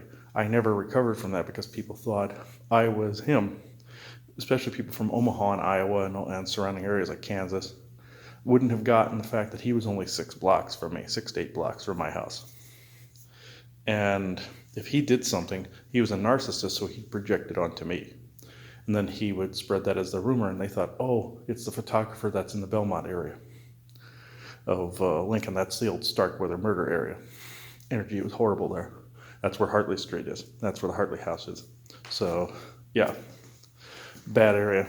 No, not bad area, I shouldn't say that, but it has the ability to improve energetically. I ever go back there, I'm going to shungite the crap out of it. But anyway, this was what I was trying to get at, was why did the Mandela effect choose to bring him back? Could have left him gone, left a narcissist gone, and not been a blight on the world, But it shows that it is a reverse Thanos type of mentality, where Thanos was more the embodiment of the Cabal agenda in the Marvel Cinematic Universe, where it's like, okay, we're going to cull everybody down by half. It's fair. It will be completely random who goes and who stays. And it will help planets flourish. And it started to happen to Earth, where nature started to flourish again, and the air started to get cleaner and stuff like that. So there was an upside to it, but everybody eventually came back. But what happened with that is, think of the reverse of that. Whereas the Mandela effect is bringing people back, that's random. Whether they're narcissists, whether they're kind, it doesn't matter. It's completely by chance or fair, like how Thanos said for the getting rid of half of the universe. So it was a reverse of that. So that's what it appears to be. It's just that shows that source creator is neutral. That's just totally a neutrally based response, where just certain people come back and certain people don't. It's not picky and choosy. It just is. It just goes. It's neutral. That just proves that isn't a benevolent nor even a malevolent move. It just, some good people come back, some don't, some bad people come back, some don't. So that shows that source creator is neutral. That's another proof that it's neutral. Unless his mission wasn't done, or he was a replacement of some weird, like, synthetic being of some kind, like you heard Ryan and I talk about on the Fallout series. Unless he was one of those, but why would they have an obituary and then bring the synthetic in? Normally they just abduct and switch out and put the synthetic in, so that makes no sense. That's what the aliens and the corporation and the military do. They'll put the synthetic in and not kill the person off until they want to accomplish a goal, and then kill the person off later. Kill the person off when they already really have, and they've just replaced them with synthetic. Good guys can do that too, to get rid of bad world leaders and whatnot, like they depicted in the Far Harbor episode for Fallout 4 that we did, where you could replace one of the bad leaders in an area with a synthetic or a synth. But it makes no sense if you kill first and then do it. So this was the Mandela effect, folks. It had to be. And again, source creator, neutral. That proves it right there. That it's not just benevolent or malevolent, it's neutral. It's all and everything encompassed. It's not the loving God you think. So I will stay with that. 10:05 a.m., Sunday, January 2nd, 2022. Thank you. I forgot to say that this that whole thing with the Mandela effect could also be part of the hamster wheel effect as well, where it just keeps doing this over and over again until the end of time. It's also repairs that in time that are being done because Montauk interfered. History is self-correcting. Time is self-correcting. And time core is self-correcting with those equations that they're running to try to course correct and balance out from their future to our present. And so sometimes also that appears to be neutral as well. But it is neutral because it's based on math. Not based on heart, but it's based on math. And for whatever reason, Time Core dealt that hand by bringing this person back and bringing others like him back versus good people. It was more of a mathematically neutrally based thing. Also with Source Creator being neutral, that proves that too, by allowing something like Time Core to even exist. Since they're both good and bad, they have good and bad agents, that still dictates it as being neutral. So the White Knights are involved, and then you have this other group that's in there that are kind of like wardens, like the Men in Black, sort of, even though there's Men in Black here. It's Montauk, all of it, all the time travel projects, all of it are involved. And that's history course correcting towards a single future, like in the show Loki, where there was somebody pruning the timelines to go through one sacred timeline. And this is kind of what's going on, where, I like we've said, the Orions went through history and were able to manicure where certain people are at in their own personal timelines. And I just realized an orb just went by there. What happened with that is the human agents kind of took over that, where they would go through time and manicure. But there were calamities along the way, like they would leave diseases behind in the past, like we discovered in Salem and Boston. Whereas there was a family we saw on the gravestones all the way up the East Coast by the name of Gardner, pruning the garden. That's where that comes from. And that's history self-correcting. Those gardeners are pruning the garden, even now. That's why you see certain photographs of people in the past and everything. The Gardner family was one you will see if you go up the East Coast, all the way from North Carolina and Virginia, all the way up to almost Maine. You will see gravestones that say the Gardner family and their photographs. That is the family. That's a cabal offshoot family that they would go back in time and manicure the timeline. And this was along with Time Core's agenda. And this is a more of a neutrally universal based thing, where some things were pruned and mathematically calculated by chance, but there were some things that happened, like they'd go back and introduce future diseases and have diseases incorporated in their own timeline. And It was basically somewhere where I believe I always use the 50-30-20 scale, where it was like 20% original deaths in the timeline, 30%, God, what was that? 30% like diseases, past diseases, and 50% murders. So that's how high that was, folks. That's how much they screwed with the timeline. So I believe that was the scale, anyway, that we learned when we first started learning about the Gardner family. But if you don't believe me, go up the length of the East Coast. You will see them everywhere. You will see that family in a ton of cemeteries going up the coast. From several different time frames, going all the way back prior to Salem, Massachusetts. Before the Salem witch trials, which I believe, it's my belief, even though it was dark aliens like Orions and bad, like Fire Djinn and Draco and all that were responsible for the events of Salem. I believe the Gardner family also was responsible because of the fact that they could have stood in a crowd and went, kill him, kill that person, they're a witch. They could have done that. Sparked the fires, lit the pilot light. And there was always, they even depicted in a Doctor Who episode where there was an alien standing in a crowd, of somebody that was about to be executed. And this alien stood in the back and went, kill him, execute him. That's the role the Gardner family played, folks. So, at some point, a benevolent, offshoot member of the Gardner family wants to say something to this effect. If they're benevolent and for our highest good, fine. I'm getting the vibe like there weren't any good ones, so I won't even go there.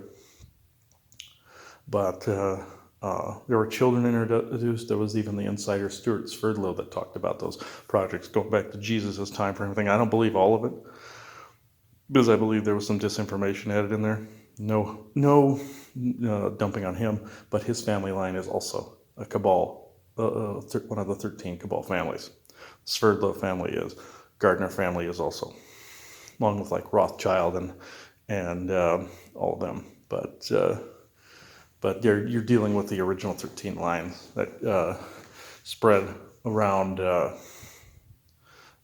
world.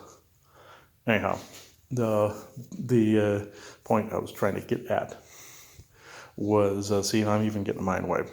The point I was trying, when I started pegging, it was them. The point I was trying to get at was, you got this reverse Thanos effect, and you have this neutral-based, cold calculative equation that brings some people back and some don't.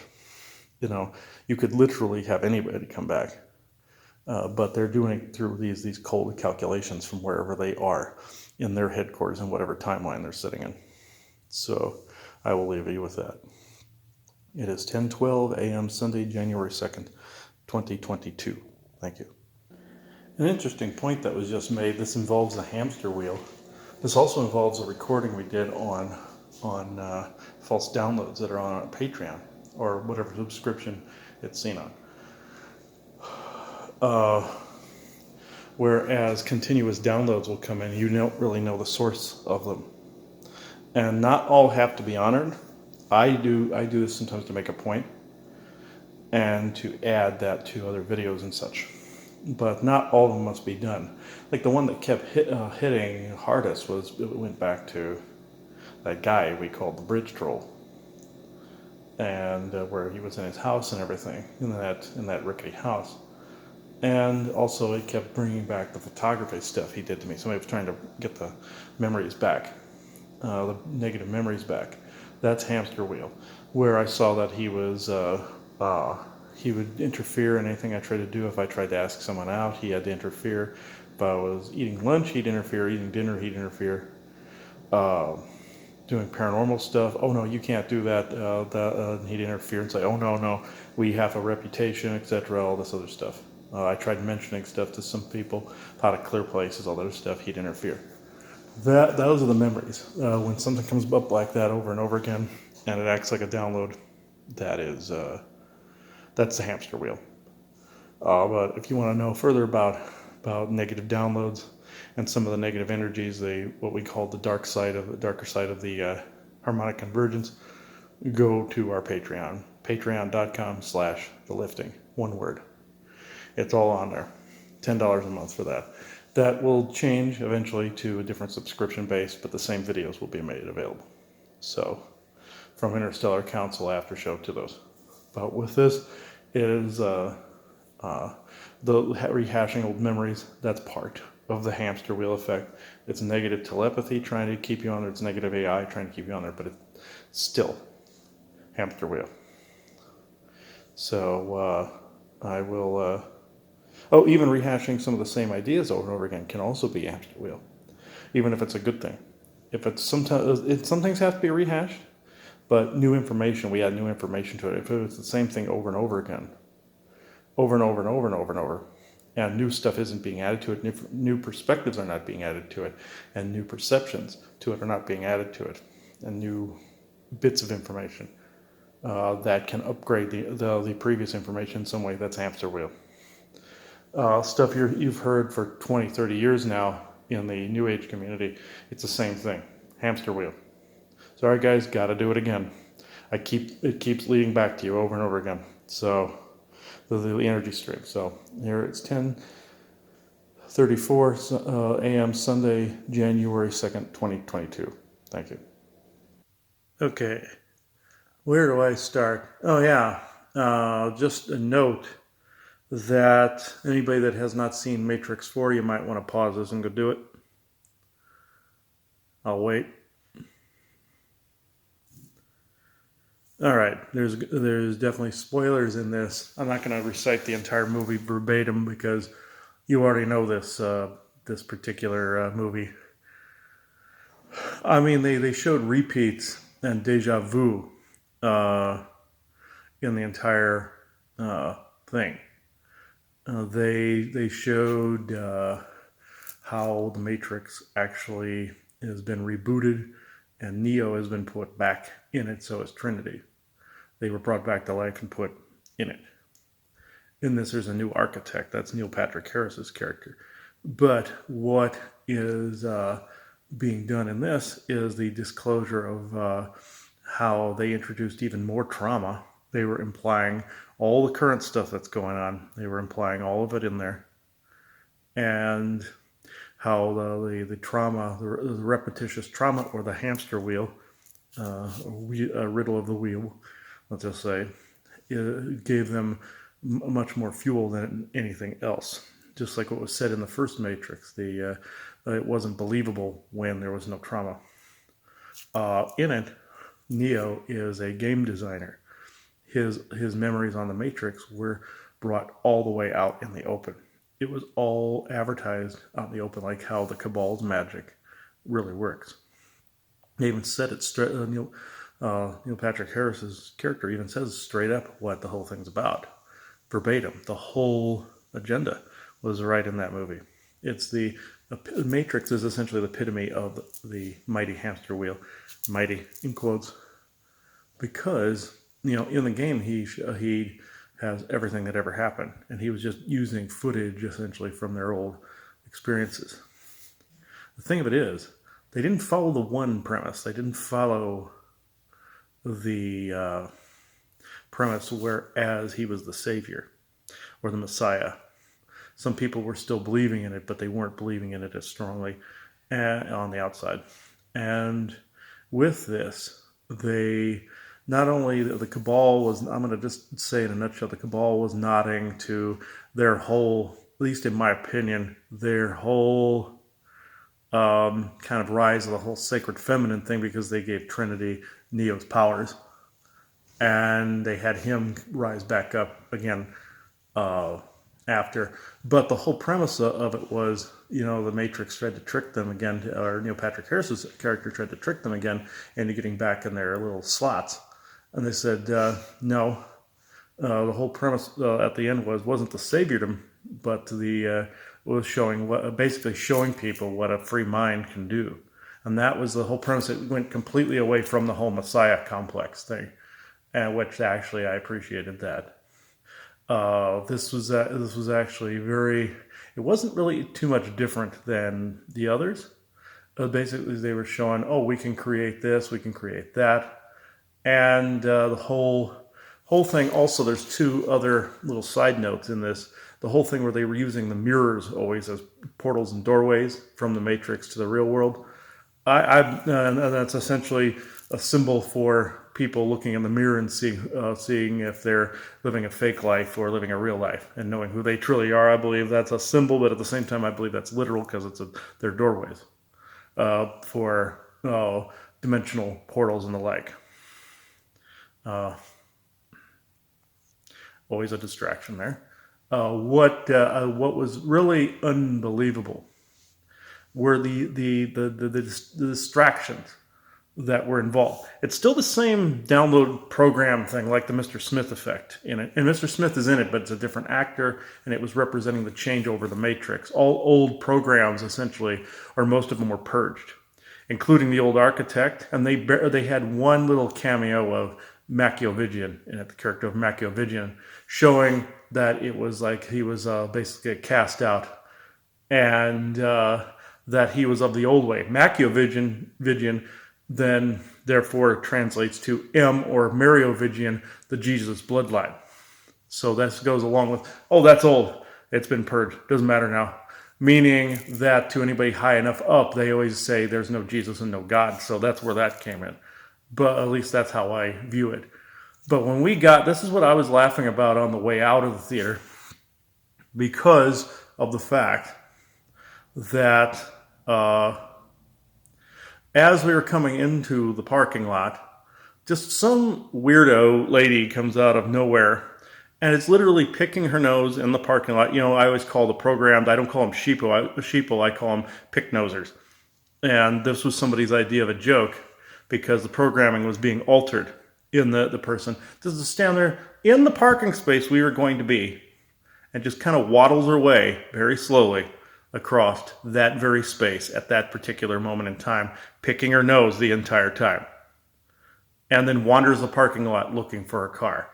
That was the epitome of control right there, like the landscapers that were around here that I mentioned on Interstellar Council. But in the theater, not only did the people next to us have their cell phone go off repeatedly because they had some minor emergency that was taking place. The people directly, almost in front, like at a slant or diagonal to me, were talking. The people to the right of me, were crunching very loud on something very, extremely crunchy, and then were constantly picking their teeth. And I hear little sounds like they're booming, like sonic booms, especially if I'm opened up to whatever downloads are coming through, like I was. And these are the unbelievable distractions that were taking place. But another one, a minor disclosure that was in it, I wouldn't say minor, where Neo doesn't even acknowledge himself as the one anymore. He just basically says he's just another guy, just, essentially remembering who he is. Another bit of disclosure is the Morpheus character that's in it is one that Neo creates within his video game construct, or a module, I believe it was a modal, they called it. But that is, they've abbreviated the word modality. They've abbreviated it down to modal. Modality would be more like a philosophy, a state of being. So it's modal. And it goes along with whatever you create becomes a solid thing. Like what happened with the Frank Frazetta, we called it Frazetta World, where he created, all of his creations were alive and with him. And that was what that was. It was a merging between some of the Smith programming and the Morpheus personality. And another thing they did was on the current Earth in that universe. There's no plants alive on the Earth, or animals or anything like that. What they did was at Io is the name of the city, not Zion. They learned how to create strawberries and other foods, real physical ones. Again, they took the coding of the Matrix and told the equipment that they had to actually learn how to regrow fruits and vegetables again, and other foods, so they could farm. And that's a true concept, going from a holographic construct back over into a solid one by basically essentially through the equipment, but by co-creating it over into a solid form. Essentially, how some of what the old masters were said to be able to do with their essentially with powers, but it's also technology. The same difference, molecular, cellular, solid ability. Where there was even a story of Merlin where he held an empty hand, and then there was a loaf of bread in his hand. And the thing goes with the whole thing with Jesus, of course, with the fish and the loaves of bread. It goes along those lines too, but the technological version. There's Jesus references in there that might be lost to people, and that was one of them. That and the whole concept of the one being discarded as seeing, this is a discarded programming, meaning the Machiavellian program. Jesus references. But it went more to a more human sovereign reference by saying that show what a free thinking human can accomplish. Essentially, just by leading by example, but not saving anybody. It was always their choice. That was the premise that was left in it. It was the choice of the individual. And they completely flipped the whole Messiah thing on its head. They even discarded it. They showed it being discarded and homeless, essentially. Which I found that rather interesting how they did that. This reference can't be lost on anybody that's seen this. That one I thought was actually quite interesting. And the fact they pulled this off in the fourth Matrix movie, that goes along with the fourth chakra or octave, which is essentially heart space. So mind and heart working together. And they were talking about how emotion was the weapon that was being used against people. Essentially, emotions were easier to control than believe it was facts. So it was facts that were rendered slightly more important in this. Facts and truth were rendered more important. And I found that actually very, very interesting as well. These were the downloads that I was getting, even amidst all the distractions. That was basically the programming working in the theater as well. So I find it very interesting. During the movie, it was that programming was so prevalent in our space there. I could feel like this rush going to that movie, just like with the other ones, just like with the original movie. The original movie, there were codes in there, but in this one, they got much better at putting the subliminal coding in there. I could actually feel that would trigger downloads. Got much better at it, and even there was only one Wachowski's name on there, which I found also interesting because Wachowski is essentially one of the Cabal families, and you have this rift between the two siblings. I don't feel that's real. I feel that's a fake narrative, mind you, because that's my opinion at the moment based on what I know about the Cabal doing the dividing and conquering, which they were also, it was also written in the movie that it was always about division, conquering, and control. That was the basic premise of what the machines wanted to do, divide, conquer, and control, and that's always what the Cabal was about. So I feel, even if that was unintentional on those two individuals' parts, the Wachowski siblings, I feel that was the program at work there in any case. But Neil Patrick Harris's character was always associated with the black cat and the repeating of things, the deja vu effect that's in it. It was basically deja vu is essentially timelines correcting, and also some alien abductees have had that experience, but within the Matrix verse, the whole thing with aliens was considered errors within the program. Cryptids was always considered an error with the program that came from previous versions of the Matrix over thousands of years. But the deja vu program wanted to completely take over. But the thing of it is, people were beginning to notice things more in it. But the thing of it is also, they left choice even to the main characters. They always left it to their choice. And that just like what I've always said in channelings and myself, was always it's more of the age of choice and sovereignty. So they added that beautifully into it. So before this gets too long, I don't know if you want to add anything while I'm sitting here. Okay. I think that's good enough for the moment. And this will be added to the Matrix of Dreams for our Patreon crowd. So it's 7:27 p.m. Sunday, January 2nd, 2022. Thank you. One thing I will add to this, again, I will show my appreciation for that movie because they, of course, they brought the whole New Age thing into it as discarding not only that, but Christian doctrine and all that, and religion indoctrination, because they replaced that with sovereignty. You had the Christians that wanted to, save souls, and you have the New Agers that want to wake everybody up. They had taken that doctrine in the first movies, where we woke more people up than we ever did, more people in a month than we have in a year, sort of thing. And that was the goal, was to wake people up. That's New Age doctrine. And saving souls, that's Christian doctrine. But with this, they went the sovereign route. They went to, we'll let them decide whether they wake up or they stay asleep. Even with one of the main characters, both main characters, the choice was always in their hands.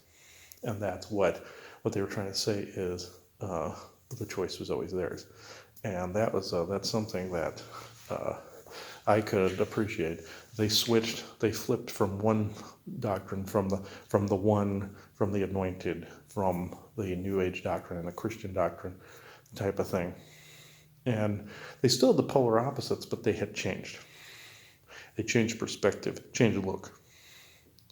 They still had the overlord, the architect, the planner, decider type role. But it was the same matrix. They were still also regurgitating things, and like the fake reincarnation cycle, they were still regurgitating the same story. And kind of trying to discard one, from the other, saying, yeah, this was part of the journey, but now it's ended up coming to this realization, to where there never was an anointed, no such thing, where it was always choice. You freed yourself. Even Neo, it was always his choice whether to believe something or not. So it's not your right to go around and evangelize. It's essentially what it is. Let's just lead by example and see what happens. And that's where they left it. And that's what I liked about it. So we'll end this here. 8:51 p.m., Sunday, January 2nd, 2022. Thank you. Okay, there's a couple things I forgot to mention yesterday when we went and saw Matrix 4. Two glaring things that people may have missed. Well, Neil Patrick Harris, of course, like I said, is the new architect, or new architect-ish type person in this, running the new Matrix. There was two COVID references in there along with this. One, he's the psychiatrist that gets Neo to believe that he's crazy, and if he exhibits any part of remembering himself, he's basically told, oh, this is some kind of psychosis, you're relapsing. Basically like real psychiatry does to awakened people. They throw him in some insane asylum, but in this, he said he was relapsing. Neo had a handler program that was his dude best friend that was just keeping tabs on him, which are like real handlers that are out there. Some are AI-based, theoretical, programs, and then some are physical humans that have been programmed to be the handler. Either a couple together, one's a handler, one isn't, or it's a AI program, and it's even getting brain wiped even speaking about this today. And then there's also the skeptics around there saying, oh no, ridicule agents that are laughing, doing stuff like that. They integrated a lot of that. Trinity also had her own handler, which was her partner, showed that it was her husband in it, named Chad. Guy named Chad, and the two kids. When she finally breaks free of it, she realizes, Chad's a phony. He's a handler program. And the two kids are stuck in the Matrix somewhere, but she goes, oh, I always hated, hate when they use kids. That was a reference to the Cabal, not only the adrenochrome trade, but the kid sex trafficking and human trafficking trade as well. It was a reference to that. But here is the two of the COVID references that were in this. Very glaring, but also very subtle. You have Neil Patrick Harris talking about, of course, bringing in a lot of new trauma in order to farm it for the energy. He blatantly says it. But they had to add trauma, the current add trauma. They did not say COVID directly. That was a loose reference to COVID. Direct reference to COVID. Well, it was direct, but in a looser way. In this, the very first people to die in the Japanese bullet train scene, were the people in the masks. And one of the very first explosions in the movie kills people that are in the mask because they're completely oblivious. They're just going about their day. Just like a lot of people in the Matrix. It goes from, Neo running from agents and such in the programs on the train, the infiltrator swarm programs, as the new architect calls it. It's the swarm program that gets people to gang up. Here's another reference to our COVID times here, the COVIDiot type mentality. The swarm, whereas the negative swarm, where people, the unawakened people, manage to, oh God, now it's leaving me. Okay, manage to just kind of gang up on the people that are actually right in this. If you are outwardly open about opposing the whole 3D Matrix type mentality, these people fight to defend it. Like Morpheus said, so inured with the system, they fight to defend it. They showed that directly in this. But the masked people, the oblivious masked people, were the first to die. That's COVID reference number 2. Also violent reference in our times number 2 also as well. When Neo and Trinity and them are attempting to get away from all the programmed people coming after them violently and getting on the windows and everything, all the people that are in the Matrix with them are trying to shoot them, essentially. And what happens is, you see, these are the people that are just basically burning civilization to the ground. And that's the programmed people, like the BLMs, the people saying the society should burn to the ground. All the violence you're seeing, everything that characterized in that. If they had put masks on those people, it wouldn't have been so subtle, and they probably would have gotten shipped for it. But the COVID references were subtle. Now, at the end where you see Trinity and Neo flying in the open air, they had just said, let's show them what free thinkers can do. And basically up in the air. So that is COVID. The reason that's COVID reference number 3 is because showing that people are able to breathe freely. I mean, that may be a bit of a stretch, but it shows from masker to people that breathe freely. That's another reference. And I find that very, very interesting. There was another reference in my head that just kind of left. Let me see here if I can get it back. Okay. Did the handlers, did the COVID references, basically all the programmed violent people, and adding in free will and choice. There was one more, but if I get it back, I'll come back to this. Yeah, they get in your head and try to actually take this. But also the fact, though, that they're showing that when people are kind of badgered to kind of awaken, they don't. When you evangelize and try to save them and awaken them, you get the opposite response. You get the programming. But when they're left alone and you just kind of lead by example, then you start to see them shedding the amnesia. That's essentially what it is. Everybody's awakened, just they got amnesia of who they are and where they came from. And that's essentially what the movie was saying. But there was one big glaring reference here that literally I just got mind wiped. So I'm not going to hang out so you can see me go, Durr. So I remember it today. It will get recorded. So it's 7:29 a.m. Monday, January 3rd, 2022. Thank you. Okay, here's what got mind wiped earlier. I was including the secret space program in on being called crazy. When your memories start to come back, like what was happening with Neo, it was written down as a psychosis. This is done for people that don't even realize it's secret space program memories and alien abduction memories. It falls under that too, folks. And seeing, say, things like cryptids or ghosts or anything like that, doctors will try to give people pills. Oh yeah, we'll make the ghost go away. Yeah, and this is one of the things that really angers me. I came across one time this poor lady that was in this doctor's office. I was in the back of a doctor's office. My father, my stepmother were there for some reason, and I walked through the hallway. And it was a tight-knit hospital. It was fairly crammed. It was an older building, but it was just upgraded, or had been just upgraded to a new spec. And I hear this woman.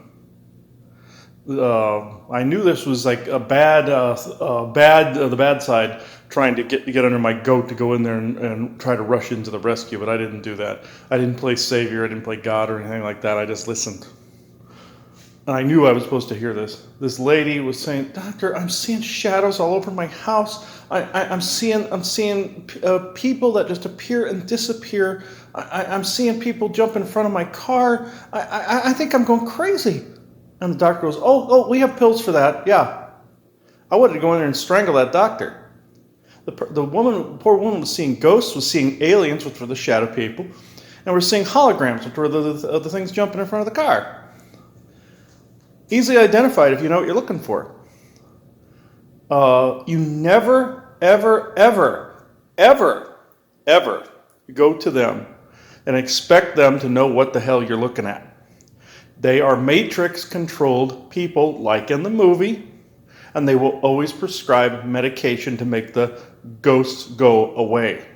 You never go to them, ever. Who sees this in the future? I know this is going to be Patreon, but there are other people that will eventually join the subscription and everything. Never go to them. Never, ever, ever. They cannot and will not help you. Takes people with the sight to do it. They're too programmed. The mainstream are too programmed. You do not go to them for issues like that. They will always shoot it down. They will always try to prescribe a pill. They will always say you're psychotic. That's just a rule of thumb. Unless you run into some holistic person that gets it. And then those people may refer you to like a demonologist or a trench worker. Or suggest where to move to or something like that. It's rare, though. It's very rare that they'll get it. So rare, it used to be non-existent. Now it's just kind of starting. Even some of those people are skeptical of some of the alien stuff and the holographic binary network crap.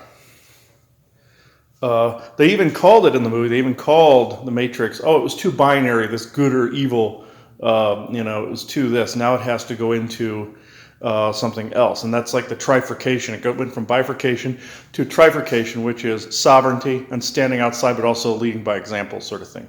So, but to recap, SSP alien abductees are always psychoanalyzed and they're never taken seriously by mainstream psychiatry, which is run by the cabal to get people to believe they are crazy and give them pills, like what was happening with Neo. He was constantly being given the blue pill and to kind of subdue who he was. Now, in the Matrix, they do red pill, blue pill, which you can say is politics, red and blue politics. Red being awake, blue being asleep, kind of like what they're doing now. But you can also say that it is also a powered down, like red being fire, you're fired up about things, whether you're angry or whether you're happy or whether you're awake. That's the internal fire, the soul coming online.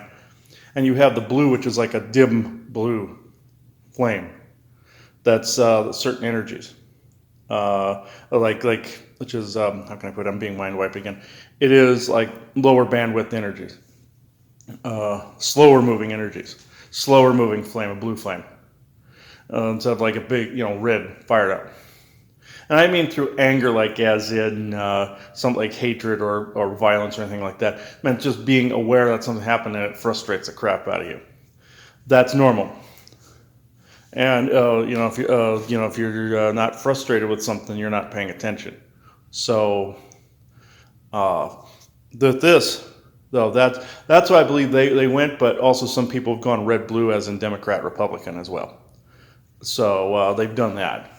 They've adapted that to that as well, which I believe that was the cabal intention for the for and against. They wanted people to say one was awake and one was asleep, when in fact everybody's awake. They just don't remember they are, and that was kind of what was getting at. It was more choice oriented. So secret space programs, psychology, psychiatry. The way people psychoanalyze is actually wrong. You have to go back and include all these other things as factual before you can actually judge whether somebody's nuts or not, or just plain evil. You're dealing with people that already know these things. Like I said, with the paranormal community, the glossary, all these things for the paranormal type of discussions. They already know it. No need to prove it to them, and they will always declare you crazy or confiscate stuff. It's very much the same with this. You'll just be made fun of, ridiculed, all of it. This is why I'm tired of people that say run a piece of land where there's Sasquatch, and they won't let any people, Sasquatch investigators or people like myself out there to communicate. It's like, oh no, people will laugh at me. No, I'm so sorry, but people will laugh at me. Frustrates the ever-living holy bejesus out of me. So when I run into that. And they don't realize that they're either a plant or they're giving in to the programming. But yeah, with things like that, there's always people that are gatekeepers of that. And that's the programming. That's the whole matrix at work there. Also, hamster wheel. It's the same thing, folks. Hamster wheel. But in this case, the hamster, his leg is broken and it's caught in the wheel and he's spinning around this way. So yeah, that's just how I see it. So that's what I wanted to bring up. So it is 7:57 a.m. Monday, January 3rd, 2022. Thank you. Here's another part that was mind wiped from me before. In the movie, they show as the machine consciousness split up. And the machine personalities began to fight with each other. Like the Oracle, for instance, was opposing the original architect. And there was this great purge of programs. The original architect was one of them. And the